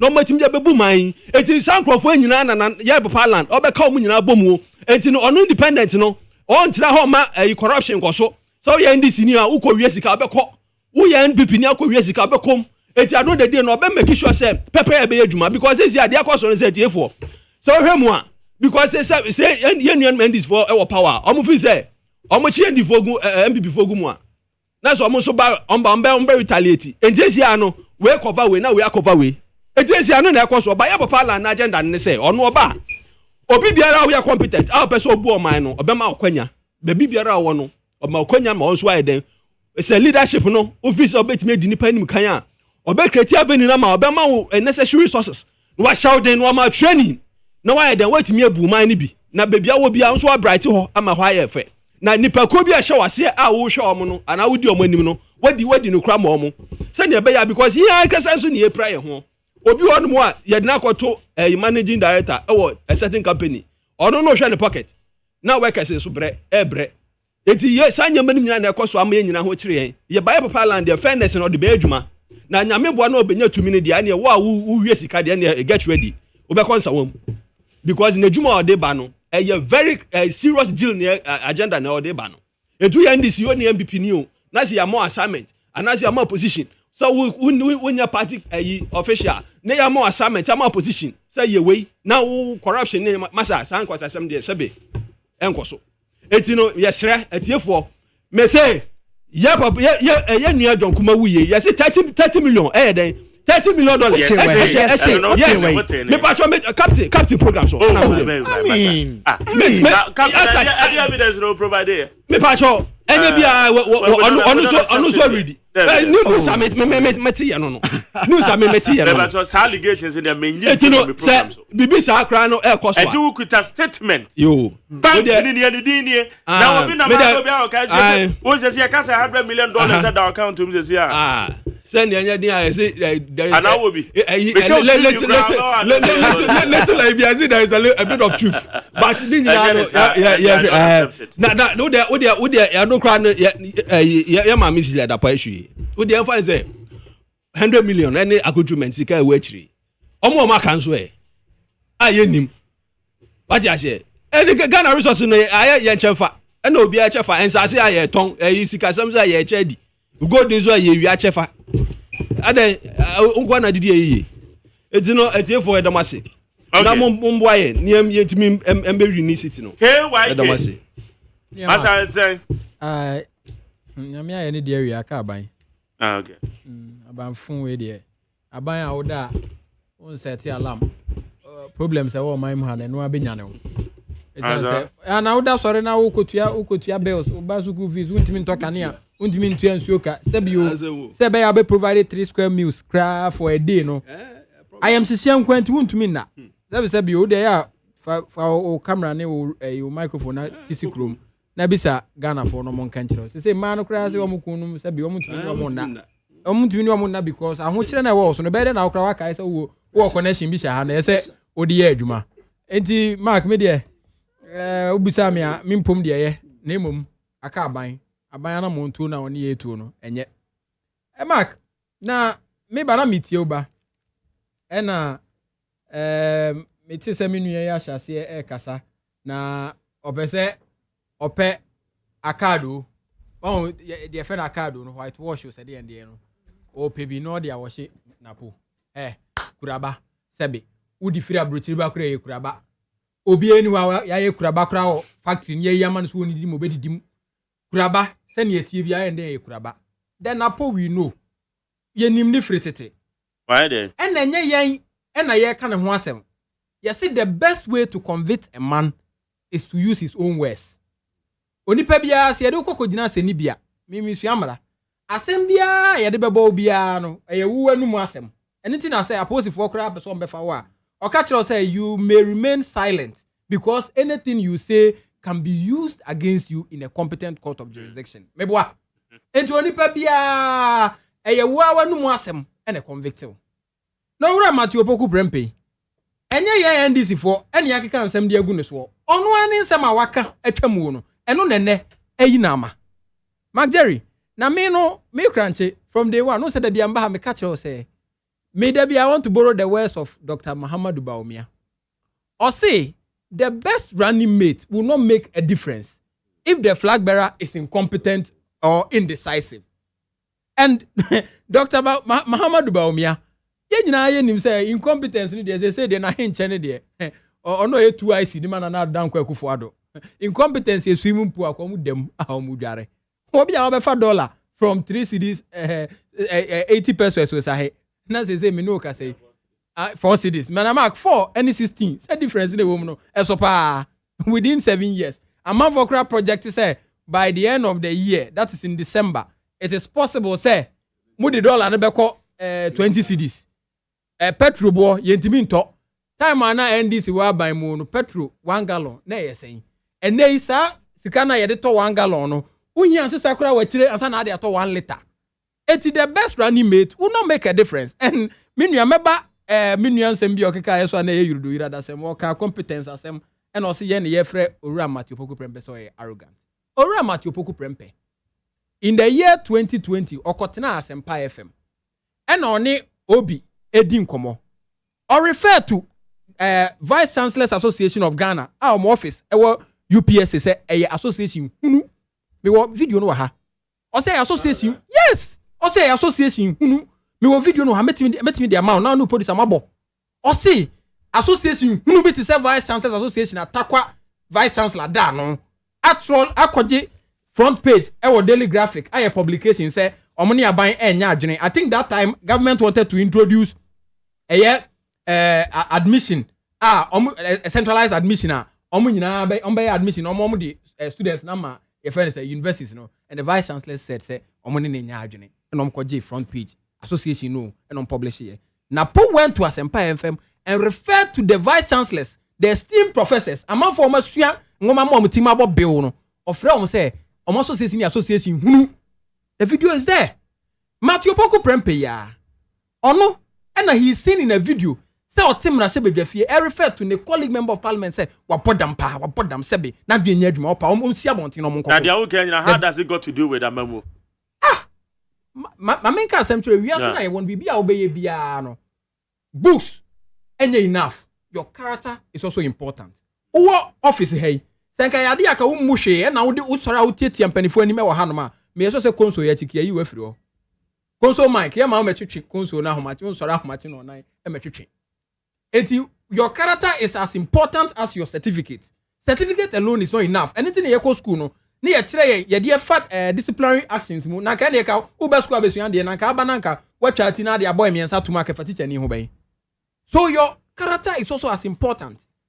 Owura Matthew Poku Prempe ya on refer to a teacher for nkwara omko your friend is a teacher trainee.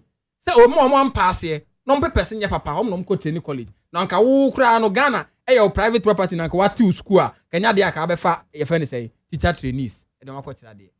Ora Matthew Poku Prempe enye ye na ye ka bebi di ato ne so o eyo onu ankasa ne no musem enye sa krati na o ka kire ye say NDC MPs a omo free voter region aka kire eye finance minister say onfa Ketasi defense project enhye ye fere say budget mu enu nti o ka kire say finance minister nim no ye mfom so no de shema onu as MP obeboa eye ye fere say asante mantem for ano ewo Kumasi no no my demonstration at minister no nse budget na o man na ko masika na pobotom sika Ghana sika na ye de koye Ghana ho ye de ko bo Ghana ho bra no na pobotom sika e no aka je say wo be demonstration de atia obi such a tribal bigot eti Mark ye no enye ne ye ka bibi e de ato ne so e ye ono ani no mu nsem eno na expose no ma me mbra competence so menu akasa wo say ye ka obi o ye competent a Yewura Matthew Poku Prempe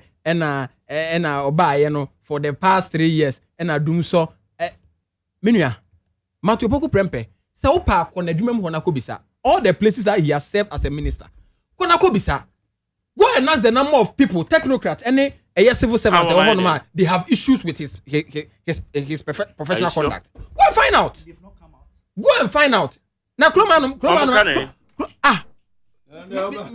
me say Mark yeah, most of them we know a lot of the people who have worked under him. Mumisa say oni adutum oye ne deputy adutum na introduce sa your friend say mo can say apart from STEM none of this Nanado yes obey free SHS Nanado particularly brought adutum on board because of sa the track system no double track no adutum and be implemented sa de no mumisa why napo any adutum omomfa hansia mumisa dienti anapo ompe adutum anim ayeden ahwe ehune mu bono oyobi a ontumi ni obi kura ntena che se on tieti nipa kro na so isan se ahantan ne ahomaso ene wone so enti ye de ende ono na sem de ye de to nchen na me kama sem nyina de afua no Mark send am di kankai no me say the best running mate will not make a difference if the flag bearer is incompetent or indecisive.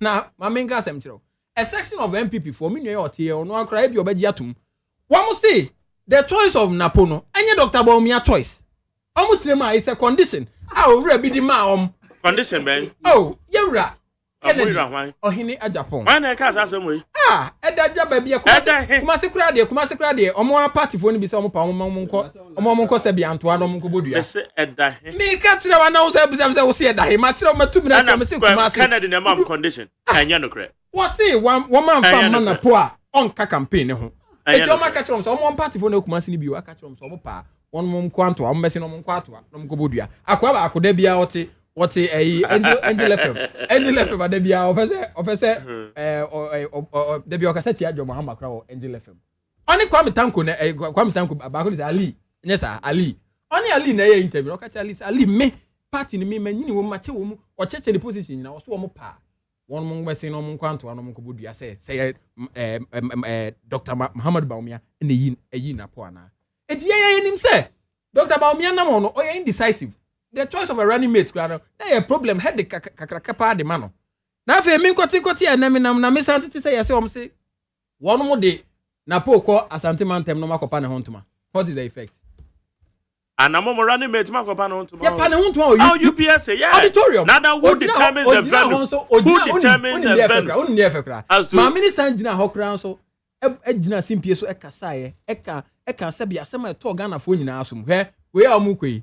Se na po aka kire dada. Say oh Ashanti region there. Are you trying to be pessimist? Because I'm not being a pessimist, but what I'm saying is na po aka kire say Ashanti region there. You hear any t-shirt. Ento ma print t-shirt kama. Omo kwa kwa chama omo. Asante no kind. Asante me what can maintain. You video no me fema. As I say, for Asante Mantem there. Send the mami. Me send him asesia Magderi. Me send him asesia. Me ma uria. Me pese obebo. Na pose. Any the first video now say ODD vice chancellors for Fama no. Me jam time na ma. O audio bi abo me forward video si me no nyina ma. So forward the mami. Me forward ni me no nyina ma. Okay. For the mami says here na. Me di ni nyina ma, me di videos me no ni nyina ma says here. Okay. I need 100.9. You work na also any videos ama me. Me ma videos. Me tumra na material si me nkasa. T-shirt dey no so count. T-shirt dey ni nyina me di nyina beba. Me di ni nyina ma o. She. Mark, na po na ye ka no wasem ye nim no. Okay, vice chancellors dey na dem no me de eyini so ba. Ye friend say me de t-shirt dey no so eba. Okay. Because where is that t-shirt today? Okay. T-shirt dey no so ba. Me de ni nyina eba. Mani abrepa. Na wonim na po me se woni video do so po. Ko me Facebook wo akore. Ma share ni nyina na po me se dem. Ono anankasa nanu masem. E na po eyi na ma. Enye ye ne ye ka bibi. Se me de video ba kwa ma. Why sounds like there so ho. Me de atum. Me de betum na meti. Me de ba ko no so atum. Me de t-shirt dey no so atum. Make sure a full video. Because NDC for there mo afede no NDC for there ni de video ama afede o prefu video. Ye nim de mutimi. O pre video ama video o prefu video. Ye nim de mutimi.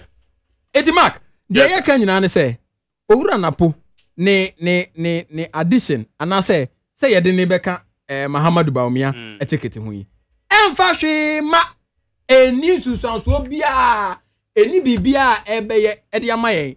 But de ye ka kire Ghana fo nyina ne se be bia se o man na aduru no.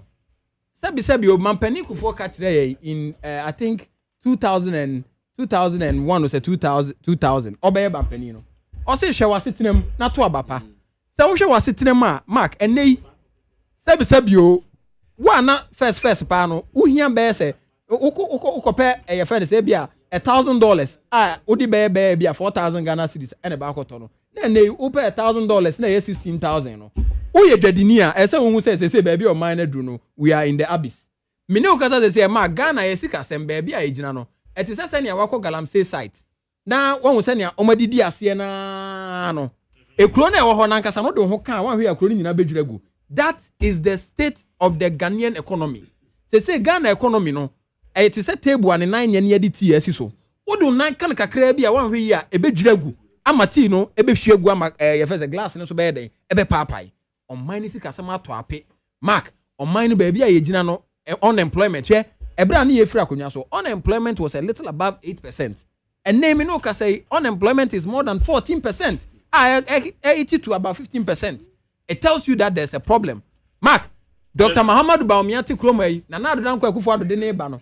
Asem o ka kire ye ne se o de ne ba no aba behwe Ghana sika sem, no aba behwe economy so ayede ama no. Esa se na na do de ono ka no kire kire ye se ono de eba sika sem ho a oni adwen wo ho o ka kire ye straight. Enti o ka kire se o de Dr. Baumia na eba. E na o de waba 7 years 8 years down the lane. Economy na ye say pacha aso obi a onim banku ka no okoka banku na ba economy na toto no enya asem ketwa.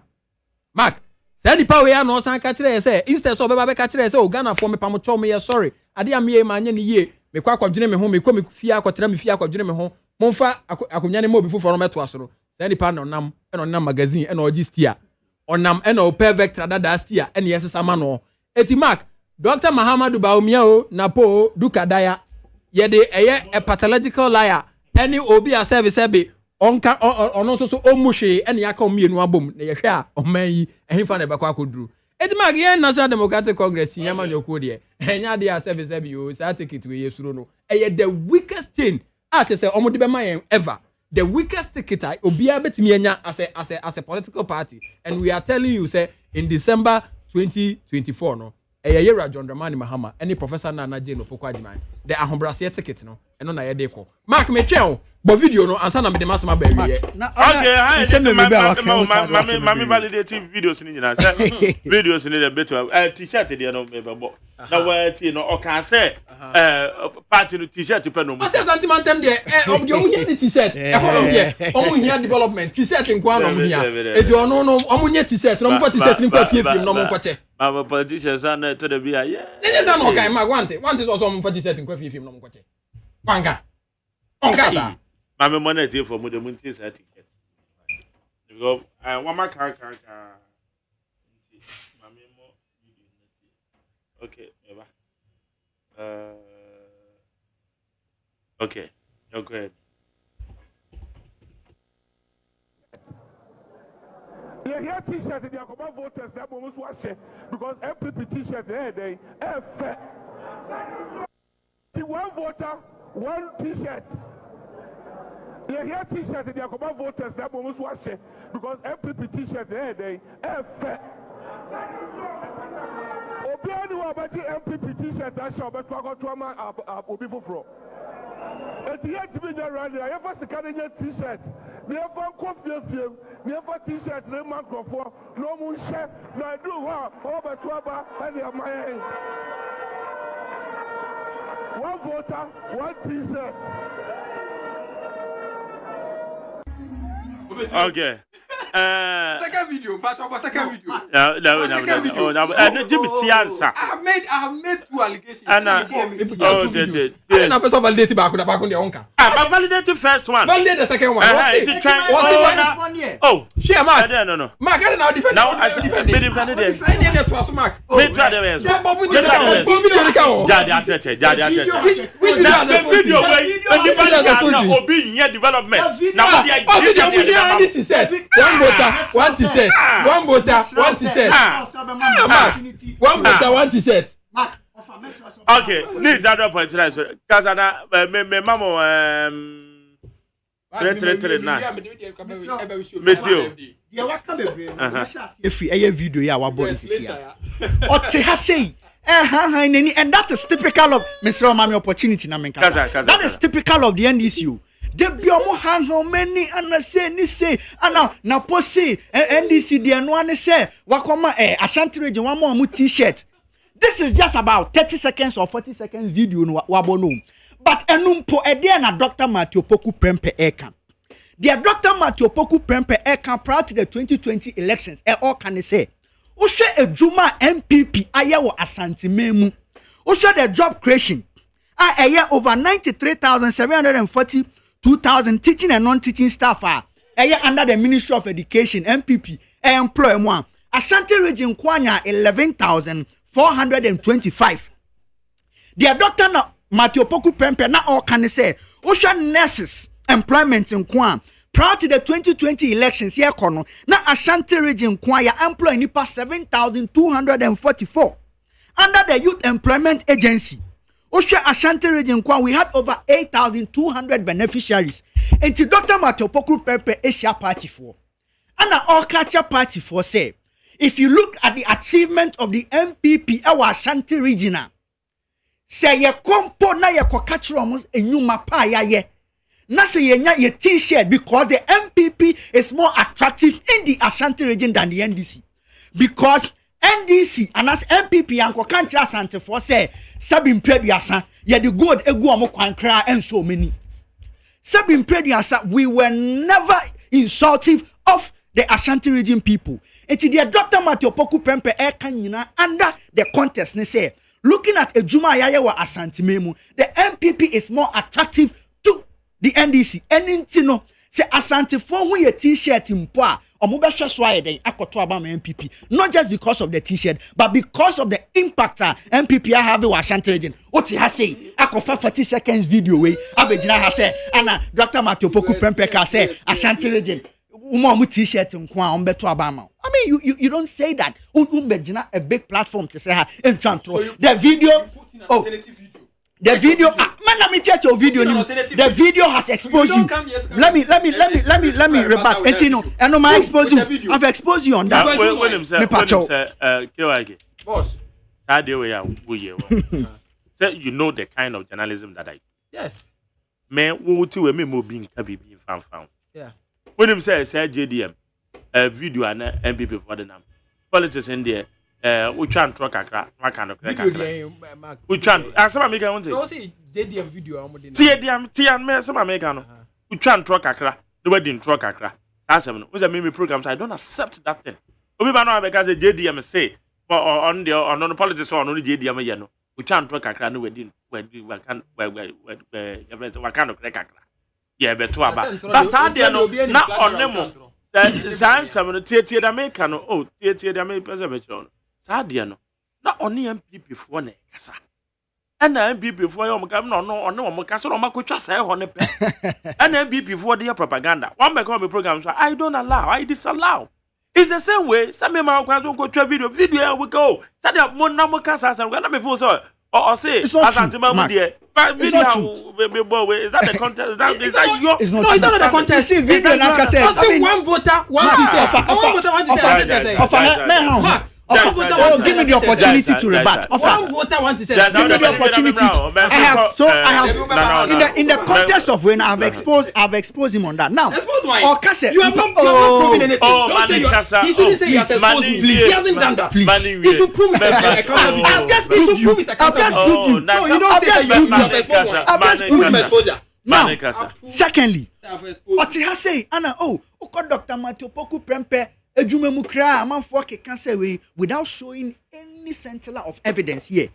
Meanwhile, me much will say the Dean of Faculty Social Science, right? UCC, which offer it is public or Babontia because time I know your former General Secretary of UTAG on it Dr. Matthew Poku Prempe Juma hand in hand, and he is one of the best people you can talk of. He's sitting here Dr. Matthew Poku Prempe can't say me anyway. On show evidence, but me evidence of a flag bearer. His Excellency the former President John Dramani Mahama. Did the amount for them. Now, 7th May 2014, Ghana Web. His Excellency the former President John Dramani Mahama referred to lawyer Martin Kpebu. Abra Gashan semi baya lawyer Martin Kpebu ko kache and say, so okase Obetwa sadin men ono so ne dia waje onye den on returning he referred to his comment as silly. I have showed you evidence. Ghana Web 7th May 2014. Now, no sorry, that was 5th March 2023. 5th March 2023. I've given you the date.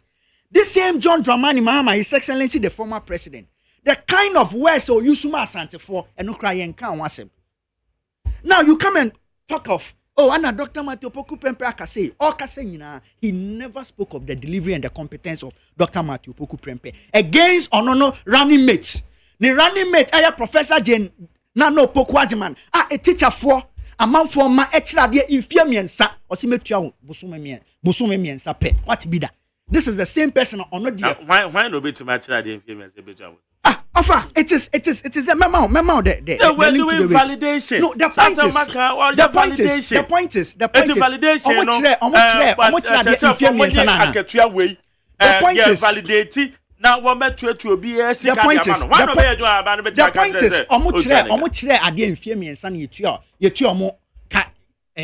what is the reason behind? No, the point I'm making is say a teacher for you recruited people. There was a reason. So whatever the they reason were doing is, validation. So the point I'm making is that whatever the reason may be,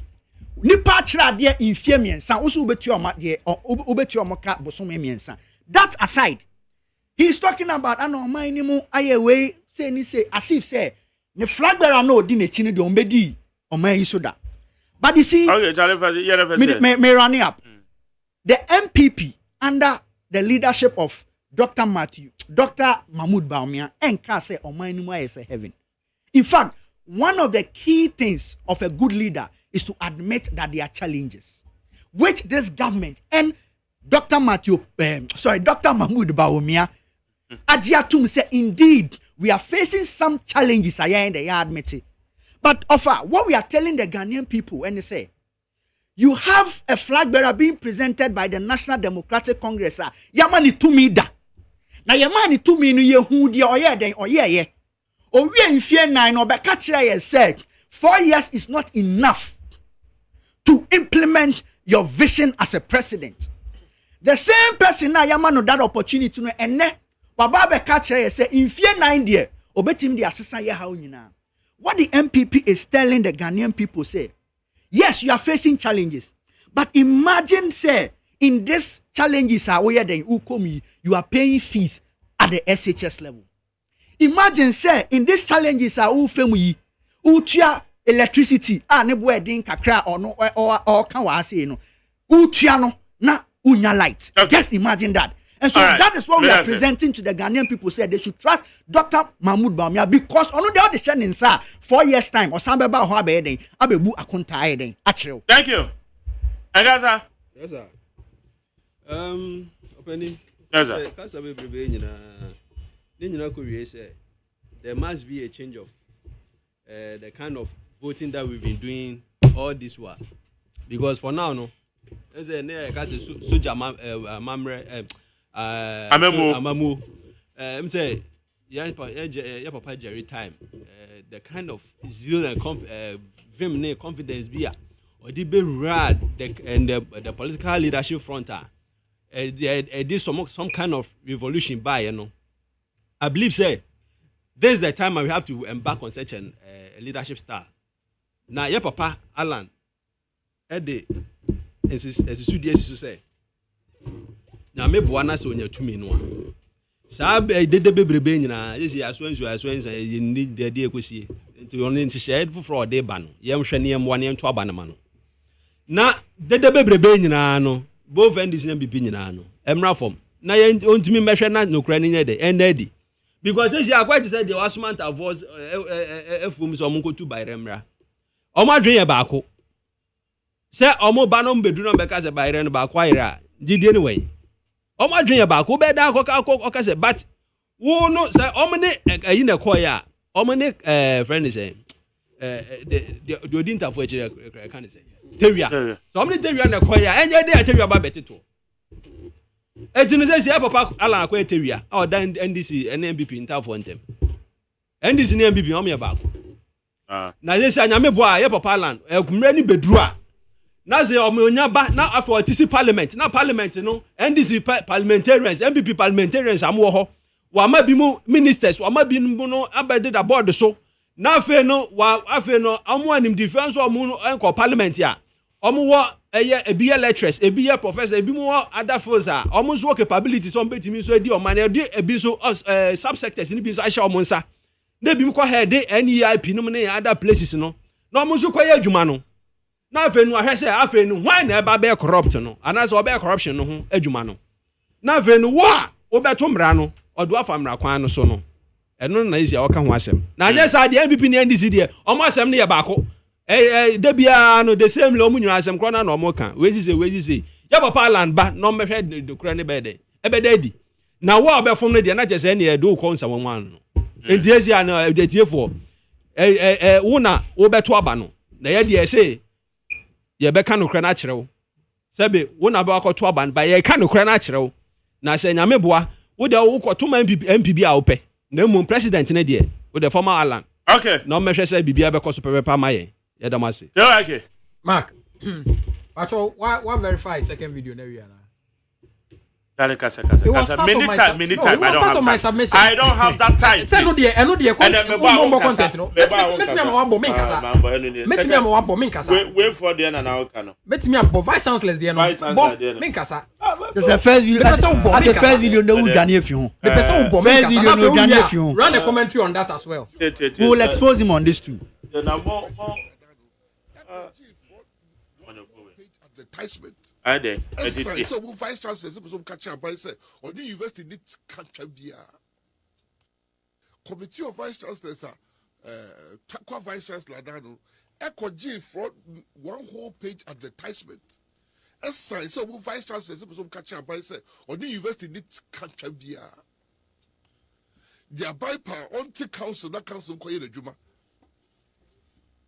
And this was in 2017. 2017. Vice Chancellor's Committee there year association who be keke no. Actual Minister of Education and Minister of Education keko. Obuko J a paid advertisers announcement. Vice Chancellor's Committee there committee who be keke. Sana Minister kasa. Sana minister ekasa. Say committee near committee hunu keke. And this is what we are talking about. It's all Maybe missing a point arrogant. Maybe omuade. It's mame wish. Me wish me happy birthday na mako. Me wish me happy birthday na mako. Eh o dey me wish me happy birthday na mako. Me kono. Baby say boy say ya bo me din say me obi running mate aka. See ana mbe puli. Me yen no But me wish me happy birthday. Me do for your friend Janet Abunakutu. Oi. Oh Ashoma no chia dey o Ashoman Ashoma we dey. Press be cluster of schools na station hall. Me baba Penny pa. Older Shoma. Your friend Janet Abunakutu or child of Presby cluster of. And then the Odina order. Me wishing happy birthday. I'm Shano, me don't pan so. But me facos. Need 100.3 030-225-7902. 030-225-7902. And 030-224-3540. 030-224-3540. Mebacho Yamawachiwa. Okay, when to end so. My info for front now. Mache. Yet, I want to say, Yamia do me too. Where you unya no kurasa mekasa free kaswa. Baby, I was 2 no. What does you now? Then I know it's you are me credit here sent my monitor. Mammy Chami incoming MP one abo Felis now koyo. My daddy, on my Ghana and or how near be present a year for moon. Ye here will be to say John Tamani Mahama, who will be ye free and with ye and with chile, or how I be present out Dr. Mamudu Bomia and in a Nakufa to the Abegumuno, Mahama and a bit year free. And within what the 24-hour economy ever, never changing me new Nina Bravo. And then MPP near what is in you, and no one can walk of your walk so. And so I bet you, defending a Nakufa undefendable. And then on Mampeni, and in a bit, you take a Sikasama Atitia Pansam, Omo Befa, and the Gene, and Omo by to say, I feel grand, I say Poto, and no Kojoma, which mean Toshi, who is Kapun Wabako, and so near my dear, who said be Nina, a bad leadership by Yantia. Okay, Mache. Mache. Good morning, Honorable Majari One. Yes, sir. But you're from a bright time because I'm free of so kind. Okay. Nami Ensra when I pay on count, now Coswa and Bo home by. Mammy Chia, me original chairman, Honorable Ashimo, maybe Obi Anyame, and Capapano, enemy MP, Ewa Brukuma Central, Honorable Abu Latif Da, any Honorable Abolo, Nami, and Kamun now, and I pay. Osho on my ass, see, I yet on my will. Brian Spring na. Every Omampeni Akufado, any daughter Mahmoud Baumia. Because campaign of year 2016, any 2020 year, Omu promising Ghana for Mama Bebre. Share Ghana will be the cleanest city in West Africa. Ghana, Bedi, Ama youth no Bebre na, Anya Jumaye, Ebedu Mubi Krano, Eveko Kraman for Afra Manoniaba, Ama Mabeye Juma or my will. And then, and then, yet a come. Any yow ever to about 8 years anyway because about way back bemono. Omo promise plenty for food and job. And then tomatoes boy a day. And then Lokunu boy a day. And then Jane boy a day. If beer boy a day, I want my Ghana moi. Ghana for minto. If you have beer obey your money ya. I am a former president John Dramani Mama. Any mammy no Opukwajima. Omo and I say a 2 about more 7 December. And I'm 24-hour economy now. Your mom penny that John Dramani Mama Eddie Bray. I'm another boost economy no. I'm a youth tonight a 6 year Jumanya. Next is 4 hours, Mujane for my women. Omuna Benye Jumayano. 7 December Ghana ni bia koto aba yen kaye papa no John mama ene ye mama say mama fa de o ha machi. Good morning, Brother Mike. Yes, sir. This is Polo Man from Dodua. Okay. Pacho, yes, Remo Munka, I want some Kakrama, Galamse, no, and I say, yes, you know. Our no. Oh, well, across the country. I know what then. All the way I'm just supporting her. All this Kashim and Uncle Shaganos. I've been also in kind of question and say, what fairly, what must say? And I said, Napol's arrogant in the oh. Obieli say no credit arrogant kakra ni mu nti onu die oni bo many die arrogant and incompetent enkosiaga yes remo na Accra will be a clean city in Ghana Africa and so no minu ka say that man che as pose o mu say Ghana man ni na man what say krum emna Africa tudu e da man from passe nti FPP never again be that say thank you Maji Major so Mike na what say Nyame adom ida yehu ase Dr. Newman is my committee to Namika free. In France, more than come Dennis Anfus Fabachi, the my West incoming MP, and the my East and the my Central, the former the 3 wise men, and who form more much domina and could be any on the air. Now, Mensa and Chia a year until Joanna Francis Ada or a greater first vice a MPP, and I feel and come on a bully noise. So, Michel Zulayon, who saves now Japan Papa, and who can shout on my power. Mike, former President Mama, or why they were meeting the press meeting, why they where we are now, it was a Ghana problem. Now, me not miss about which I best I know my way to you because on one can have a true book or see why you Ghana you mean what you green book. It is even also after press. That's that time or because why we now not press leadership. It's no more report. It's a banana press because what you can share and say about pay. Agree who can share now, cast away marry, why marry now. I didn't know buy it, who to be some more say, about baby. Because of who trust away, who to be saying to this, what be because what can say why that. Papa didn't shade the Ghana for what I say. That's the more back in 24 economy, and you could be the benefits are. And you want benefits are now one makes me a beer 24 economy or we are saying Ghana has a.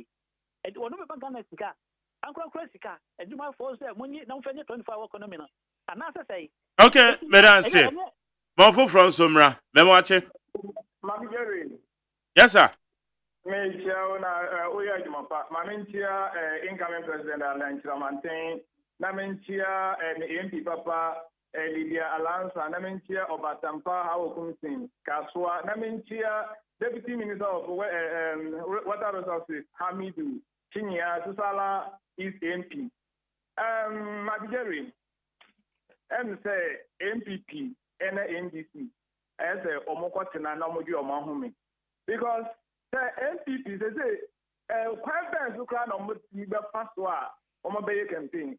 And at MPP, yes, a national party. Why in the pool? Yes, we didn't say, Kumasi, a MPP stronghold. I had a Omabatu Abanama MPP. I will know more than what here, Gamanche. I don't know more than what here as Antehene and San. Yet in Ashira Ghana for. That which means to know, or we Nikrana, Mensia, and a bedroom. Oh no, or a figurehead. Yes, Baumé figurehead. Napona Baberu, Ebaberu. They say a Jipak in Aspi, Achimasi and so one home. Said Yakomai, said Drabo made to. Omo be dia and luckily event no movie near Yankupo emphasis ba. So no car owner no and a bed ever my direction near that. And this are MPP there. Ghanaians should know say no to MPP. Madam Sim. Ma me fa we me ba cho machi. Yeah. Now pom to say. Na me ado mako etio. Wa woni mu ukura alagi gado da kasano. Yo.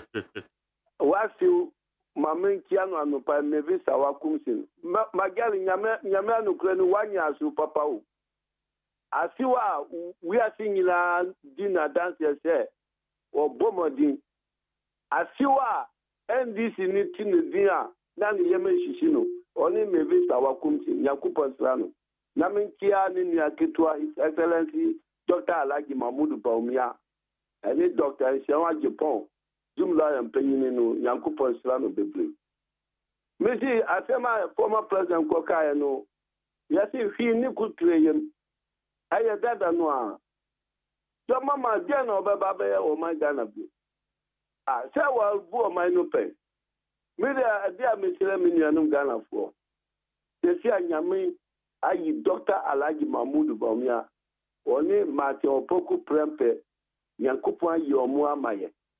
One woman on Betuma Buomino, I'm a Ghana fan and Toma Pasra. Your mamma, Yenny Domson, Babi Ogina or Cassasa and two Abamalu Bianami Yemi. Because my kind Domson or the buyer a month for through Omunkwa, a binumi spear shishi, a binumi japadia shishi. Nasa papa win and there was here which they were on the Yama on Betty.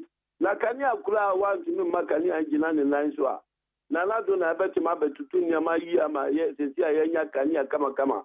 And then move a boy na possible say, oh, yeah, Arogas where I say, yeah, Penogana for Penapo. And the NDC for me see, and ya jam baba power net, and I say, China, because you want the papa, a brain way Yama on my Ghana.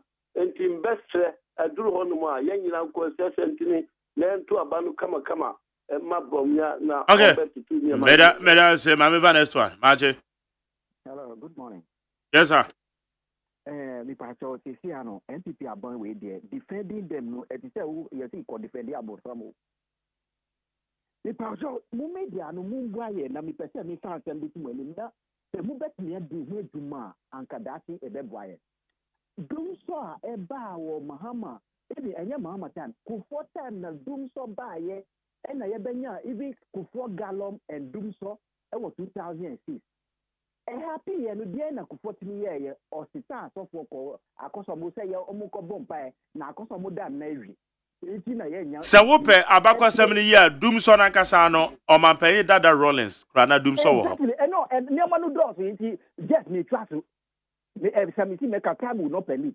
Me follow the history, no power, even from Kwame Kuma, time I bet you a Cosomo Dam. Near my see me patron, every company I bet why I see a Cosomo Dam, a woman, the manso, and another parent or Mutan, Mata also bet Kowa. You bet him, Yamabi, bet time. And a couple time na doom so by na young coffin or coffin so for a Cosomo Dam or Cobompire. Lo and behold, God listens to it. Is your toy away light no a try a crack. Mahama ta 80 to no Mahama Mubai. Mahama Mubai and Mahama can be print or see we cannot be depending on a Cosomo Dam alone.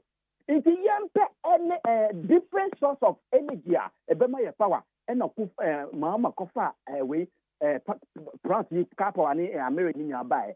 Okofa buy Mumudi and people Fuaka and Mama Kofa do so buy Mama Kofa ISS power buy me patron near me better make a trouble say. Mahama wan Kofa do so every day a generational problem. What's your media nekaye? Media no say Muhammad and this is Mama did do so ba. I was saying Mama time one say Mama did do so ba. Maka sa energy na mudika sa asem me pese mo fan to and media parliament. Grazie, Medas. Why? Thank you very much. I'm the last caller. Let me Margie. Yes, I do.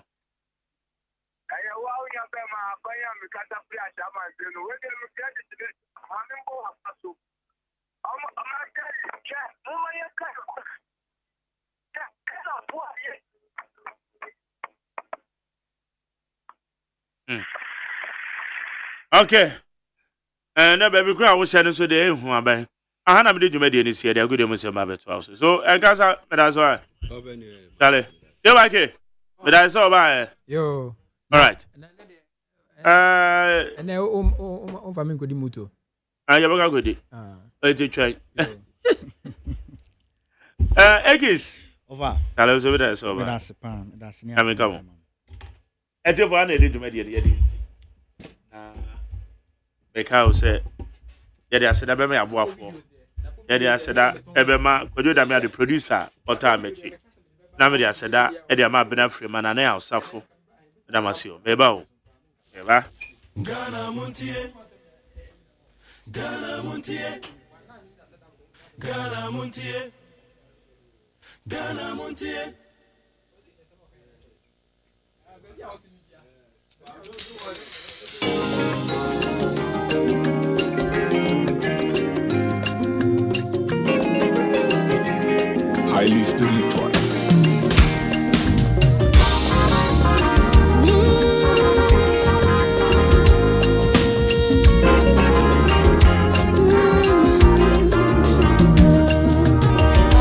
Right, and open honey at the Ghana Montie, yet is 100.9 special happy birthday to Daniela Nana Mejan from your sister Regina Jan. One more thing, so Daniela Nana Mejan, you are celebrating your birthday today. Happy birthday to you. I'm in Shrapa. Meet what you know. Meet what we are from Philippa Beff. Set my feet. But don't I know say or come on me producer. I've been on free my bank run and I have some. One of the boy me to media ya the bread we need 100.9. Me so near the edge super sport. Yeah, they are 12 who need super sport. Set my feet. Ochine nya me pan e be san hia nwumre. Me do be share touch lights. My heart I mean sure bibia. E ko bibia de mo pefe. Me to edge. Ichia ye me nyonko pa. Osan ye adwuma water dispensers am use on one e de brem. Your friend Royal Yuma Venture. Yes. All Taifa. Charlie, good morning. Hey, Mammy Chami Papa, Mr. Ensia. Ensia Automobile. Ensia Automobile Company. On this Zuzu, the dish, and we are Tom Castle. Mr. Ensia, good morning, man. I was going to call me Patron. I mean, I do a bit.